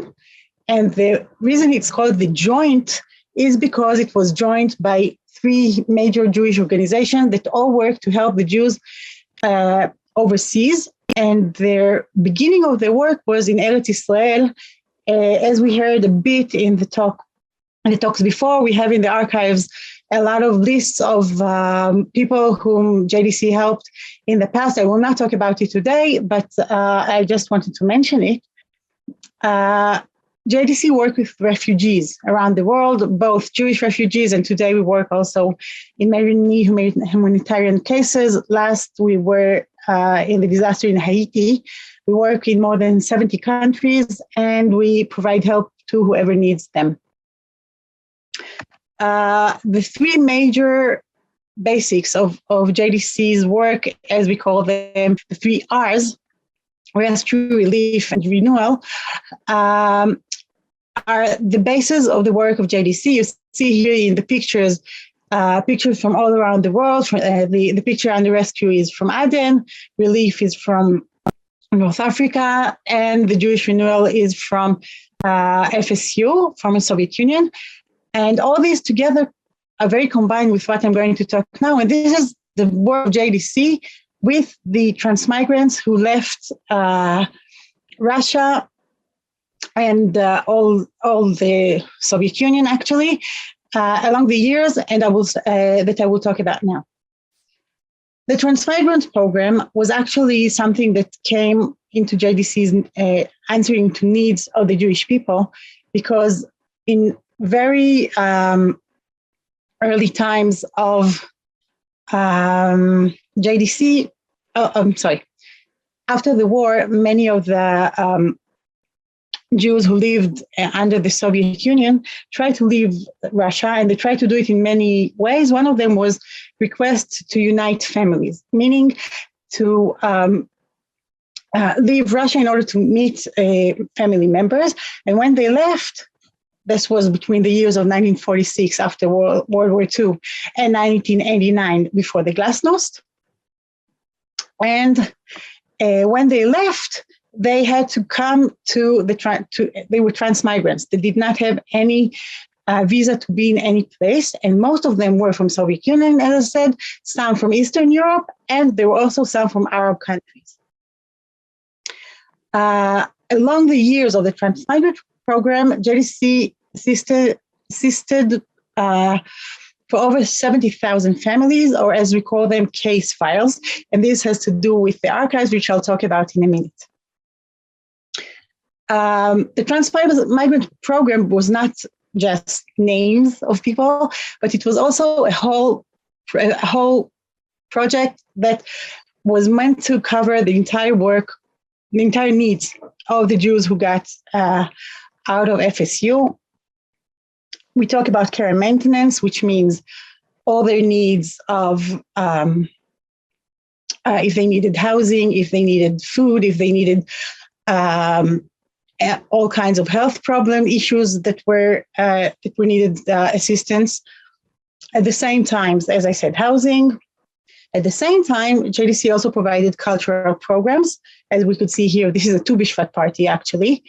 And we could also other Jewish holiday events and acculturation programs such as English teaching, etc., because most of the Jews who left wanted to get into major three places, which are United States, Canada, and Israel. And a lot of the work of JDC was to help them, first of all, to spend the time they are in Vienna and in Rome.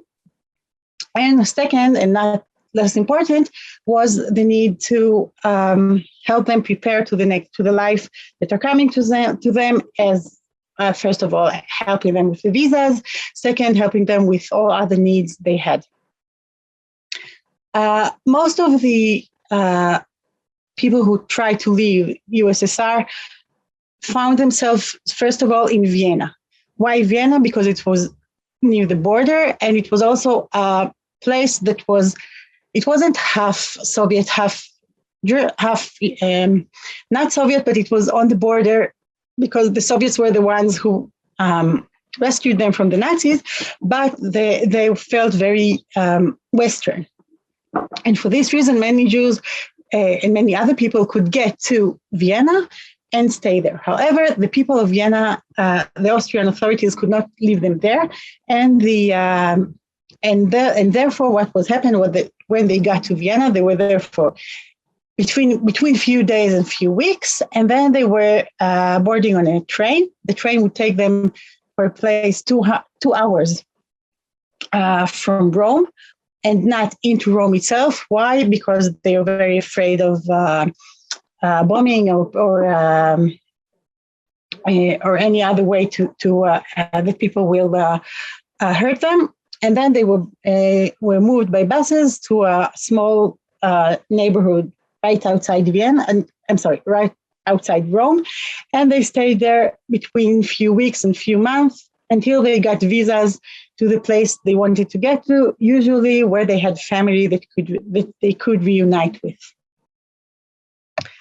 Our archives, which was founded in early 1960s, as you could see, it wasn't found with the organization, but right later, is the repository of our global organization, which means that we have two branches, one in New York and one in Jerusalem. And the material we're talking about today is in the Jerusalem branch. All the physical material that I'm going to talk about is in the Jerusalem branch. We have name indexes, we have documents, we have photographs, we have other visual holdings, and we also have a small research library.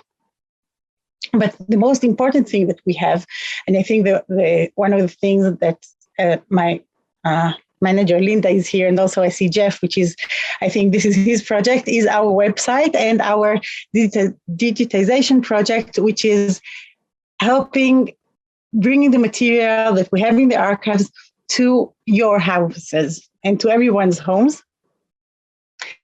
And our archives are actually holding the entire database of the material we have. And now I would like to show you one of the parts, and this is the Soviet immigration's name index, which is a project that we actually are still working on as we speak. When I say we, I mean to Dimitri, our worker in Jerusalem, and Jeff and Misha in New York. And this is a combined project from both sides of the sea, I would say. And what's so amazing about this project is it was born from the COVID, but it's something that we wanted to do for quite many years. And what we're doing is indexing all the boxes and boxes of names of peoples and families and all those people who got help from JDC in this transmigrant project. And for both for organizational reasons and also so we could handle this huge material load, we decided to divide it into 4 major groups. As you could see here, one is transmigrants from USSR between 1946 and 1977. The second, USSR transmigrants from 78 to 79. You could see the numbers are not comparable in those years. And then the third part will be USSR transmigrants from 1980 to 1988. And the last one will be materials about transmigrants from other countries. And when I say other countries, mostly East European countries and some and very small amount from other countries, people who got helped by JDC. Well, the way we used it, we couldn't, the huge amount did not allow us to put all the material on our database. Some of the material is on the database, most of it is not. And as you could see here, what we did was actually Dimitri built a huge Excel sheet, which when I say sheet, I mean sheets, a lot of them with a lot of information divided into the sub-collections as I showed before. And you could see here the sample of the first page, as you could find it on our website. You could see here that this is the first of 178 pages. And this is only the first part of the collection. As I said before, we have 4 parts, and this is the first one that is already online, and you could search the names of people you are looking for. I would now want to talk a bit about a few challenges head on the way. And they were not, some of them were just, that when you work on so many details and you have to look all the time with small letters and pages that are sometimes barely readable, and some of them went into water and some went into other sun and other things that made them very unreadable. One of the problems is that we want to make sure that the name that we write on this database, since, as you saw, this is not a database that could be searchable with fuzzy searchers, etc., to make sure that things are very precise. And this is why we have to make sure that the names that we write are the right names. And for example, here you could see a file, and this is how the file looks like from this one. There are all different kinds of files. You see how it looks from the outside. It says Brown UI. But if you will see on the on the document inside, we see that it says Brown UI, which is with a J, and that's different. And you see this is how it's written on the file, and this is how it's written on the document. So which one is the right one? Which one should we put on our database? Well, in this file, we happen to have also Mr. UI's passport, or a copy of his passport. And as you could see here, in his passport, he chose to write it with a J. Okay, so we have another reason why to use UI with a J. You probably ask yourself what happened here and why, if all the document says UI with a J on the file outside, see UI with a Y. And the reason for this is this document, which is also in this list, and this is a list of HIAS. HIAS is an organization that worked with helping Jewish refugees find their way to the United States. And you see here that he was registered in HIAS registration questionnaire, and there you see that it says UI with a J, and someone fixed it with a pen to be UI with a Y, which means this UI guy probably there was a reason why someone changed his name, and there was a reason why this same someone put his name with Y outside. So we decided to, in this case, to leave the Y with the J, because we thought that if family will look for him, they look by the name that's written on his passport and not by the name the people in HIAS thought is better for him to be named. I would just like to show you another small detail on this document. And as you could see, we have here the passport of UI, and you can see, so you'll have to believe me, this is an Austrian passport. It's very hard to see, but the titles are in German, and it's written in German, and he got an Austrian passport. And when you ask yourself, why did he get an Austrian passport? You see here that in his document, first of all, we know that he's a surgeon. He's an ear, nose, and throat specialist. And as you could also see, he speaks 6 languages, which is quite impressive. But also at the same time,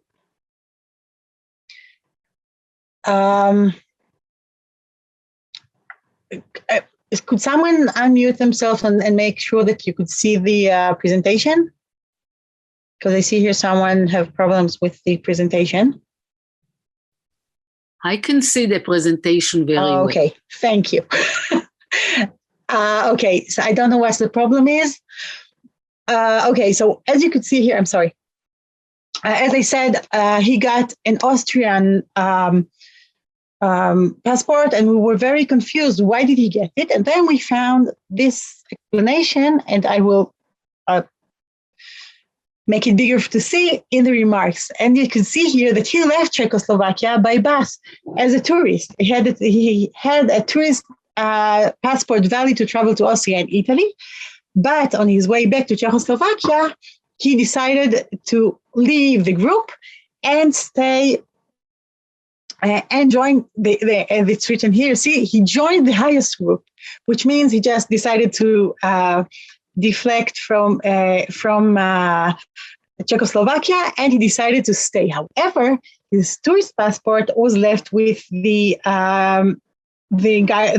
group guide of the Czechoslovakian group, because he wasn't supposed to do that, and that's why he had to get a new passport. And since he was in Vienna, it was an Austrian passport, so he could travel travel forward. We could also see here that the reason why he wanted to leave was that he had, who is a USA citizen in Brooklyn, that he wanted to reunite with. Another example, and you could see here again, quality and how hard it is to see what's written. We see here the family named, this family that is named, the family name is Benyatov. Okay, Benyatov family. You could see here the father, the mother, and their 3 children. However, in this document, as you could see here, we have the father, the mother, and only 2 children. So how many people were in this family? What was the condition? What happened to number 5, to the 3rd child, Allah, who is not here in this document? We decided, of course, that if there is, when there is a bigger a document that says more names, we will use this one, and we will do our best to find all the material and information about the people we see in their archives. And this is why, even though this document, as you can see, is much, much, much easier to read, we will use this one because it has more information. You could also see that here, unlike here, on the other hand, the father is called Benyatov, and the wife named Riva is called Benyatova. This is a very common Russian way to respond to females as Benyatov, and the female will get the A at the end to be Benyatova. This is something something that if you're not aware of the culture of the people who use the names, you will not understand why there is a difference between the names of the family members. Another example, and this was really squished and we had to reopen it and reorganize all the material inside, is Lazar Victor. Lazar Victor came, as you can see here, he has his family name. And as you remember in the last example, we had all the family had the same last name. Benyatova, it's still the same name. But look what we have here. We have Lazar Victor, and on the file outside, we have only Lazar Victor's, only Victor's name, which means he was the head of the family and the head of the group. However, in the document itself, we could see that we have 4 people with 4 different names. We have Lazar Victor and Lazar Noah, who are married to each other. As you could see, we have husband and wife. But then we have Noah's mother and her son. And as you can see here, all the names are different. All the last names are different. So although they are all from the same family, we have different family names. And we had to make sure that this information will also be reflected in the material, because if he's looking for the grandmother, he'll never find her because she has a different name, but she's under this family head. So these were 3 examples that I wanted to show you, and I wanted to share with you. And there are only, some examples. I'm sure that if I had 2 hours, I could give you 2 hours of examples with really moving stories, others than these ones.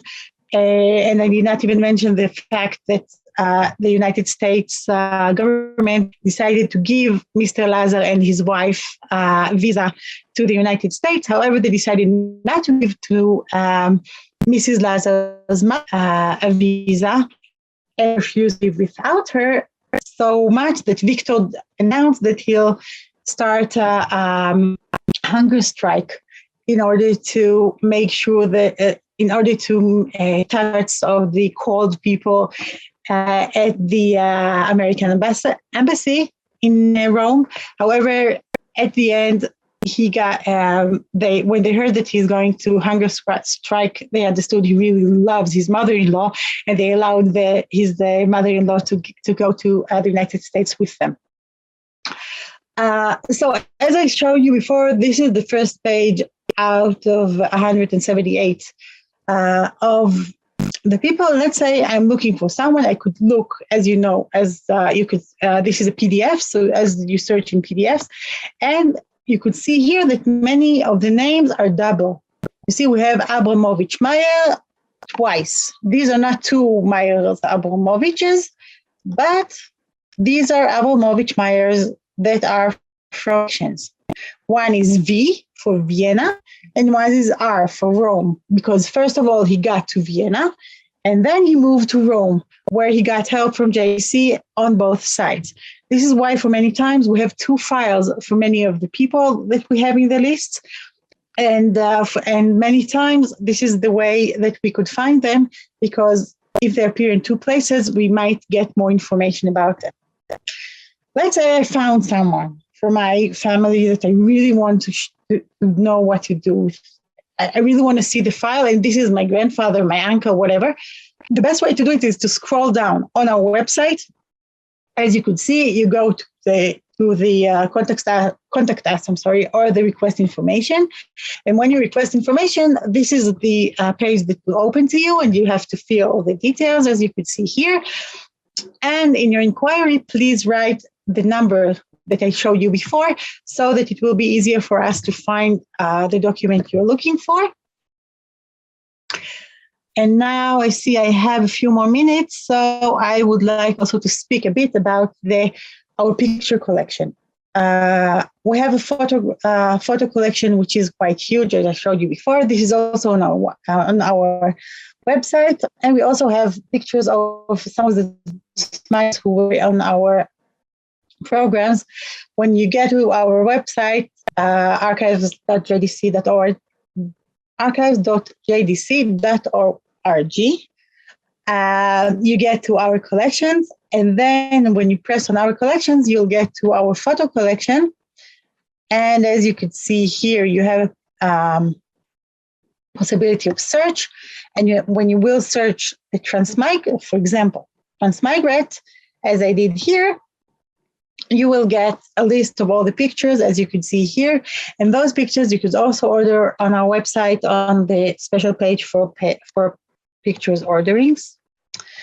And now I'm open for questions. Thank you very much.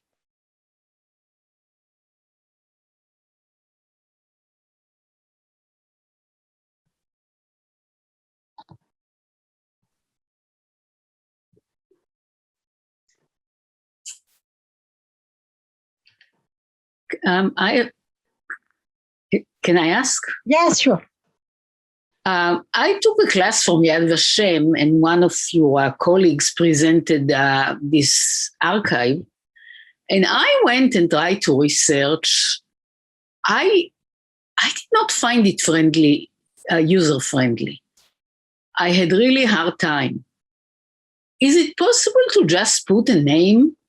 And if there is anything about this person to find it, or it has to be by topics? Well, if you get to our website, maybe Jeff, do you want to answer, or do you want me to answer? Jeff here? Please answer. Okay, so I see Jeff is not here, so I'll answer you. If you will wait a second. Sorry, I'm just being technically slow to unmute myself. Can you hear me or not? Yes. Okay. So without being able to show, as Anat began to answer, if you go to our database, which is one of the main links on the homepage of the website, there are options there.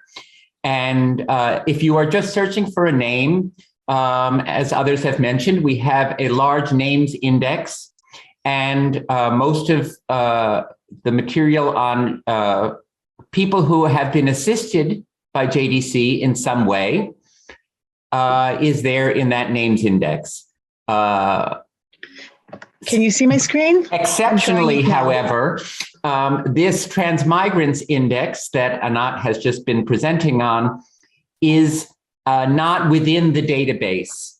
It is a PDF that is available via our list of our page of what lists have been indexed.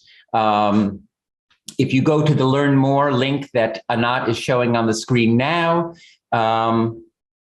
then you can, at the bottom of that page,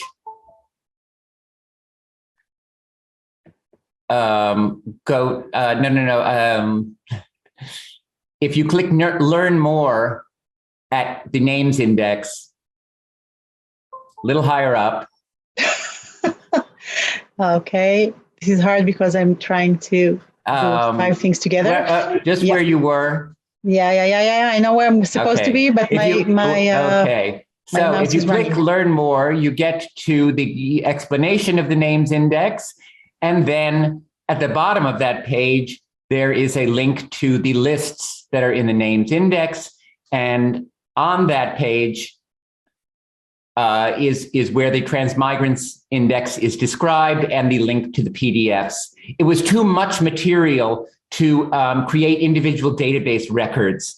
And also because the material isn't digitized, those records would not have had links to the digitized documents. You must request them, as Anat showed. But in general, aside from this transmigrants index, if you go to the database, you can search our text collections. You can put in a name there. We can't promise what sort of results you will get.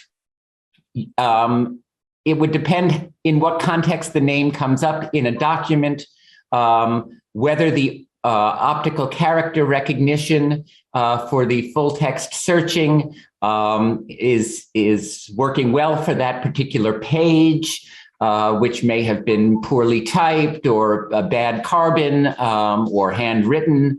It may depend on the format that the name is listed in. Is it surname and given name, or is it given name and surname? So the names index is your best bet, but there are other ways to find names within our text collection as well by using the database. I think I'll end it there. Thank you, Anat, for giving me that chance. Thank you, Jeff.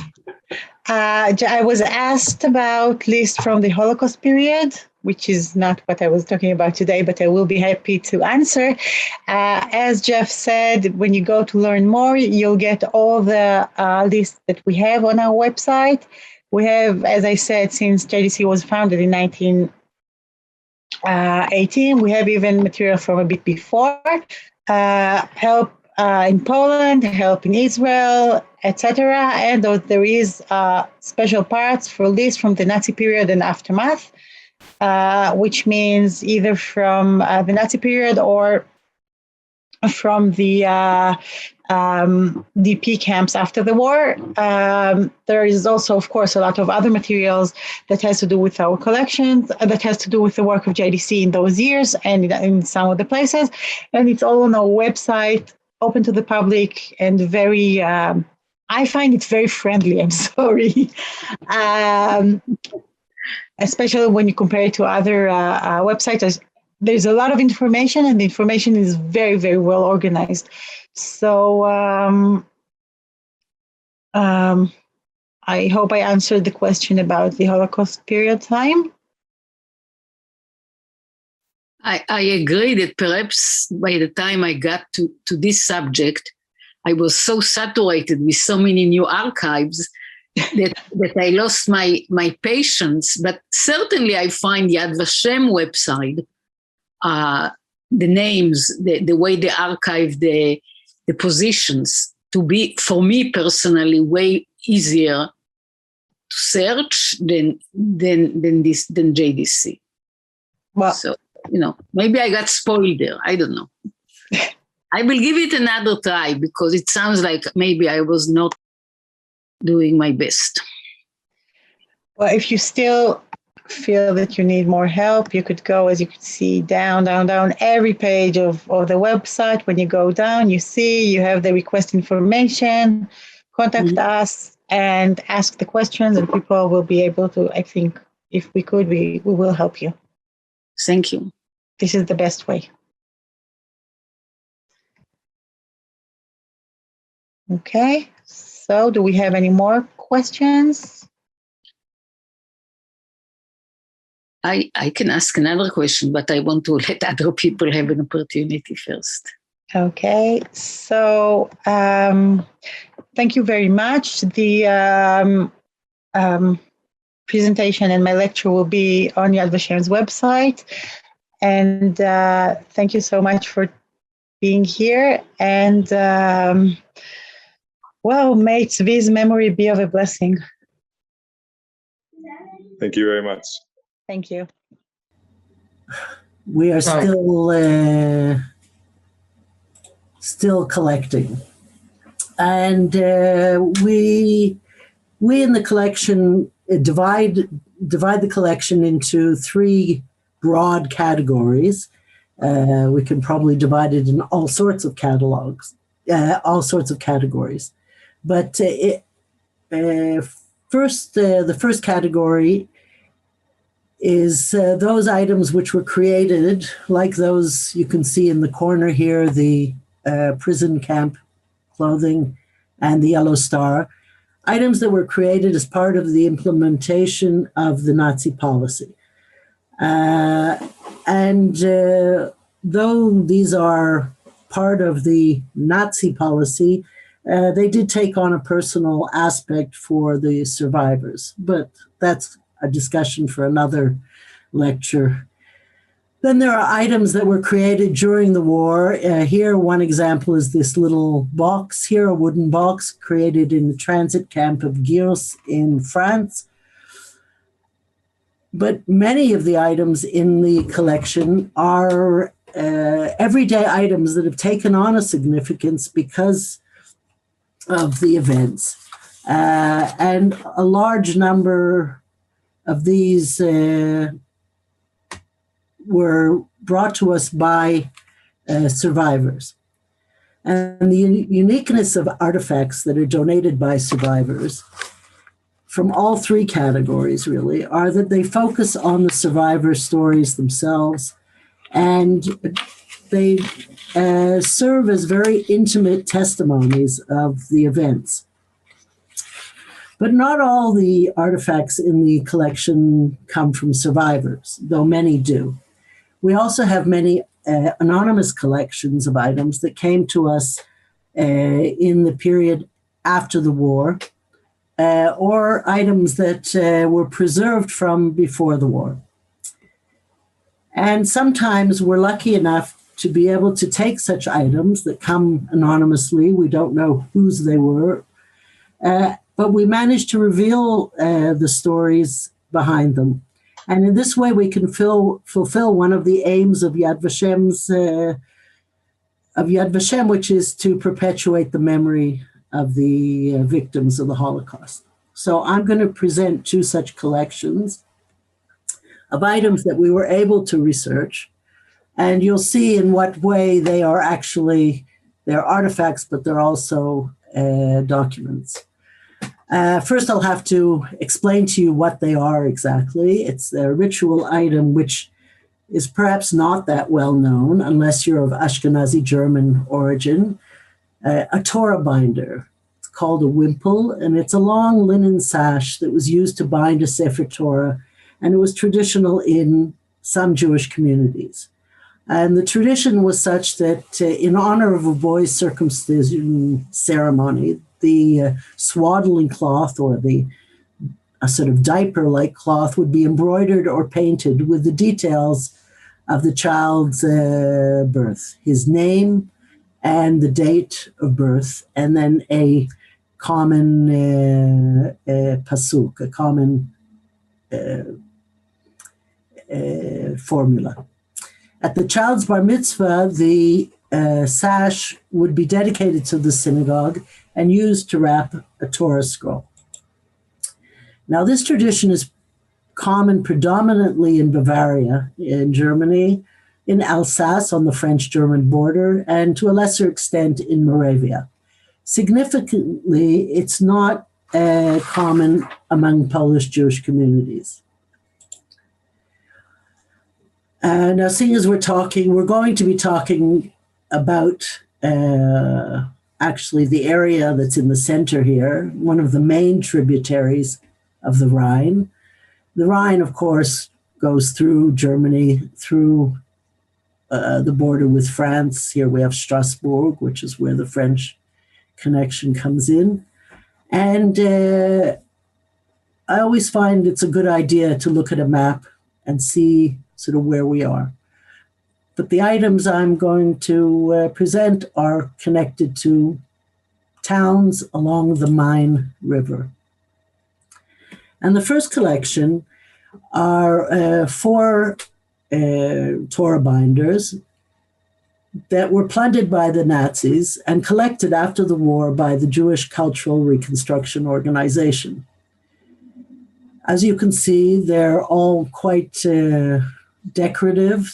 Other than the text, there are illustrations, also above the letters. And but first, let me tell you who was the Jewish Cultural Reconstruction Organization. They were established in 1947 in the American Zone to deal with the collection and redistribution of heirless Jewish cultural property.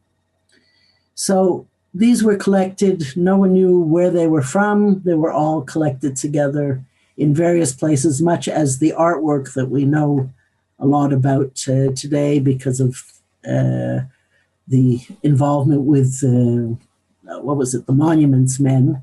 Not that that was a good movie, but I think the story is known.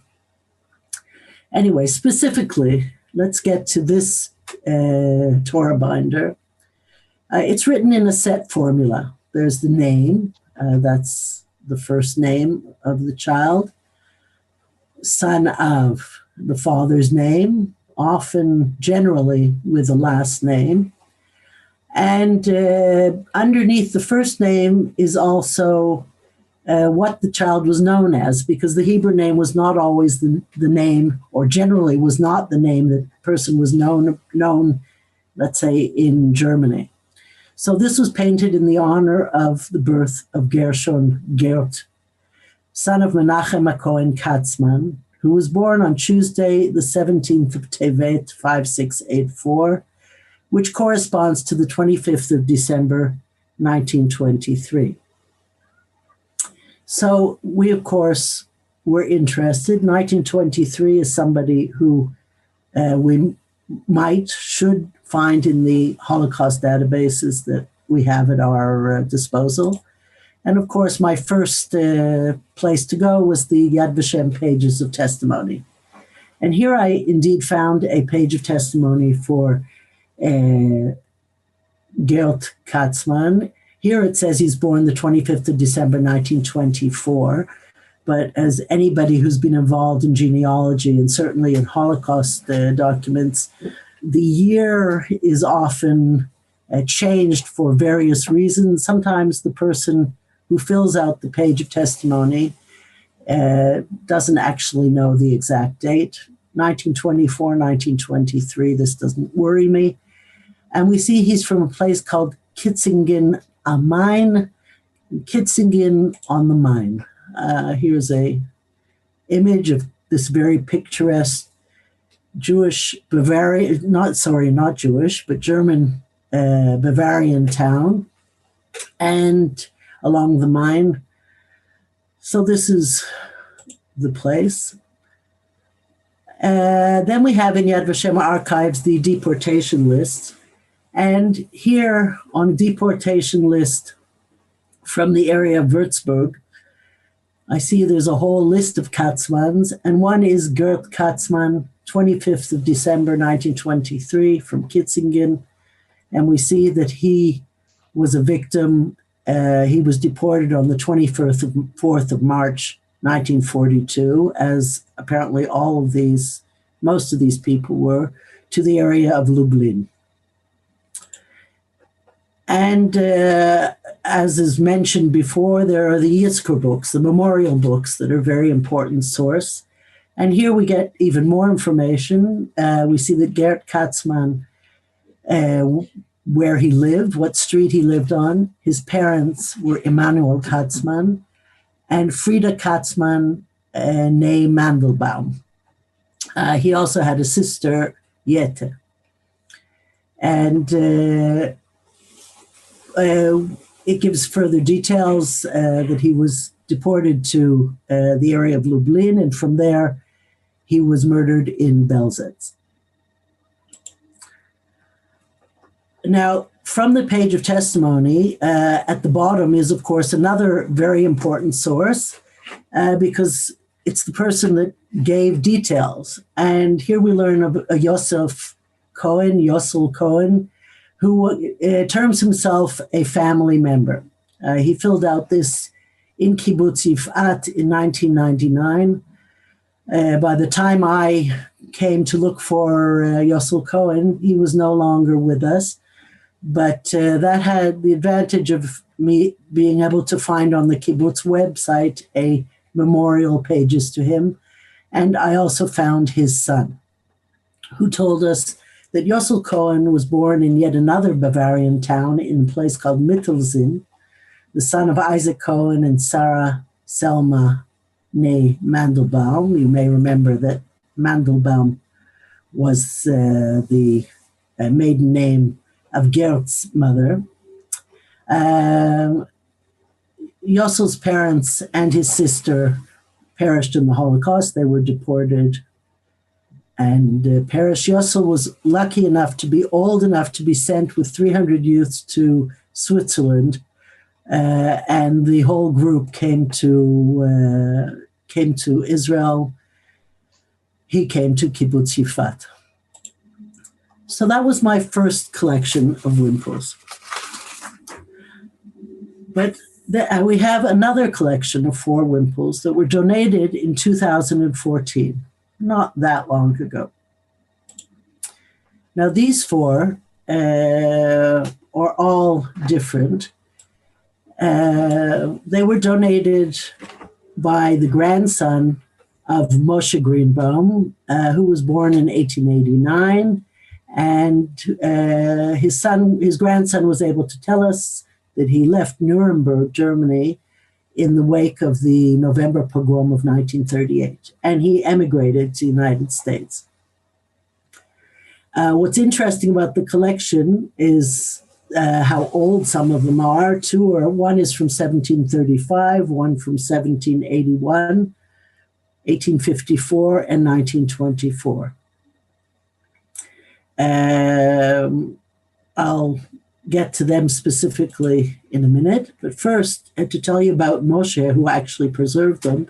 He was the youngest of 10 children of Abraham, who was the son of Colonimus Greenbaum. I don't know if any of you know, but Colonimus is a very ancient name among German Jewry. But Abraham was one of the founders of the Adath Israel movement in Germany, and Moshe and his wife Martha lived in Nuremberg with their 3 sons, Avram Albert, who was obviously named after his grandfather, David and Charles. And they were members of the Adath Israel Synagogue on Essenwein Street. Now, we in the Artifacts collection were familiar with the Adath Israel Synagogue on Essenweinstraße because we have other artifacts, very interesting artifacts from also connected to Essenweinstraße Synagogue. But, of course, during the November pogrom of 1938, the synagogue was torched and destroyed. Along with the building, hundreds of precious ritual items were destroyed. And among them, according to Shlomo Greenbaum, were the 3 Torah binders that belonged to his father and his father and his father's 2 brothers. So he insisted that the Torah binders that his grandfather had preserved were not connected to the family. Of course, his family, his grandfather Moshe and his wife, they realized they had to leave Germany after the Kristallnacht pogrom. By April 1939, their application to emigrate to the United States wasn't approved, but they were able to get permission to travel to England to family. And a year later, they were able to sail for the United States. What the family told us was that before the Greenbaums left Germany, acquaintances, fearing that they themselves would not be able to leave, asked the family to take their precious Torah binders and preserve them. And these are the 4 that I presented here. But of course, whose Torah binders were they? They didn't know, and we had no information. But interestingly enough, the youngest Torah binder, which was the one from 1924, I actually ignored what the grandson said and said, well, I don't know, Greenbaum, it must be connected somehow. This was a Torah binder dedicated to Yosef, son of Naphtali Greenbaum, and it says in the corner, Hamechuneh Josef Werner. In other words, his English name was Werner. He was born on the 11th of Nisan, 5684, April 15th, 1924. So off I went to MyHeritage, and thank you to MyHeritage for having so many documents, because of course I did not find anything in Yad Vashem's database, because it seems that Werner Greenbaum did survive, managed to leave Germany, like Moshe Greenbaum, who had saved the Torah binders. So first I found a tombstone, Werner Joseph, born indeed on April the 15th, 1924. He died in 1995, and I've only recently done this research. But I could see that it was the right person, Werner Greenbaum, and from the Social Security documents, I could see that he lived in Flossmoor, Illinois. I went back to the family and who insisted the name had been Grünbaum with an umlaut, and they changed it to Greenbaum, and Greenbaum, like Werner Joseph that I found, spelt it with an extra E, couldn't be the same. I, as a genealogist and as a researcher, I know that really the spelling of the names changed as people changed from one country to another. So off I went to Google and put in Greenbaum, spelt like this with an extra E, and Flossmoor, Illinois. And actually I proceeded to, in a moment of, well, what can I lose? I actually made a dentist appointment so that I could write an email to Dr. Charles J. Greenbaum, spelt in this manner, who was a dentist in Flossmoor, Illinois. And I received an email back. I received your message in regards to Werner Joseph Greenbaum. I am his son. How can I help you? Well, that was a lucky one. And he did help me. He sent me photographs. He unfortunately the moment he only photographed them from photographs in a frame. That was the home. And there is Werner Joseph as a young boy in a place called Miltenberg, which, guess what? Miltenberg is on the Main River in Bavaria. Yet another picturesque place in Bavaria. What he was able to tell me was that Werner Joseph was born to Heinrich and Rose Greenbaum. Heinrich was arrested during the November pogrom and imprisoned in Dachau. He was released at the beginning of 1939, and he and his family managed to sail from Hamburg and arrive in the United States on the 15th of April, 1939, their son Werner's 15th birthday.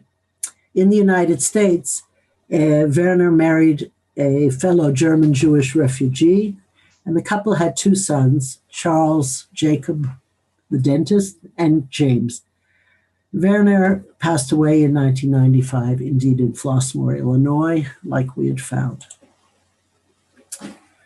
So to summarize, I've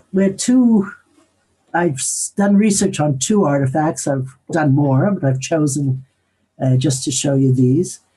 And found four stories all connected to Bavarian communities. And in stark contrast to the beauty of the geography and of the artifacts themselves, what we know is that really the November pogrom of 1938 brought an end to some ancient communities' long history. There were hundreds of these small communities dotted along the Rhine and the Main, and though they were growing smaller and smaller before the war, they were still there and they were still active. But obviously the November pogrom of 1938 impacted the lives of the members of the community. Some, of course, some survived, some did not. Some were lucky enough to get out in time. And of the larger city that I mentioned, which is Nuremberg, which is the second largest city in Bavaria, it of course became infamous first for the Nuremberg laws and of course for the trials of the perpetrators of the Holocaust. But to us, what's important is that we've managed to put faces to some of the victims, and we thank you for your interest.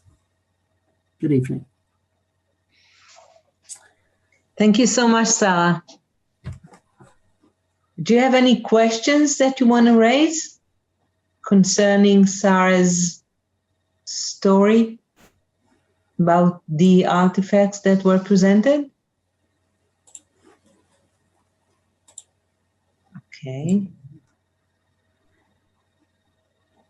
Sarah, do you want to add something to what you have said up till now about the collection?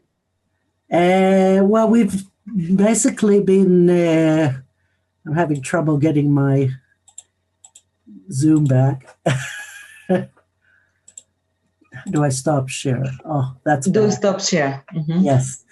I knew there was this button somewhere. At any rate, we've actually got about 20 or 25 of these Torah binders, and they're all very interesting. Some I've managed to. I've probably researched maybe half of them. Some are harder. Some of them are hardcore genealogical research, like the one from 17, whatever it was. I'm sorry that we've only now managed to actually do serious research about them, but they're very beautiful, both from an artistic point of view, and I think they're also very valuable genealogical items. I know I once heard a lecture in the genealogical on the international seminars. Someone said that in France, apparently, they are accepted as proof of birth for the French government. So they're very interesting. I don't know, I haven't researched the source of the actual tradition. Mm-hmm. It may be linked in actually Christian tradition in Europe. It's interesting that Polish, there's no it doesn't exist in Polish Jewish communities. So I don't know, but very interesting subject. So I don't know if anybody has any other questions. The only thing I could say, or probably should say, is that I'm very sorry that our collection is not yet accessible. Certainly the index of it on Yad Vashem's website, but that is, I'm hoping in the very, very near future. We've been working very hard on that, and in the near future, it will happen. So there's something to look forward to.